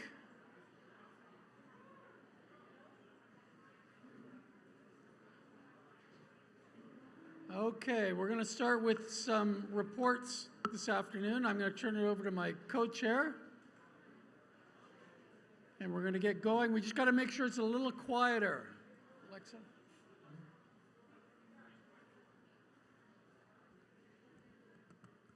Please welcome Minister Marielle Gauthier for Environment and Climate Change report.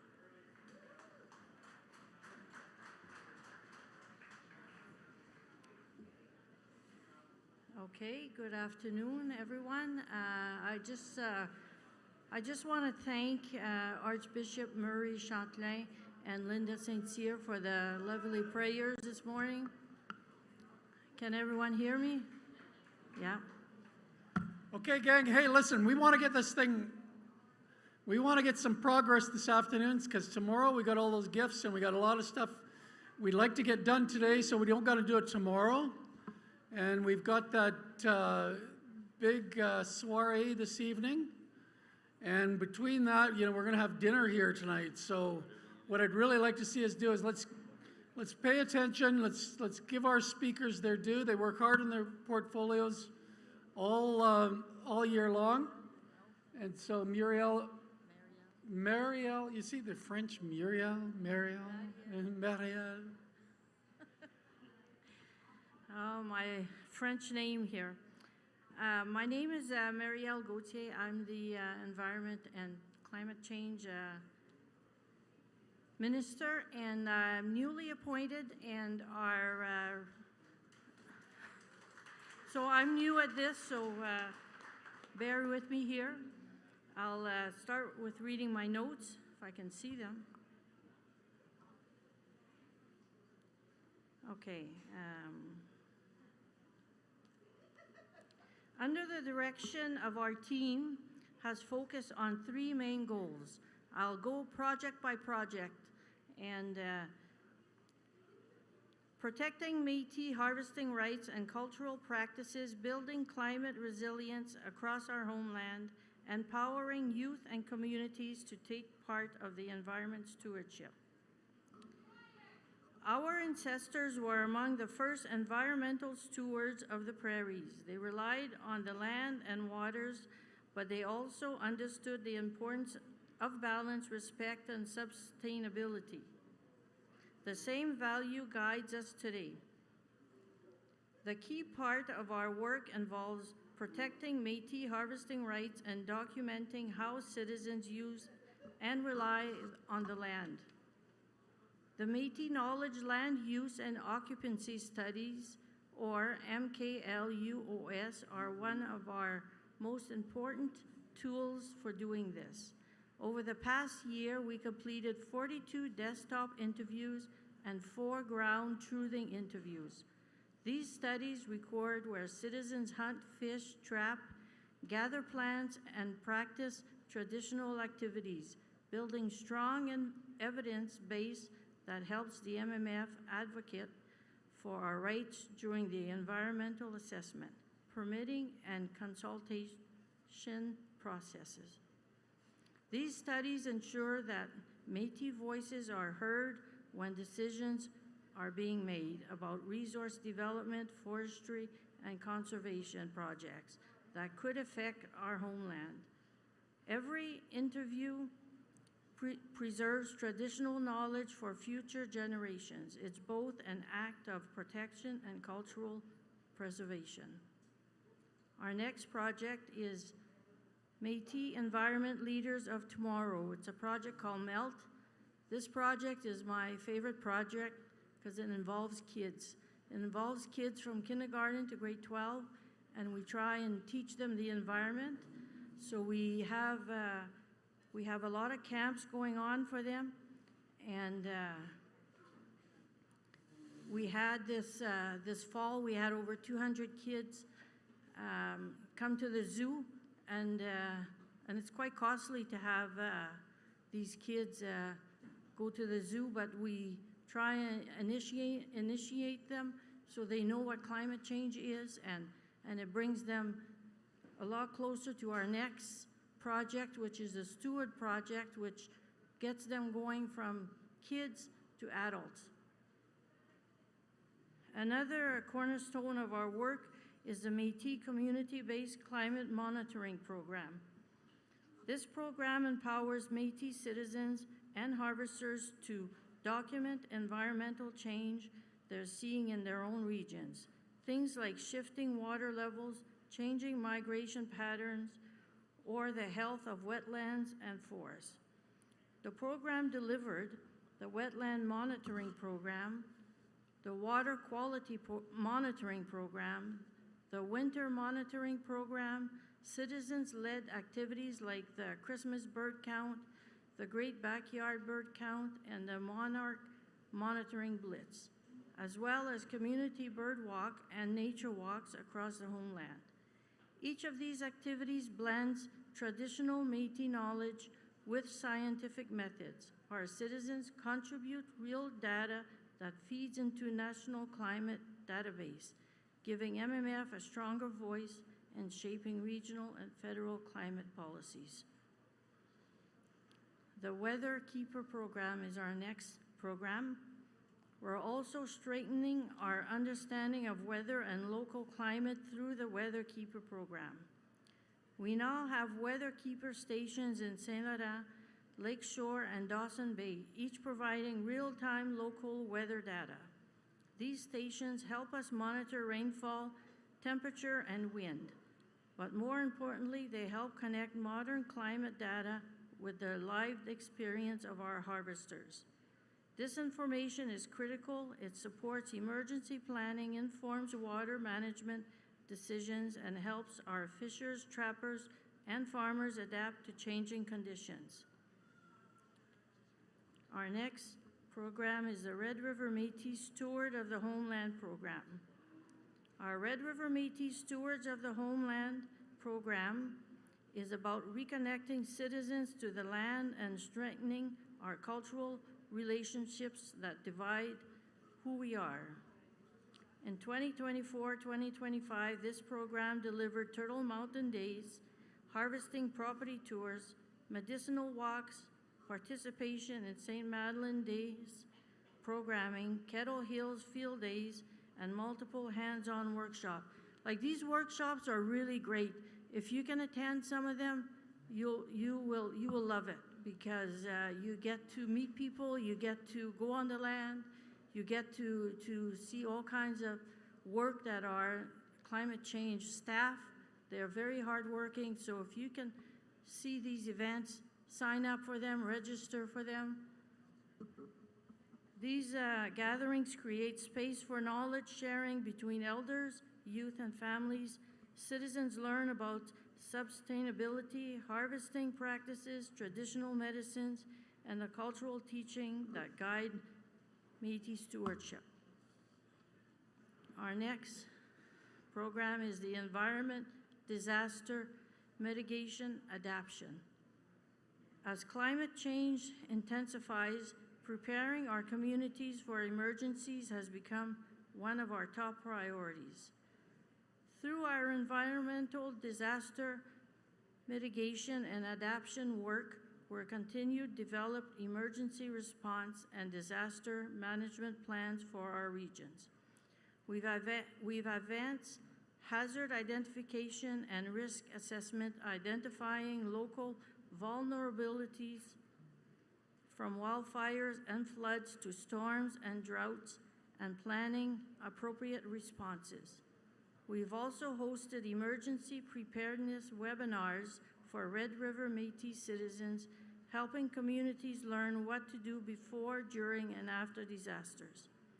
This work ensures our citizens have the knowledge, tools, and confidence to protect themselves, their families, and their properties. Our long-term goal is to integrate this work into MMF broader climate leadership strategy, ensuring every region of the homeland has strong Métis-led resilient plans. Our next project is the Red River Métis Climate Symposium. A major highlight this year was our 2024 Red River Métis Climate Symposium held in Brandon, Manitoba. This event brought together 166 citizens, 77 youth, and 11 MMF cabinet ministers for discussions on climate change, adaptation, and sustainability from distinctly Métis perspective. We heard from scientists, elders, and community leaders about how to integrate traditional knowledge into modern climate planning. The symposium also showcased our progress under the MMF Climate Leadership Agenda and helped shape our priorities for future initiatives, from renewable energy to habitat restoration and carbon stewardship. Even like this reminds us that Red River Métis climate leadership is not just about responding to change, it's about leading it. In closing, I want to emphasize that the environment and climate change portfolio is about building a legacy, one that honors the knowledge of our ancestors while preparing for the challenge of the future. And before I dragged off the stage here, I just want to wish two of my co-workers here, it's their birthday today. So if we can wish Minister Judy Mayer and Mr. David Bowden a happy birthday.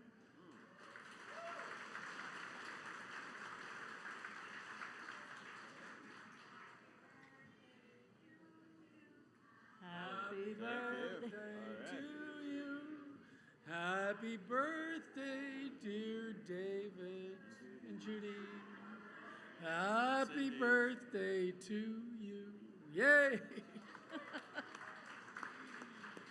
Okay, and I also want to thank my co-workers. They're awesome to work with, and I thank them for their kind words and help. And Minister Joanne Remillard, who was the minister before me, she's been quite a handful of helping me. She's given me a lot of information, and I really appreciate it. I also want to thank our staff from the climate change. I think we don't thank our staff enough. We don't acknowledge them enough. They work hard for us, and none of this would be possible without them. Our ERRM, Energy Infrastructure Resource Management staff is incredible. Our Senior Director, Marcy Rial, and Jay Dewar, they're incredible to work with, and I think we just need to acknowledge our staff and how much they do for us. Oh, and one more thing. We have a booth upstairs that has ice cream. That was done by us. If you can go and have a chance to get yourself an ice cream, vote for our booth. This is the one-of-a-kind ice cream. It's the Red River Métis Ripple 6, and it has Saskatoon and Bannock in there. And it's the best ice cream ever. Go try it. Go vote for our booth, and thank you.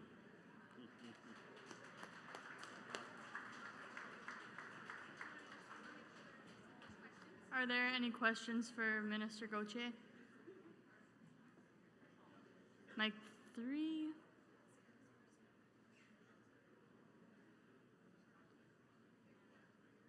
Mic 3. Is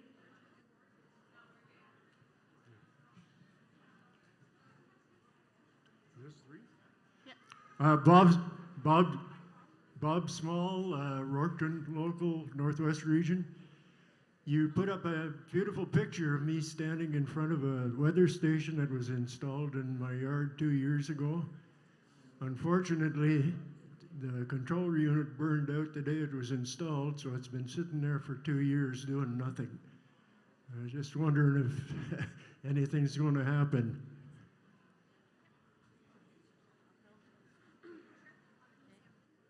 Okay, I've just spoke with Marcy Real, the Senior Director. She will come and find you and speak with you about it.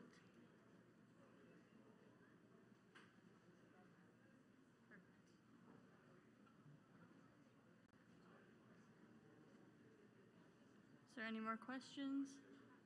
Oh, mic 2, sorry. I'm standing right in front of you. Candace Mercier, Thompson Region, Thompson Local. I just wanted to give a really good shout out to the climate. I've been to a couple of the symposiums. We just came from Boys of Aid or Turtle Mountain, and it was such a wonderful experience, and it was so beautiful out there, and it was very welcoming.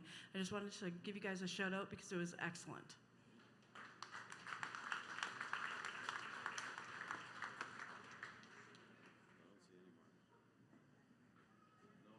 Okay, I don't see any more questions. Can I get a motion to accept the report? Mic 2. Candace Mercier, Thompson Local, Thompson Regional, to accept the report.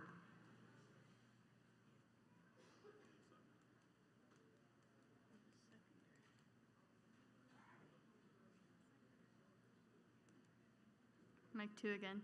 Judy Mayer, the PAW Local, the PAW Region, I'll second that. Okay, it's been moved and seconded that this report be accepted. Is there any discussion?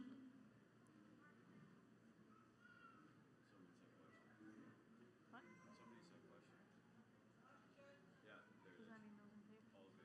Okay, those in favor? Those against?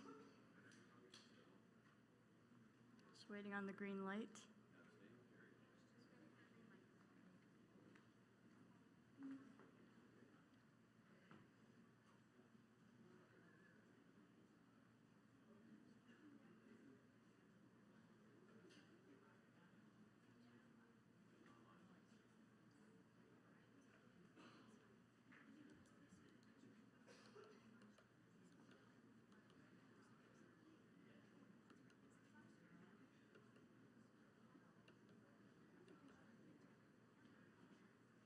Okay, we're agreeing the motion is carried. Thank you, Minister Gauthier. Please give her a round of applause.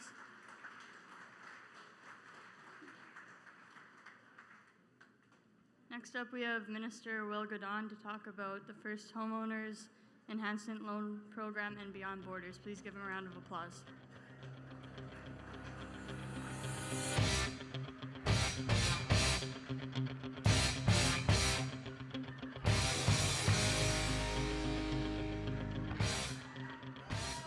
Yeah! Right on. So we're the Housing Hustlers. We're MMF's new bowling team. You thought you were getting the housing team up here, but we're just going to talk about bowling for the next 10 minutes. Just wanted to, just have a little fun. You know, when we go upstairs, there's a little fun competition for us to get the President's Pride. A lot of departments are getting into the spirit of things, of course. It's pretty funny, though, that there's like one department who is so desperate to win that they have to imitate by putting ducks, having a duck contest, bringing ducks up on stage. What do they say? Imitation is the sincerest form of flattery. So, we take that all in stride, and obviously means that when you're at the top, that's when the other one's taking shots at you, right? Just kidding. She's probably sitting in the back thinking of the next thing that she's going to do. I just wanted to, first of all, thank Linda St. Cyr Sarek for the opening prayer. Thank you, Linda, and Archbishop for opening the prayer this morning. And And as always, and we haven't gotten to our veterans department yet, but that's something that the president has always drilled into me, is how much we need to thank our elders, our seniors, and our veterans. And of course, President, Cabinet. But for me, a lot of my appreciation is for our housing team, and there's a few of them behind me here. I think one or two of them can bowl, but I'm not sure about that either. But in housing, they're the best, and I am very proud of my team, and I just wanted to say thank you, and it'd be great if you could help me thank them as well, not just these ones, but everyone who's doing the work.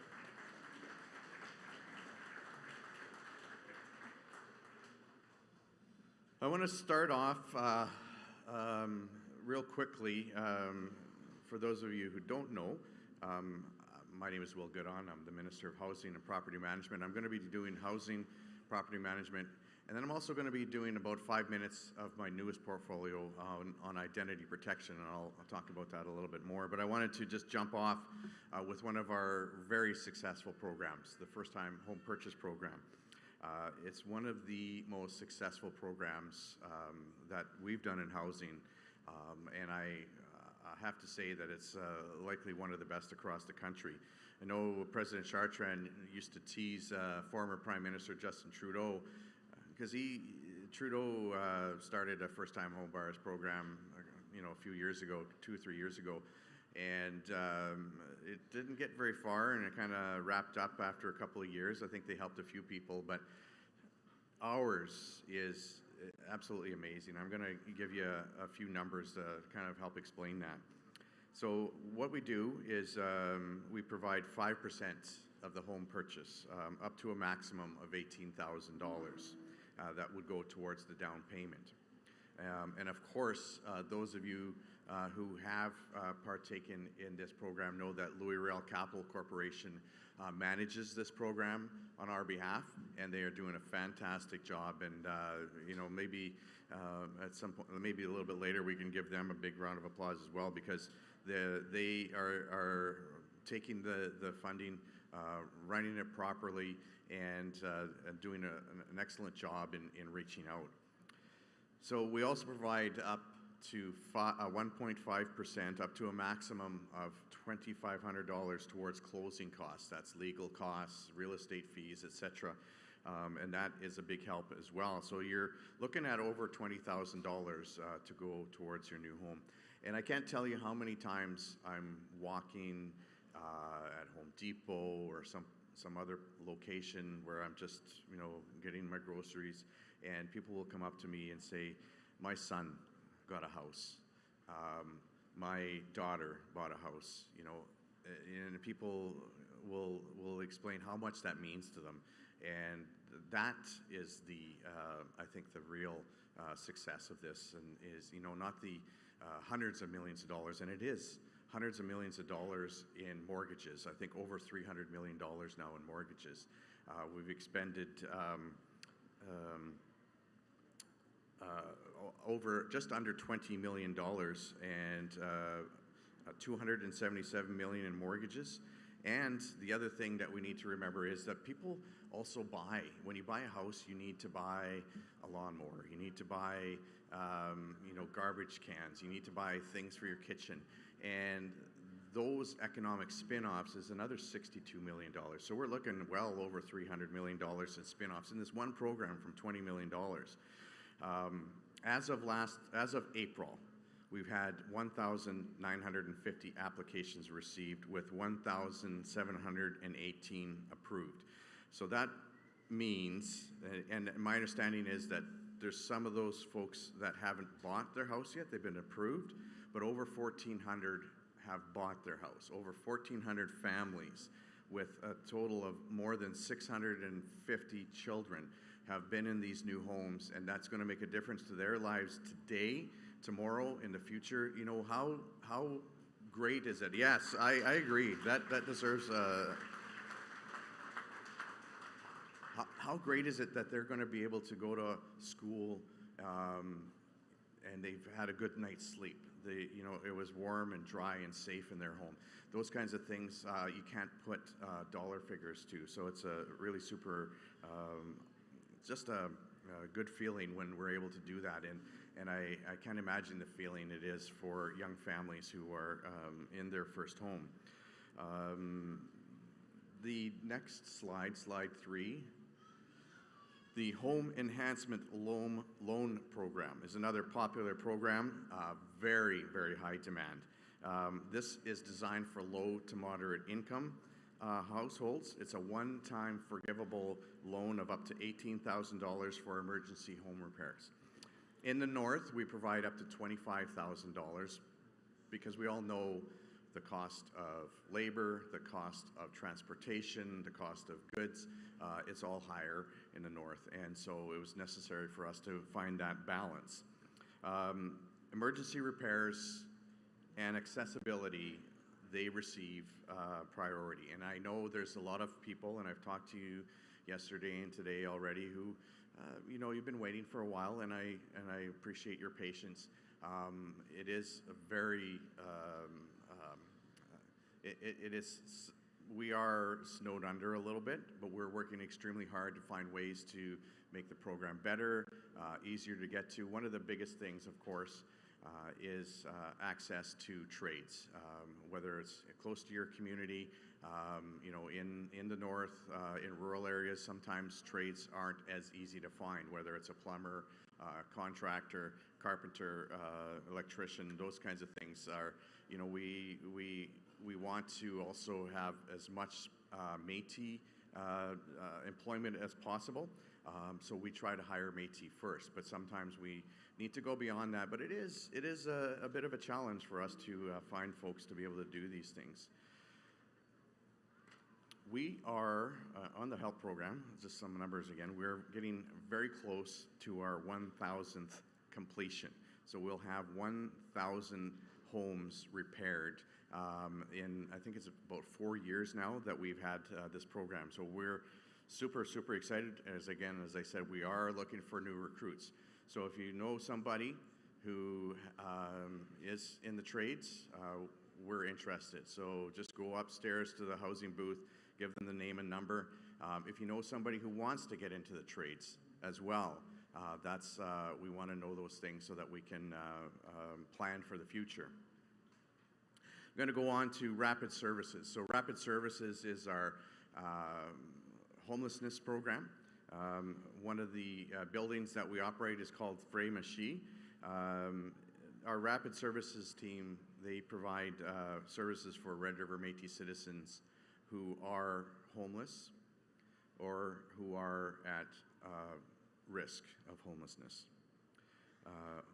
Frey Machi means fresh beginnings. It's located at 670 Main Street. It's a transitional housing facility. It has 16 apartments and 4 two-bedroom apartments. I actually slept there one night when it was first started, and the apartments are super nice. They're plain, but they're clean and they're well done. The only complaint, and I think they went and fixed it, I said, your pillows are too flat. So I went and made them go and buy a little bit nicer pillows. You can't, I don't know, maybe I'm just spoiled or something because I need a proper pillow. I have to flip it around all the time. So we also provide culturally supportive transitional housing programs. We do wraparound programs for them to help them with things like getting their employment situation in place, getting their MMF citizenship card if they have a need to get that, and also the life skills that are necessary for them to move on to the next phase of their lives. So my understanding is that we have secured housing through the Frey Machi and our Rapid Services. We do it outside of Frey Machi. We are a Housing First program, so we help people who are at risk to find those houses. And we have secured houses for 207 so far, and we have also prevented 96 evictions.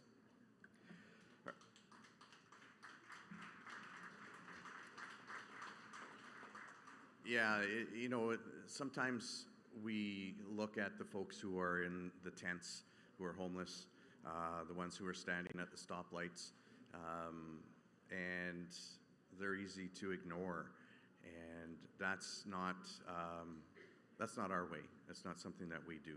And I'm very proud of the team that we have that is doing their best to help one person at a time to get back under their feet and to get a fresh start. And that's obviously where Fresh Beginnings comes from. Going to move along here pretty quickly because I got 1 minute and 35 seconds. But slide 5, we're at a map of our housing portfolio here.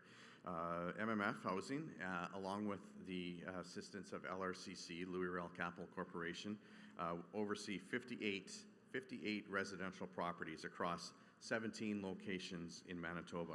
And there are 152 units as we speak that are available for our citizens. Of these 152, a total of 114 are affordable, while 38 of the units are going to be rented at market rates. We try to have a mix of the different kind of units in our portfolio. It's also important to note that 83% of this housing portfolio has been built since we signed the housing subaccord with Canada in 2019. Before that, there was no Métis housing funding. It was pan-Indigenous, and it just meant that we didn't get any. And thanks to people like former National President Clem Chartier and, of course, our President David Chartrand, who worked very hard with the federal government to find and give them the reason why it's important for Red River Métis to find solutions for Red River Métis housing. Next slide is it's a collage, personal. This is the Eveline facility, the Eveline apartment that we just built and had a grand opening not too long ago, a few months ago.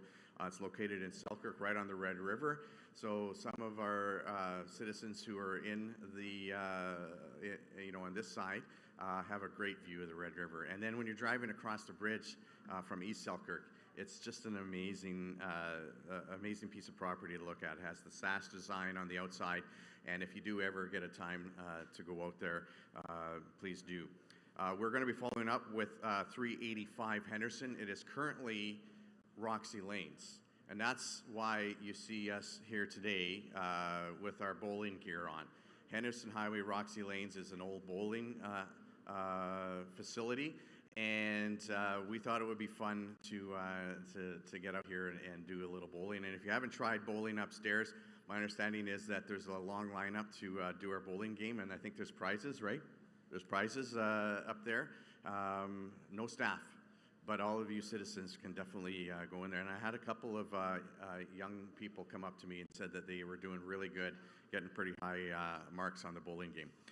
But we are looking at building an approximately 60 units apartment, similar to the Eveline, and you'll see a mock-up of what this will look like. As well, in this facility will be a special needs early learning child care center. I think Minister Chartrand already talked about that. Yeah, Ronald's Place. So our start date is looking at December 2025, so we'll be getting the shovel in the ground pretty soon, and completion for 2027. And I want to thank N4 Construction. They are going to be the project manager, and M Builds is the general contractor who won the bid to build this. We've built several new homes in St. George's, 3 duplexes and 2 3-bedroom families, and 2 single detached houses for seniors, 8 units in total. We also have a couple of special builds that I wanted to, Minister Chartrand talked about Mitchell Manor. We were very, very happy to be part of this project to kind of get it kickstart, to find the funding with the Indigenous homes and Indigenous Homes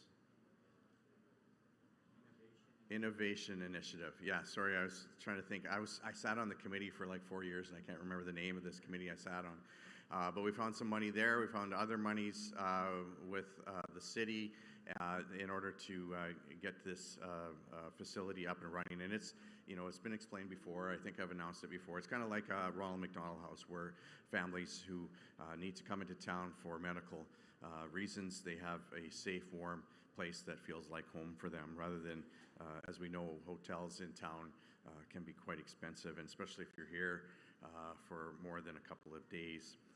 The Mazoon, our Infinity House of Hope, we're going to be working with Métis Child and Family Services to move in youth. We did use both Mitchell Manor and Mazoon for the wildfire evacuees, and you know, thanks to everyone who made that happen.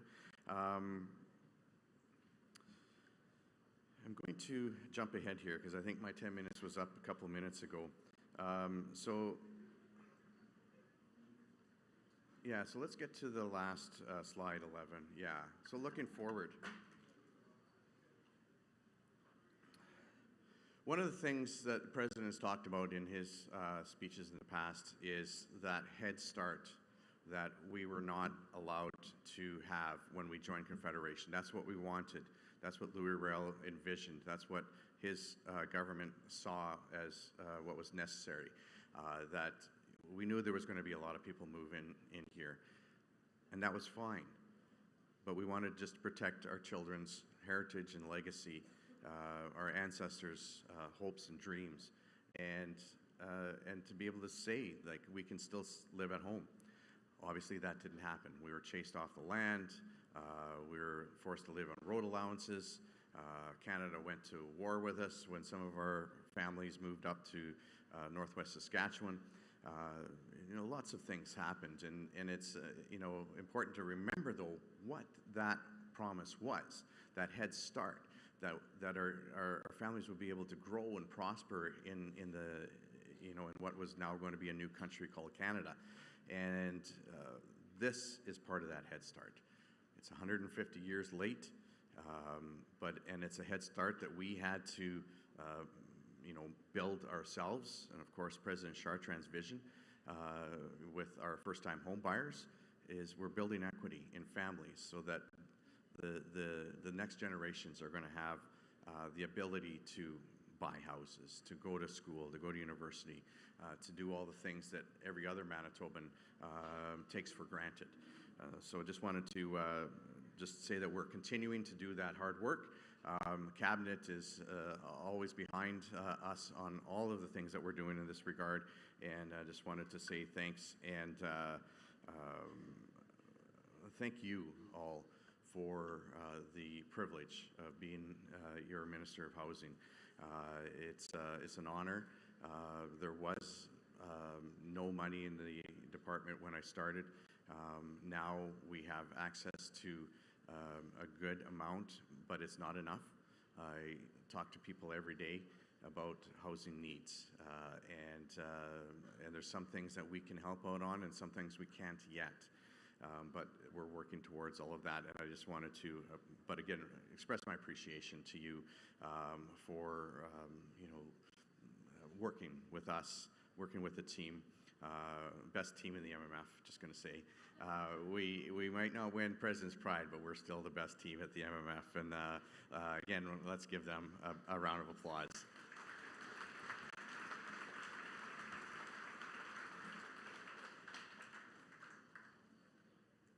So I'm going to jump right into my identity report, if that's okay.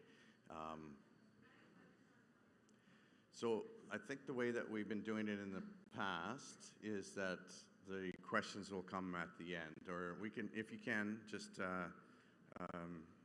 know, I'll try to be quicker than I was here. I know that they're probably going to get the hook on me out there.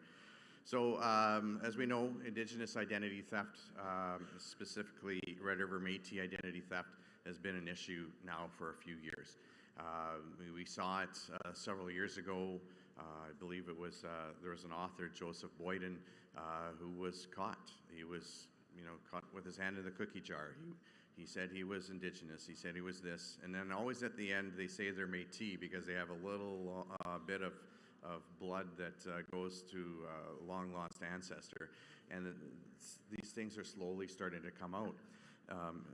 It's not necessarily the individuals like Boyden or Bourassa in University of Saskatchewan, but it's the thousands who are pretending to be us in groups in places like Ontario, places like Quebec, Eastern Canada. I saw something the other day where there was a picture from Nova Scotia, and this woman was wearing a blue dress with an infinity symbol on it. I'm like, how did Cuthbert Grant's flag get from Red River to Nova Scotia? You know, that how does our flag become a part of their culture? Well, it's easy because they're stealing it, because they want to pretend to be us. And so this portfolio was created in response to these concerns about theft and misuse, and especially the misuse and theft of our nation's heritage. Real quickly, as I said, there's individuals and then there's groups.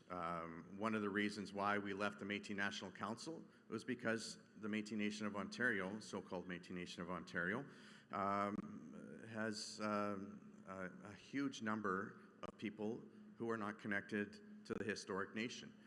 And so we couldn't participate because that's de facto supporting all these fake Métis who are in the Métis Nation of Ontario. So that's why we left the Métis National Council. Others were okay with it. They were okay with supporting the fakes as long as they could get a seat at the table. You know, it's one thing to want to get that seat at the table, and it's another thing to have principles. And I'm so very happy that us here, a few years ago, decided that we're going to stand by our principles, that our nation's identity, that our nation's heritage, that who we actually are is important enough to fight for. And I believe that's what this is all about. As we, I've said this before, our identity is not being mixed. In fact, I tell people that all the time. When I'm speaking at schools, when I'm speaking at events, Métis are not mixed. People get confused. They look at me, well, that's what it means, right? No, that's not what it means. What we are is a distinct people. We have a language, we have culture, we have food, we have dance, we have music. We have political action. There are kinship connections that bind us together from Lac La Biche to Red River. Yeah. I get pumped up about it too. Like we are a unique and distinct people. We're not just mixed. And that battle needs to be fought every day. We're slowly starting to get that message out there, but it is a slow process. And that's part of what I'm going to be doing. I'm going to be doing some public awareness. We're going to be doing some collaboration with the Ambassador of International Inter-Indigenous Relations, Ambassador Chartier. I'm also already beginning to work with some of my fellow cabinet ministers, in particular the Minister of Education. I've been doing some work at Brandon University, University of Winnipeg, Assiniboine College, University of Manitoba, University of Toronto also is working with us, and now I just got an invitation from Carleton University in Ottawa to come out and talk about what and who we are. So I'm just going to leave it there. It's very important. The Minister of Finance has been here. Just going to put a bug in her ear that I need a budget still for this new department, and I need at least one staff person to kind of give me a hand out there, because those of you who know me know that I can get a lot done, but I always need help, and that's obviously why you're all here for me. It's very, very helpful. So that's it for me for now. I think there was at least one question on housing, but if there's other questions, I'm happy to take them.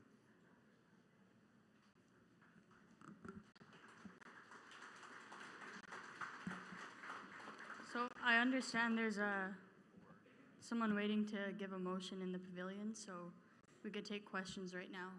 And number 3 had the first question. Okay. There was somebody on. Oh, okay. Hi, I'm Jen Klimak. I'm from Pelly Trail Local in Russell. In regards to affordable housing, Will, what is the rental fee of affordable housing? Does it work like Manitoba housing? It goes according to your income? And if so, how does a person, in a sense, get ahead to be able to create any kind of savings if they get a wage increase or they come into a little bit of extra money? You have to claim that all. So within Manitoba housing, if ever you get some kind of money, it's always, kind of swallowed up into rent again.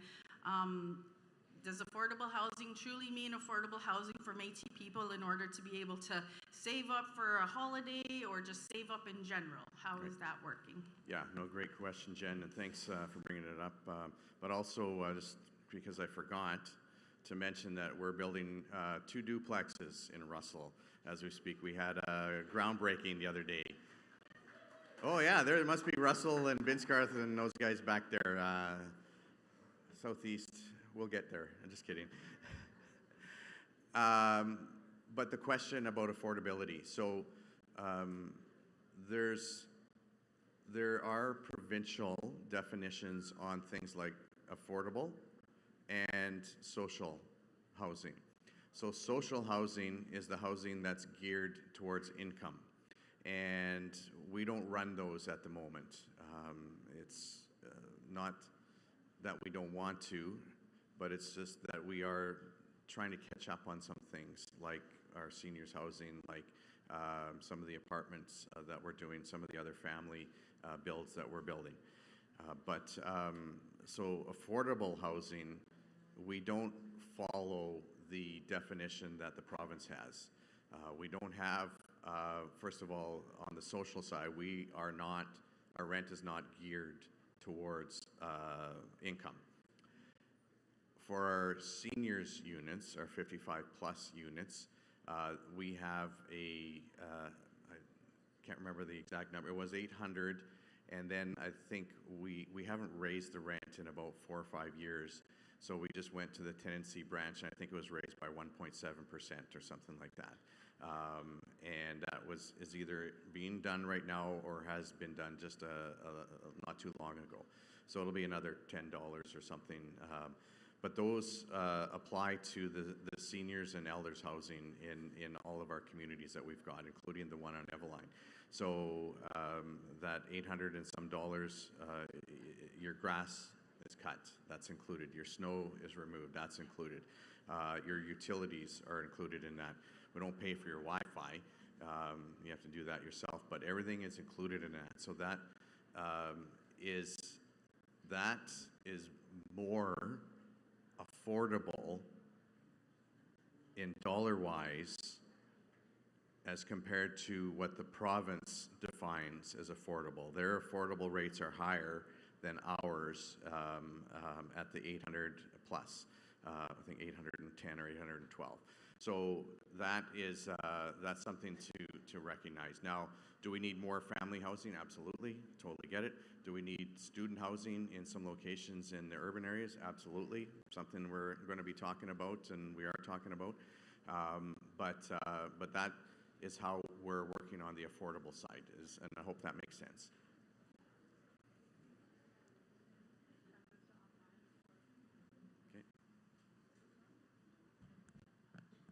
We have a question online, and then I'll come back to the floor.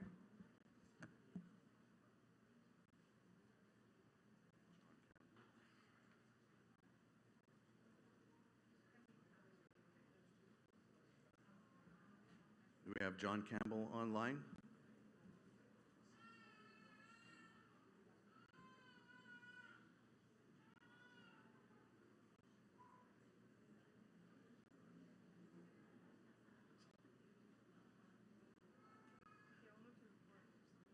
He's do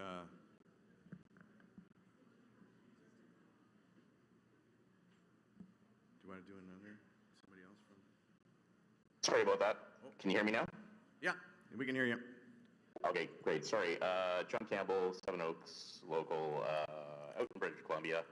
Just a curiosity, will the first-time homebuyers plan be available to citizens outside of the province of Manitoba at any time? I know we had discussed that before at some of the Beyond Borders meetings, but just curious if there's been any progress on that or if there's any plan to be able to do that later on. Just thinking for my kids down the road. Yeah, 100%. That's a great question, John. So there's, when we're doing things like the first-time homebuyers program, the $18,000 needs to be registered as, I think as a mortgage. I'm not sure if that's the right word, but it needs to be registered as a financial instrument because it is a forgivable loan. So in every jurisdiction, every provincial jurisdiction, we have to register. So that means we need to have things like a real estate lawyer in every jurisdiction. We need to be registered with the province that we can provide these financial instruments like the loan for the first-time homebuyers. And then there's other issues that we have to make sure that we're on top of that are some of the different policies, the different legislation that might be in a different jurisdiction. So I'm not saying that we're not going to be there. In fact, we are doing a pilot project and we'll be launching shortly into Saskatchewan.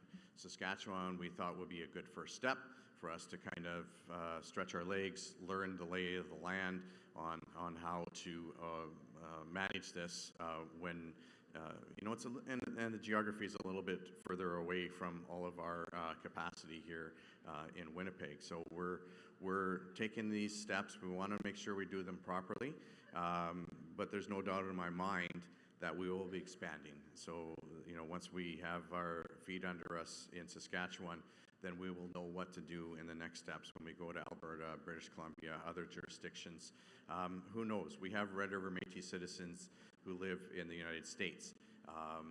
We're not there yet, obviously, and there are other things happening in the United States. I'm not sure if anybody's watched CNN lately, but there is stuff going on down there that might make things difficult.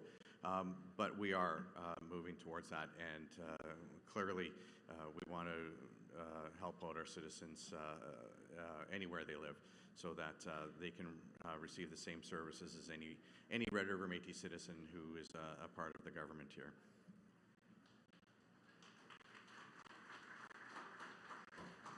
We're going to move on to mic 4 if you have a question.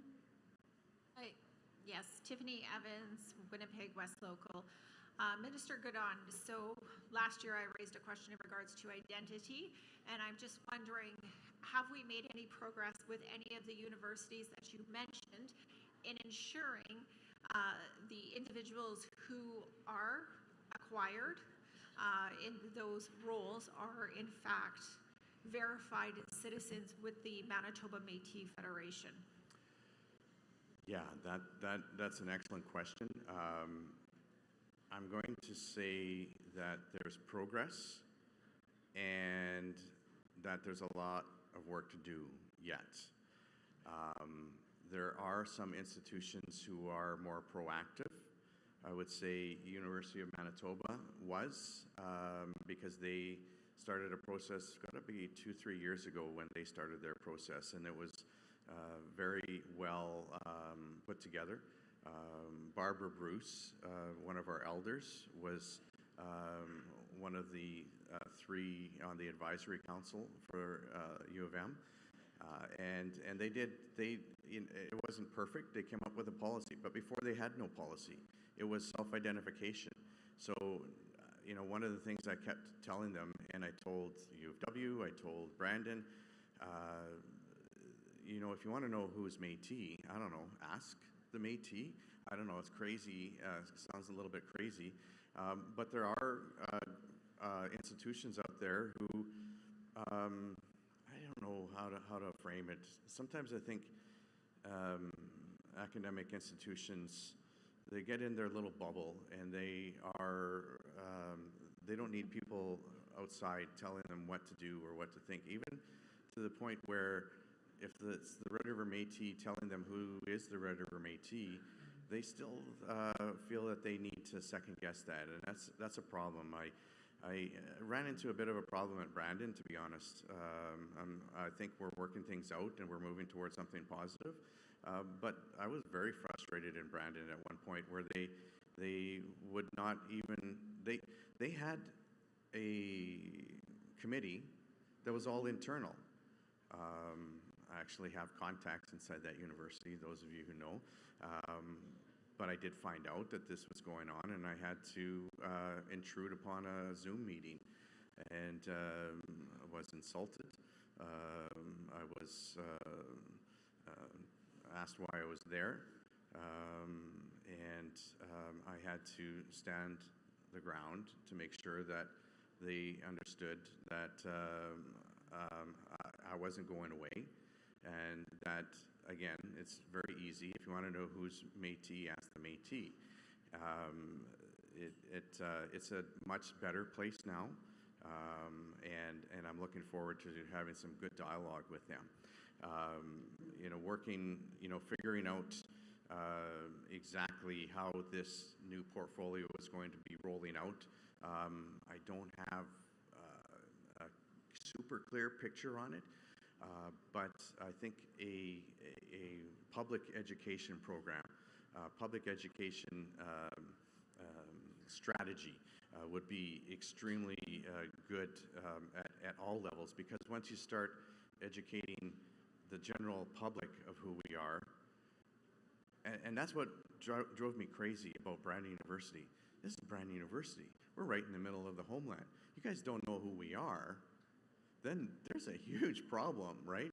Like, I can understand maybe, somebody in Halifax or, even in Toronto, like, because they get mixed messages from what MNO's telling them, but, this is Brandon in my backyard. And so we had some words, but they're coming around, and also looking forward to working with the Minister of Education here. But I also think we need to speak to the province about some of these things, because these institutions, post-secondary, have some independence. But now I'm also getting word that school divisions are just simply using self-declaration. I've been friends with the superintendent of Brandon School Division for quite some time now, and he raised it with me that there is that's what he's been mandated from the provincial government, that's all that's necessary is self-declaration. And he's been pushing back on it because he's heard me speak before on this issue, and he's raised it with me so that I can, maybe make a bit of a strategy on moving forward with the province. But there is a lot to do, and just me by myself, I can get a lot done, but we all need to work together on this. And if we can find a way to bring grassroots people in to help do this kind of thing, because I can only be speaking at so many places, and I need people like yourself to go out and help. I'm talking way too long here, apparently. Yeah, we've got a little bit of business to do, but we've got a couple of speakers. I think we'll hear from the speakers. I think if we ask short questions, we might get a short answer. I don't know, but we'll try. Microphone 4. It's going to be much shorter, yeah. Okay, Minister Goodall, we'll ask a short one now, okay. Hopefully.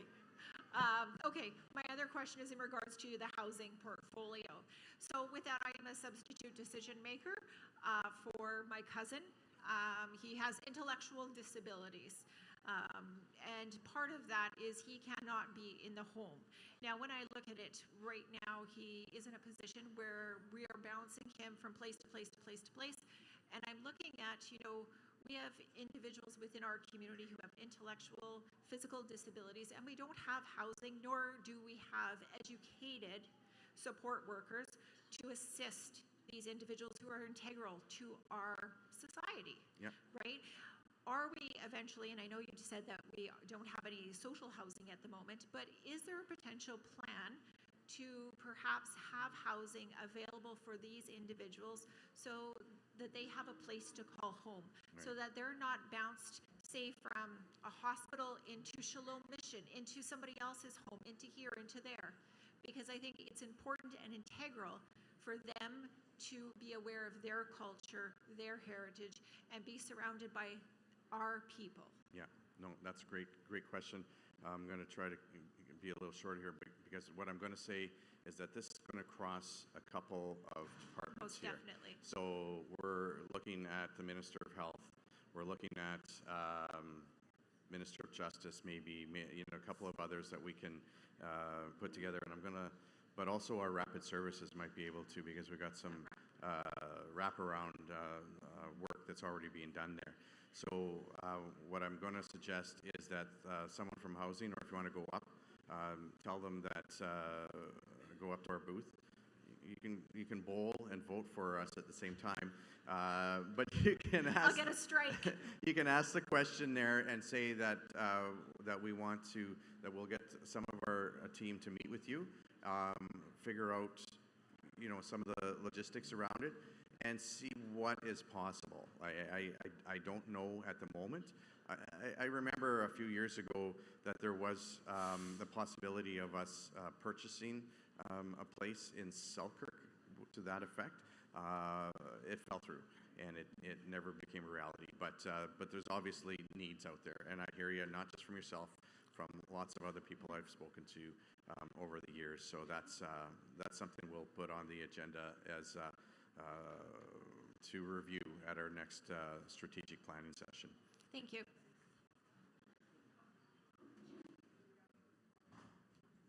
Okay, Mike.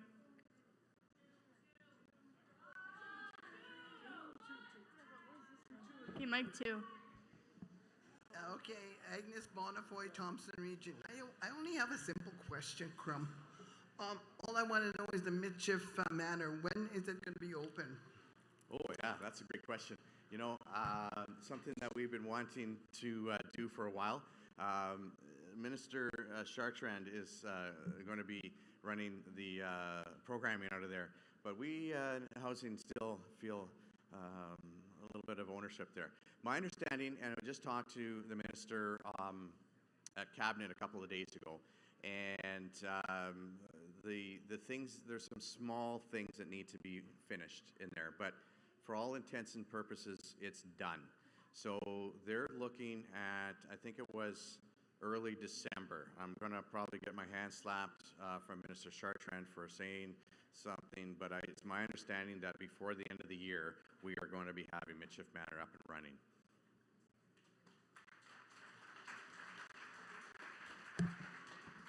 Okay, I apologize, but we're going to do one more question. He's going to be around.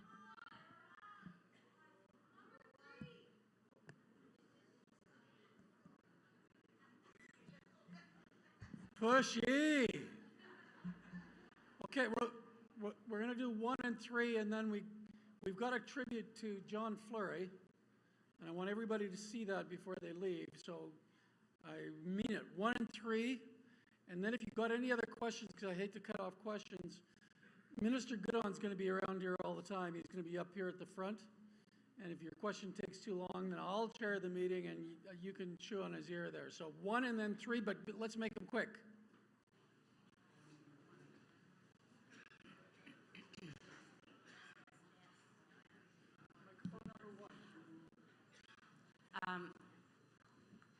I'm Diane from the St. Malo local, from the Southeast region. I appreciate MMF's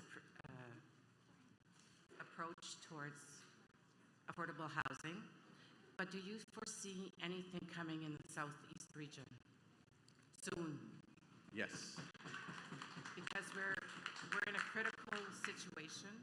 We have nothing available. There's no apartment blocks. There's nothing affordable. There are duplexes that are being built to rent, but they're $1,600 a month. So the housing situation in the Southeast region, more specifically St. Malo, is becoming a critical issue. Yeah, absolutely. And so we have built several units, as I said, in St. George's. I know that's not anywhere near St. Malo. Was it Wednesday morning, Thursday morning? Anyways, I was having coffee at the hotel, And one of your ministers, Marielle Gauthier, said, you have to sit with me for breakfast. And she bent my ear about St. Malo. And I know that St. Malo has Anne Richer and St. Anne and lots of other communities in Southeast have are wanting to have something built. I've talked to the team already. We're going to be looking at some lands. There's one of the issues is that we have, for us, it's a lot easier if we are to buy a piece of property, a lot, and it has services already there. So it has water, it has septic, it has electric, and it's all ready to hook up. The problem is in some of our small communities, there aren't any of those lots because they're small communities. And so then you have to put in all the infrastructure, burying the pipes for the sewer and the water, the hydro, the other things that are necessary for building. So it just, it becomes a little more difficult. So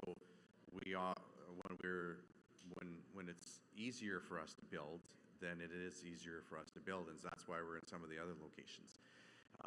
But I have been doing some thinking the last few days about St. Malo and how we can get something done. So yes, the short answer is, or I guess the long answer now is yes, we will be doing some hard research into St. Malo. Sorry, microphone. Her microphone isn't on. One. I appreciate the initiative and hope to hear from you soon. Yeah, I do too. Yeah. Okay, we're moving on to mic 3, and then we're going to move to the pavilion for the motion to accept. Okay. Hi, Amber Knott, Southwest Region, St. Francois Xavier. My question is in regards to the new beginnings or fresh beginnings transitional housing. Do you partner with Manitoba Justice at all to have our citizens who are coming out of corrections supported in that transitional housing? And if not, could we, or do we have any plans for any transitional housing for our citizens coming out of corrections? Right. So we work with our own Department of Justice here, Minister Lajmoje and her team. And so that's part of the wraparound. Justice, Child and Family, MET, Central Registry, we depend on each other. Mental health with Minister Chartrand is another issue that's really important that we want to provide those wraparounds. Are we doing it perfectly? No, probably not, and we could probably do better. And that's something that I keep telling our team that works over there, that it's important that we have these wraparounds. The other thing that they do is they're connected with the network. There's a lot of advocacy groups that are out there that do something similar but not quite the same, and they do some work under End Homelessness Winnipeg.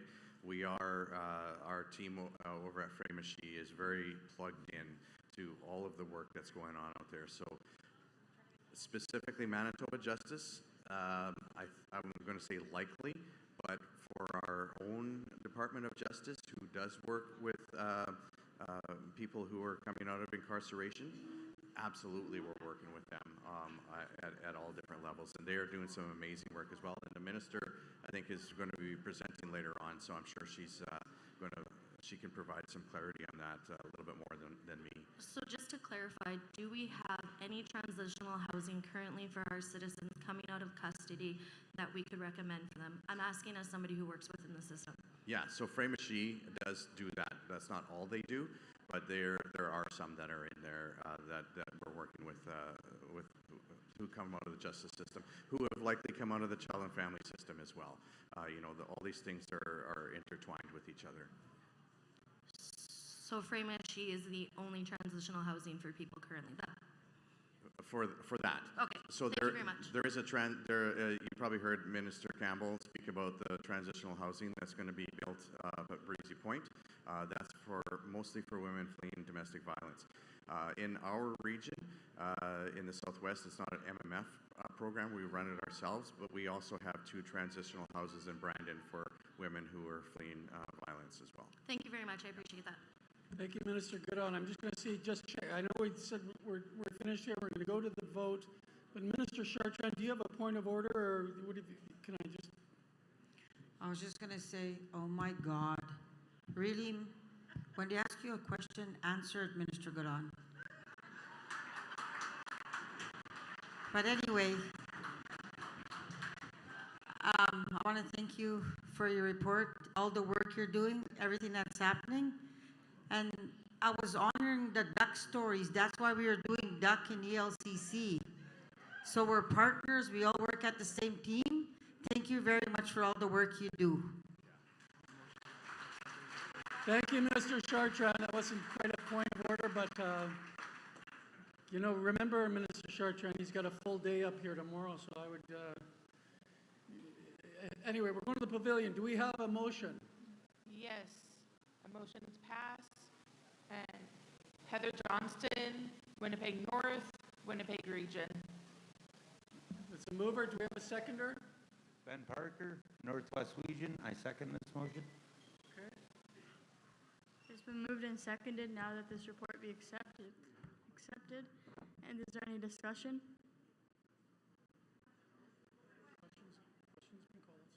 Question's been called. All those in favor? Those against? Just waiting on the green light.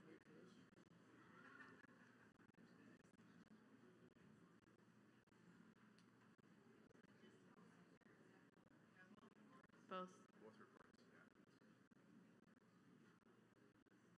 Okay, we got the green light. The motion is carried. Thank you, Minister.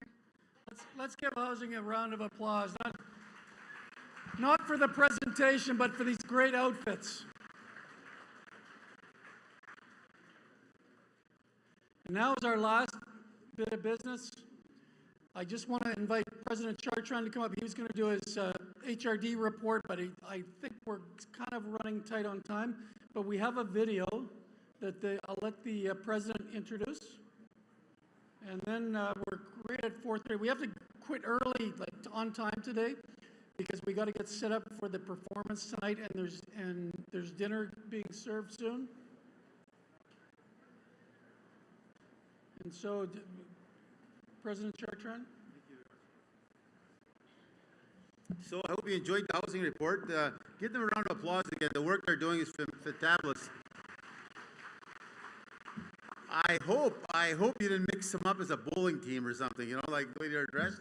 But they are doing remarkable work, and I am very proud of that. And thank you for the questions about how about your community. It is a trying time for a lot of us. The minister was here this morning. I had a chat with her a few days ago, Bernadette Smith. All of our resources for housing all comes from Canada.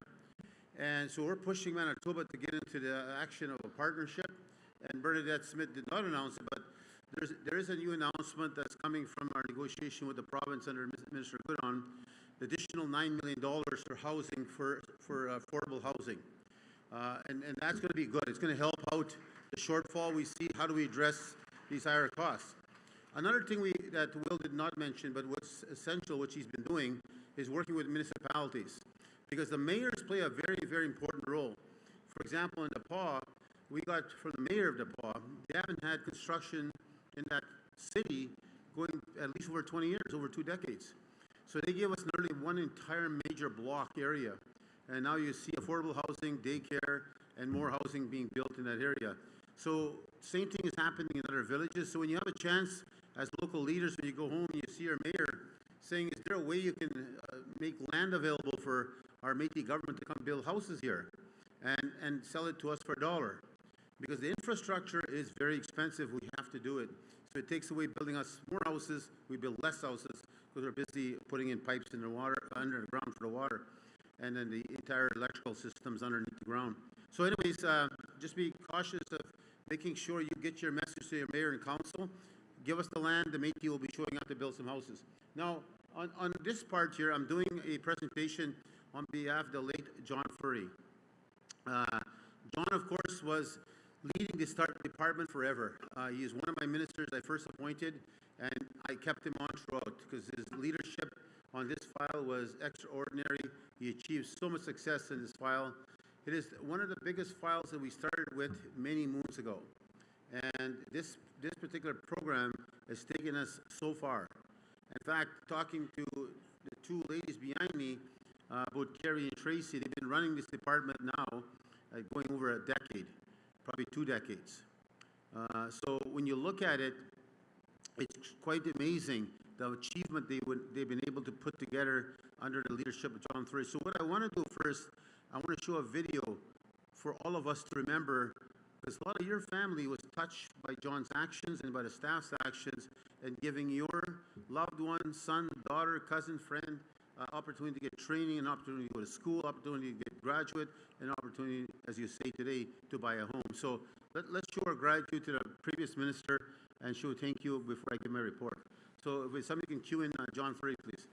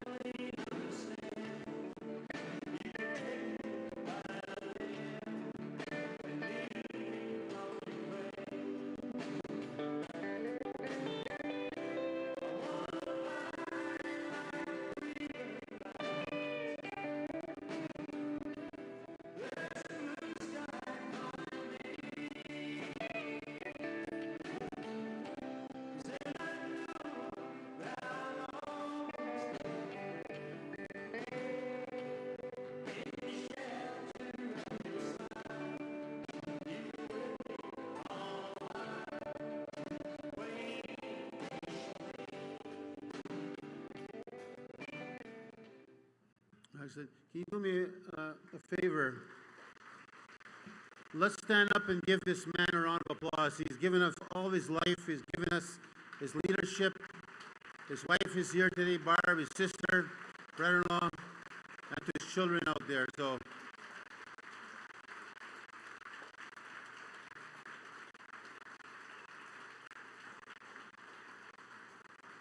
Thank you very much. That's something I'm sure he's looking down upon us and smiling, and he always wondered if he was doing enough and always challenged himself to do more.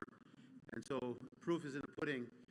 You'll see the details of some of the statistics that you'll see that have changed so many lives. And I know many of you here, pavilion, downstairs, upstairs, those listening across our homeland will know full well the impact this program has made to your family somewhere. And what's interesting now, you'll see in the data, we're actually now training the children from the first round back 20 years ago. So let's show some graph. Where's that document? Where's my documents? Do I have your HRD? Well, at least when they did John, you're a professional. I've got nothing for me. There you go. Okay. I could hardly see, by the way. So, but again, it's Joan Ledoux is part of this team, but John was the lead forever on this file. And in the, I don't know if you're doing pictures or not. Okay, keep on going. Good. Okay, and I'll talk about the MET program. You know, one of the things I went and met the LAC committee. And I know they're here, some in the room, some in different parts of the building. The LAC committee, right there. The LAC committee was so essential, and that's the what does it stand for in abbreviation again? No, but LAC. Oh, the local advisory. Local advisory committee. So actually, we had different names for this throughout its time. It's been how we signed it 1999, I think, was the first one. The very first agreement was in 1999, we signed this first agreement. And you'll see the data statistics about how much we have been so successful. In fact, we were rated the best program in Canada out of, there's over 180 programs now. I think it was 84 at one time, and we are rated the best in Canada. First Nations, Inuit, and all the Métis have their own. But what was fascinating about this one, we did what we have been trained to do with our locals, which is local governance. We wanted to say that the program needs to have community input. We need the people to be involved because they know best. They're living in there. They're part of the struggle. They understand the hardships of jobs and how to get jobs and where to find jobs. So government of Canada fought us, I guarantee, about 4 or 5 years. They did not want us to set up these local boards. They said, no, it's too expensive, it's not going to work, etc., etc. And we showed them that it doesn't cost a lot of money. These are volunteers.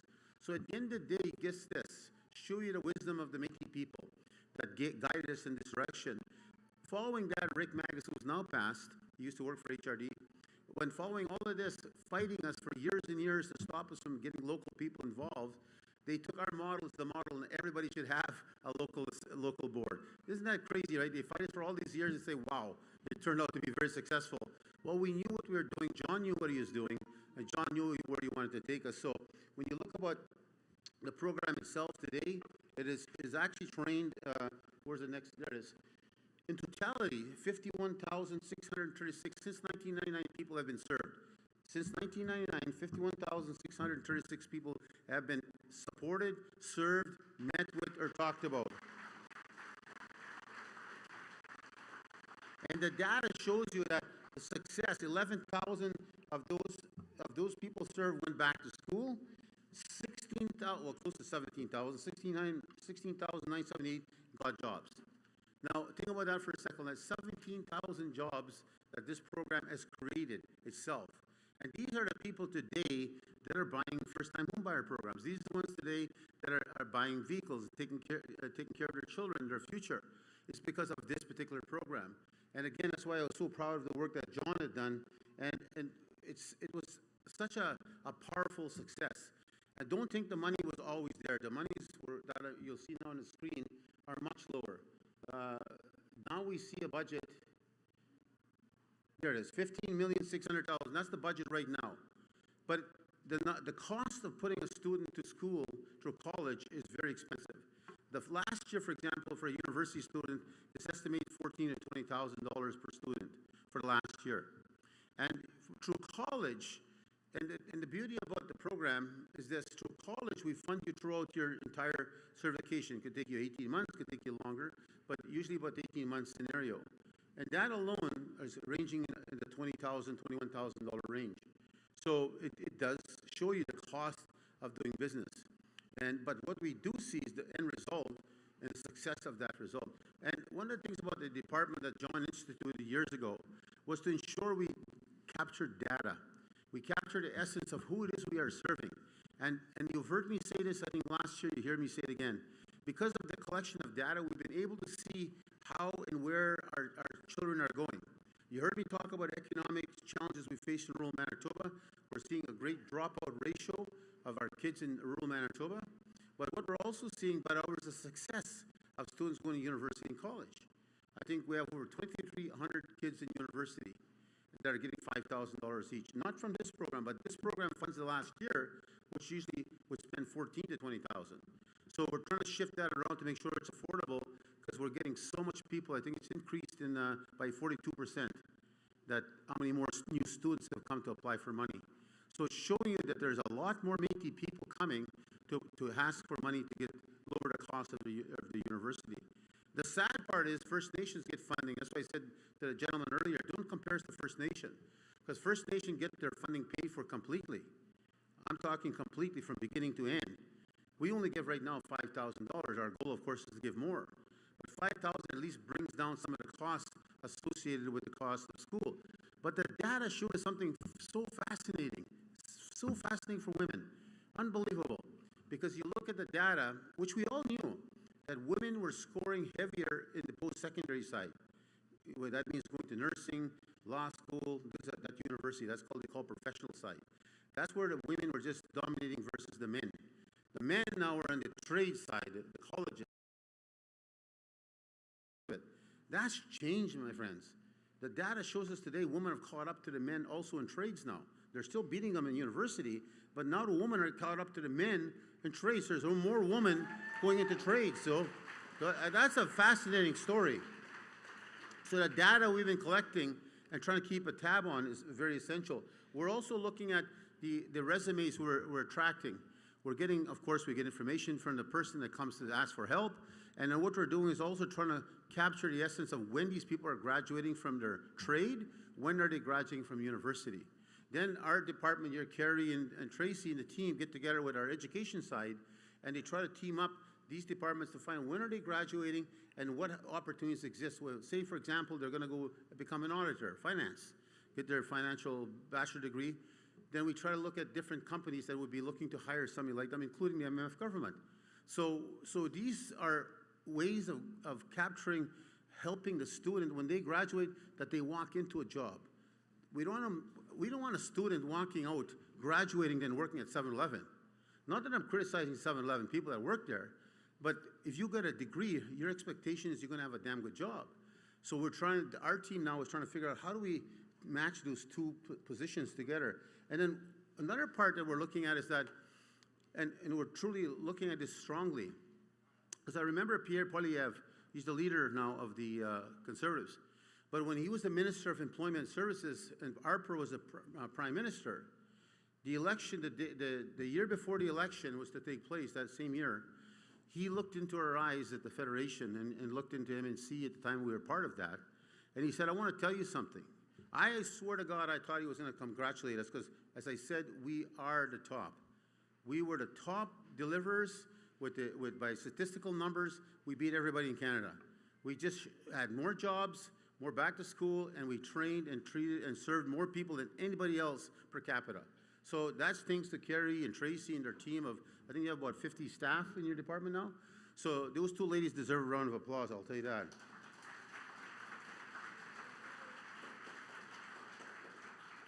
But what we need to look at is how do we tie the two together and get the opportunity for us to give our young people the chance to start businesses. So when people are asking questions, what are you doing in order to be more effective, more efficient with your finances and your budgets? Well, the key is how do you tie those all together? Because right now, for example, if you were going to university, say you applied, say Mariel applied, and she wanted to go to university. She's a student, and we're going to give her $5,000. And of course, to get your degree might take you 4 years. So we don't just put $5,000 away, we put $20,000 away. Because we guarantee that $5,000 every year for Mariel now until she graduates. So when we make decisions of this nature, we have to measure to ensure that how many applicants are we getting in, how much money do we have, and how much do we have to say no to. So what I want to tell you too is that what we're doing right now, I'm very parched. I was somebody bring some water. But what I want to tell you right now, what your government's doing right now, you got at least, how many much money do we have in universities? Endowment funds? 30 million? Okay. And universities right now, we created a partnership, thank you very much, with universities. And what we did a long time when this was told to you many years ago already, this is not MMF water, it's Assiniboine Downs water. I want MMF water. No, what we did, we told you a long time ago, we take our money, and I met every president, me and John. We met every president, and I demanded the president match us. They're trying to give us 25 cents for every dollar we put in there. We were able to convince every university dollar for dollar match. So today, you got $30 million sitting there right now forever. It's there forever. You can never lose it. But what we're seeing at the universities, they're establishing their own rules. And they're turning down some of our students. We're seeing surpluses. This part, I don't know why, I'm just dry. I hope I'm not getting sick. Did any of you guys get, are any of you sick out there shaking my hand, getting me sick and kissing me? I'm getting a sore throat all of a sudden. But anyways, we're seeing at universities, because they set their own rules on the endowment fund, they're actually turning down some of your kids. Your cousins, your relatives are turning them down. And we're saying, how come that's our money? Why in the hell are you turning them down? Well, they didn't meet this quota or this percentage of grade levels. I don't give a shit what they meant. It's their money. You should give everyone that you can that share of that money. Because we earn at least, what was the number before? What's the number you earn in interest there every year? For endowment funds. Okay, it's about $900,000. It's about $900,000 we're earning. See, I know numbers better than them, and I have to run 50 departments. So, but the number that we're earning is that's the money we can spend because we don't touch the principal. The principal stays. But then as we see the university starting to play this game with us. So I sat down with my Minister of Education. I want a meeting with all the presidents of universities. I want to sit down with them. My question to them now, if you're going to continue changing the rules and our kids can't get the money that's theirs, then maybe we'll pull our money out of it and we'll start our own. But in order to do that, we're going to be one step ahead. That's a threat I'll give them, trust me, and unless they show us they're spending every money. And they were charging us too much money to deliver the service. The administration cost was way too high, and they're taking away from the revenue of earnings. So what we are doing now in Cabinet, and what I'll tell you I'm proud of, and Kerry is, of course, involved, and Tracy on this, and John Fleury was in charge of this part of his plan, is that we are creating another endowment fund. Your government has set aside $10 million right now. It's in a bank, sitting there, earning interest, and that several years now that money's been sitting there on our plan to create our own endowment fund. We've earned over $1 million in interest already in that $10 million. So you got 11 million and change sitting right now. We can start an endowment fund like this tomorrow. And then, but what you understand is this, you take 11 million, then you invest it, you don't touch the 11 million, you just take the interest coming out of it. So what's the interest we'll earn? Well, where's that guy who was giving 2%, 3% here? I don't want your money, it's too damn cheap. I want to earn at least 7%. So anyways, so that's what's going to be announced soon. That we're going to announce a brand new endowment fund that our students can apply to. So that'll be your money invested for the long run again. So that money you can never lose and never lose the principle of it. It'll sit there forever. So I'm proud to say again, your government is one step ahead. We're planning ahead. We're setting the stage for the generation to make sure there's more money available. It's because we see the growth as we see right now. We had, 80-something students, I think, new from last year that applied. So we're going up high. We're starting to climb. There's more Métis people coming. In fact, you have 5,000 new citizens that joined it since last AGA. 5,000 new people got their citizenship that weren't there last year in the AGA. So that tells you how many of them have children, how many of them actually are in university. So there's a new trend of demand coming. So when St. Malo is asking for the housing, I could see where they're struggling them too. But now we're saying, holy Christ, we've got 5,000 more. So we've got to figure out how to we make more revenue. So this particular program we run here, hopefully it's there till 2029. And we're hoping we could sign another 10-year agreement with Canada. I'll be pushing that very hard in Canada. And I think one day, eventually, I'm going to find a way to name John Fleury somewhere in my program or somewhere in the department. Because this was his dream. This is something he created in the long run. He was so serious about this file. It was his heart and soul. And I know Barb knows that because he's talked about it all the time. And so does Carrie and Tracy know about it, because that was their hero, John. And he was my hero too. So again, we have lots of Métis businesses. 874 businesses are now registered in our Métis directory. Some are telling me here, I was upstairs. How many of you have gone upstairs so far? That's it? How many of you have gone upstairs? You're just lazy, lift up your arms? Okay, lots of you. They're giving away free stuff up there. You should go up there. Yeah, truly, you could win a bunch of damn good things. I couldn't believe some of the stuff they're giving for free draws. So, again, I'm proud of so much Métis businesses up there, but also private businesses that have come, Métis owned, by the way, some of them. And what I'm very proud to see is that those businesses are going to be able to tap into this, and some are re-tapping into these resources. Tracy and Carrie are preparing how much money they can give to each one to train our people through their Métis companies. And Stanley Electric, Expert Electric, all those places that are out there, we want to commend them because they're applying to get resources to hire more Métis people to work in their companies, and gives them a new trade, a new opportunity for jobs. Then gives them a chance to buy a home, raise a family, and take care of themselves. So this is one of the fantastic programs Canada's ever given out, according to what I've saw since 28 years. And it's a program we continue striving to keep and maintain. So I'll close off my comments there. And again, thank you very much, Barb, for letting us, John, for all these years. I don't know if Barb's still here.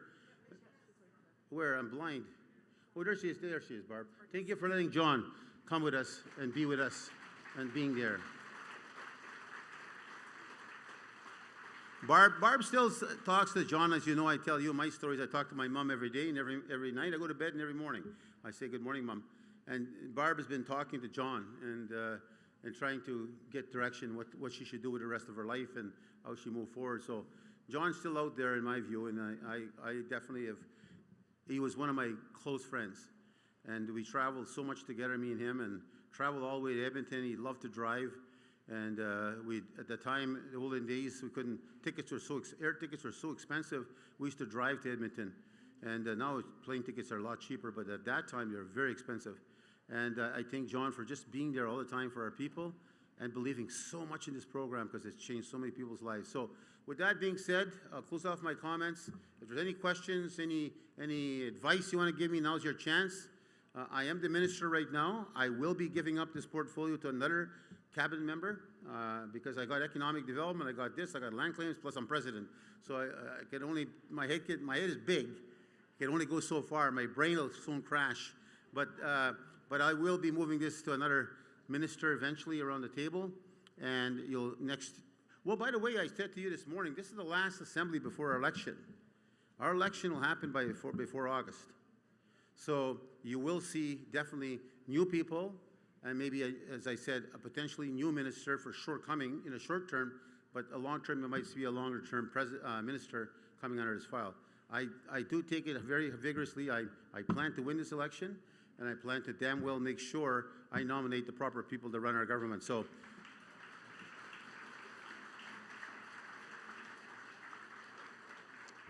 with that being said, I'll close off my comments, and I'll give it back to the chair proper way. So if there's any questions, you can ask through the chair, and I'll do my best to answer them. Thank you. Okay, so are there any questions? I see number 4. Do you have a question?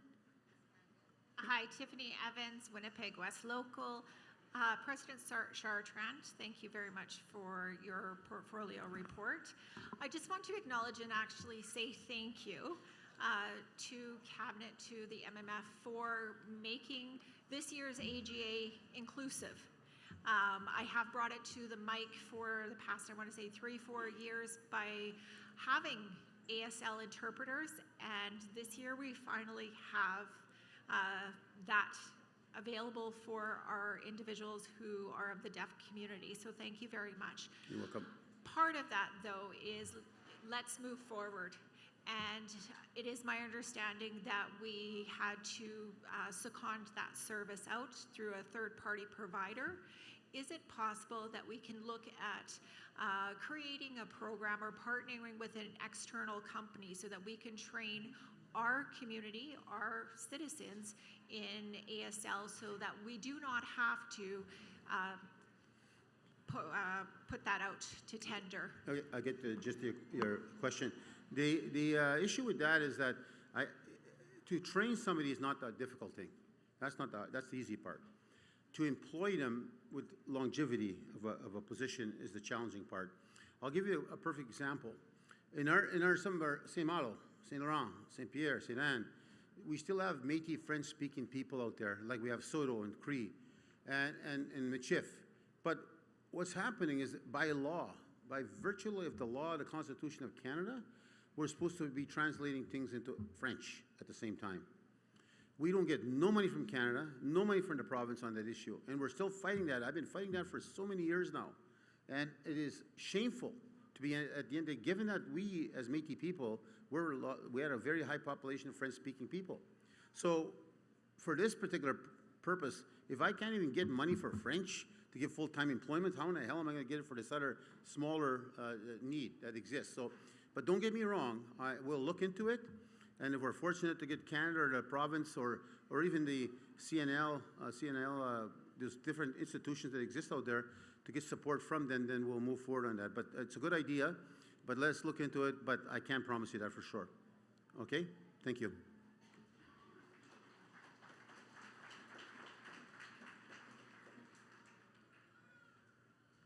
We'll move to mic 3. I'm not sure if there's any more questions. I just wanted to make a motion to accept your report, President Chartrand. Merci beaucoup. Leslie Sembelik, Minitonas Métis Local. Merci beaucoup, Gichi Miigwech.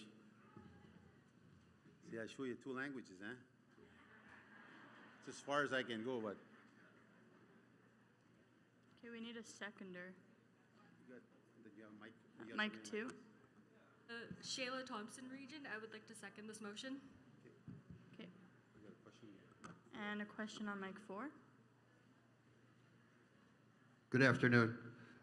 Gary Pelche, I'm from the Interlake and a member of St. Laurent Local. Mr. Chartrand, I would like to commend you for all the work that you've done towards making our citizenship what it is today, to work to your committee and everything else, what they've done today. But I have one simple problem, I guess, and Mr. Mark Leclerc, the Honorable Mark Leclerc, I would commend him for what he's done for us in the past. He had a brief meeting with me at the last AGM, and then again during the summer here in Winnipeg, he made the time to do that sort of thing. As to what I'm dealing with, I've been involved with the Children's Wish Foundation for 37 years, I guess, and involved with now Make-A-Wish, which is joined together. I put an event on at my farm out in Woodlands. You were so gracious last year at St. Madeleine and proud that we had acquired the 100 acres of land that we could do with it what we wanted. It was our land. I'm a Métis citizen. I own my own land. I have been fighting with Manitoba Liquors and Lotteries for 37 years for what they consider they want out of us. When I do a fundraiser, I've been putting on a fundraiser at my farm for 35 years, and we had to cancel for a couple of years for COVID, sort of thing. I did send a letter to, or an email to the lawyers here, because Mark suggested that it was beyond his scope for what he could do in helping us. We sent a letter to, or an email to Jasmine here in Winnipeg. She passed it on to, I'm assuming, the lawyers that were there. Nothing ever became of it. We never did hear a single response from anybody along with that sort of thing. So then again, this year we went and... Can I stop you for a second? Can you tell me what the issue is so I can roll it in my mind? What's the issue you're fighting with or trying to fight with? Like what the topic is? The topic is, I guess, is your own saying, we have your back. Yeah. Okay. We sent these emails to 4 different ministers that are on your council and everything else like that. On cabinet, yes. Not a single one responded to us. Nothing. Not a yes, no, kiss my ass. Nothing whatsoever from either 4 of them. I can give you the emails that we sent to them. I feel I'm a small blade of grass in this whole sea of Métis citizens that we have. The 3,000 that were here, the 30 or 40,000 that are out in the whole province of Manitoba and across Canada, sort of thing. When I don't even get a single response from all your ministers, not just the secretary or someone, the lady who looks after all of your emails and the ministers involved. I feel you don't have my back. It's barren. My shirt is gone. You know, that's my question. I guess my response is, why don't we get a simple response back from someone when you send an email to the ministers themselves? Thank you very much for bringing that to my attention, because I do have a policy. A policy you've heard me speak here many times about everybody responds back to an email, everybody responds back to a phone. So there'll definitely be investigation. Share that with me. I appreciate that very much. I still want to go back to the issue of the topic. What is it you're seeking the ministers to do? What is it you're seeking the Métis government to do to help you? Like, I don't know the topic yet. What is the subject area? Is it land fight? Is it a license fight? What is the fight that you're seeking? Obviously, it sounds legal because you're talking about lawyers. So what is the issue you're combating right now that you're needing support on? Oh, microphone 4. It gets us to deal with liquors and lotteries to start with. A lot of the problems we are a volunteer organization. We don't get paid. We spend money to put on the event that I do. I know there are people here in the audience that have attended our event. We've been doing it for 35 years. We have raised almost $2 million to grant wishes to children. We did a survey, it was done by our office, of all the wishes we've had since 2020 to 2025. 54 families responded to the survey. Of the 54, 24 of them were of Métis, Inuit, or Native ancestry, sort of thing. So we are helping our own people at the same time. Yeah.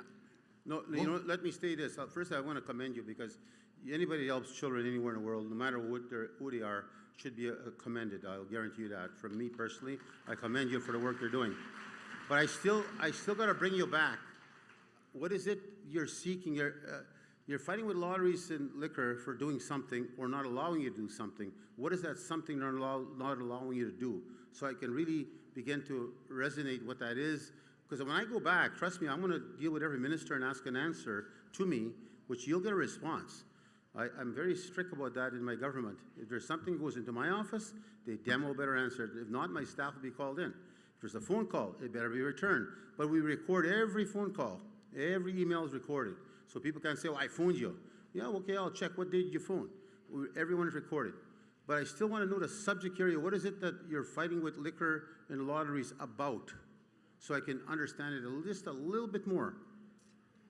Liquors and lotteries wants to charge us for the monies that we make doing our raffle that you have upstairs and everything else like that. Okay. Why are we having to pay when we own our own land? Okay, I get it now. I get where you're going.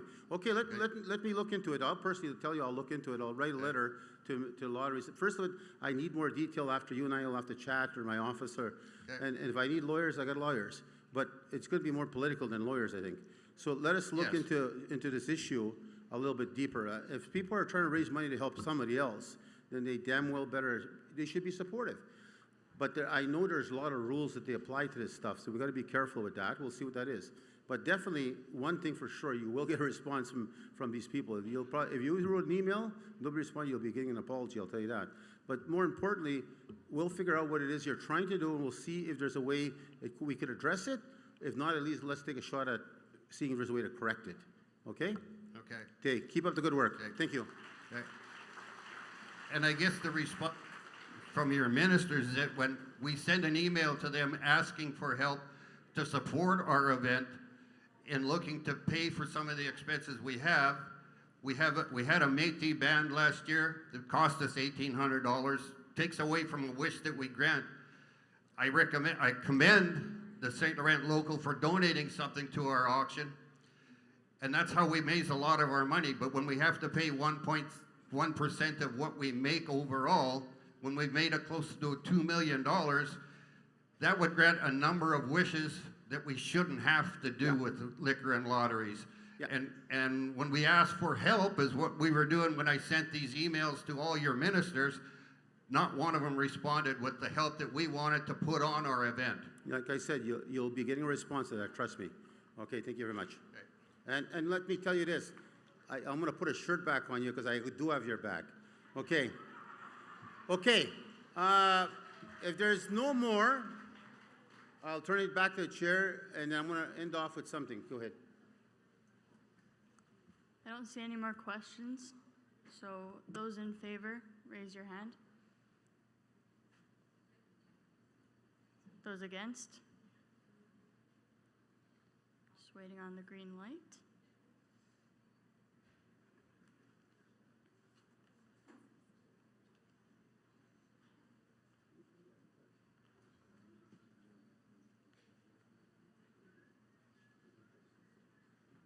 Okay, we got the green light, so the motion is carried. Thank you, President. And then, do you want to talk about this? Okay. Okay, thank you very much. Okay. Okay, let's just remind everybody what's happening this evening.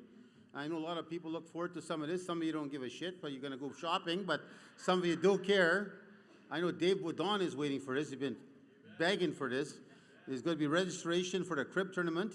$20 entry. Registry starts at 6. Not sure what the prize money is. And the tournament starts at 7, whatever tournament that is, downstairs. Oh, that's the tournament. Oh, there's a rummy. This is what the women are good at. We call it, what do we call it at home? It's not rummy, it's roomy. We call it at home. That's a $10 entry fee and starts at 6 o'clock. And I know my sister claims to be a champion. I'm sure she'll be there. Supper's at 5 o'clock. Is that downstairs or here? Here? Okay. And then don't forget tonight, there's going to be fun night and at the same time a tribute to Al Desjardins. I think we owe him that. We owe that kind of respect to Mr. Desjardins, who gave us so much, and he was such a proud man. So you're starting off, as I recall, with the agenda. Is it a gospel group from DePaul? They're already in town. They're here, and they're stars. And then we have a bunch of musicians. You've seen them here walking here earlier. They look pretty cool, long beards, and you know, some of them are dressed pretty funny, and they're holding all beautiful women behind them, so they must be musicians. So again, during the family night evening at the entrance of the main hall, so it must be in the main hall, there'll be a booth set up for citizens to taste test. Oh yeah, this is something important. There's a taste test. This is important to us, important to you. You always say to me, well, you know you push us to make the economic development. Tonight there's going to be a taste test. We've created a product in partnership with the tribes of Colombia. It's called panela.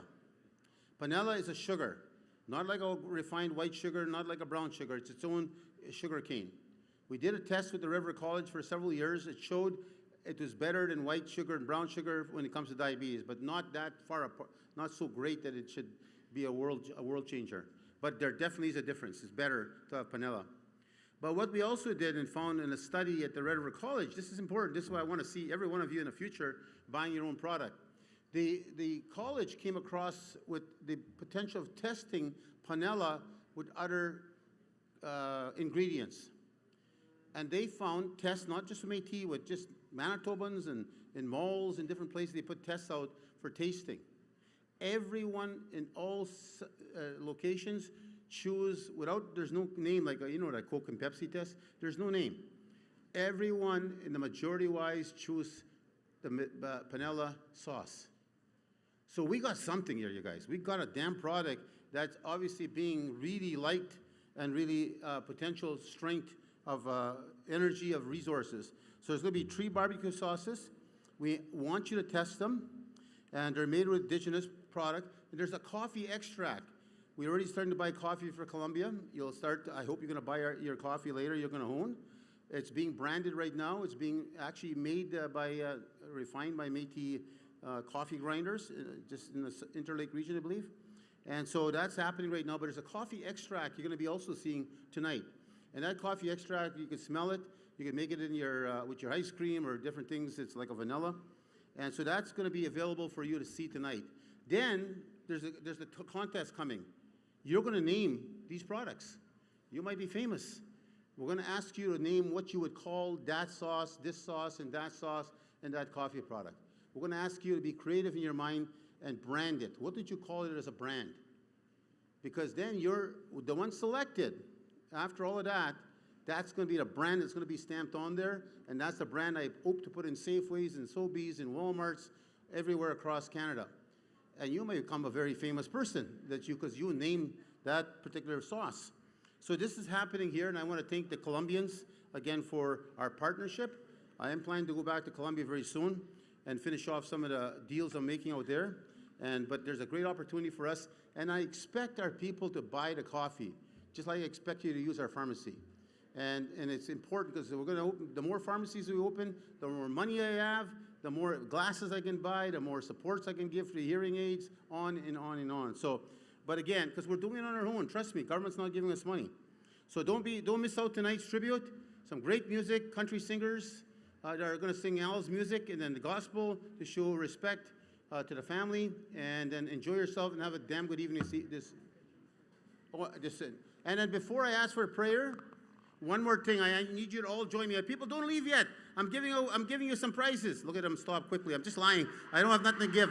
Anyways, just wait. Just wait. I need you to help me here. This is to one of your cabinet ministers. I want you to support us here. It's a special day for somebody today. One of our cabinet ministers is having a birthday. And it's important we honor these hardworking people. So I want you to all join me. I'm the worst singer, but join me all in supporting and showing our great appreciation to Judy Mayer, who is celebrating her birthday today. So Judy, where are you?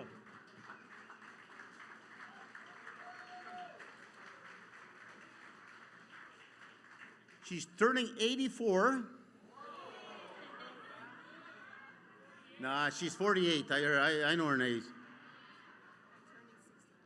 Oh, 68, she said. You got the 8 right, but not the first number.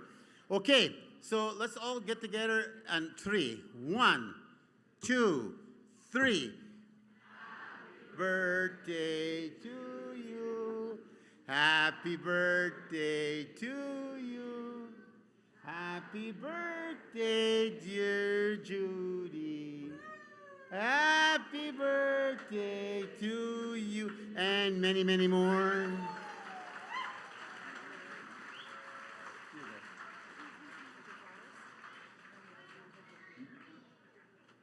Let's give her the bumps.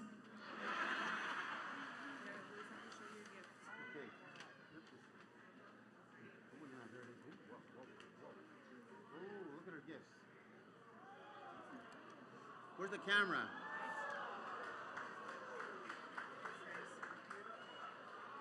Just sit in the camera?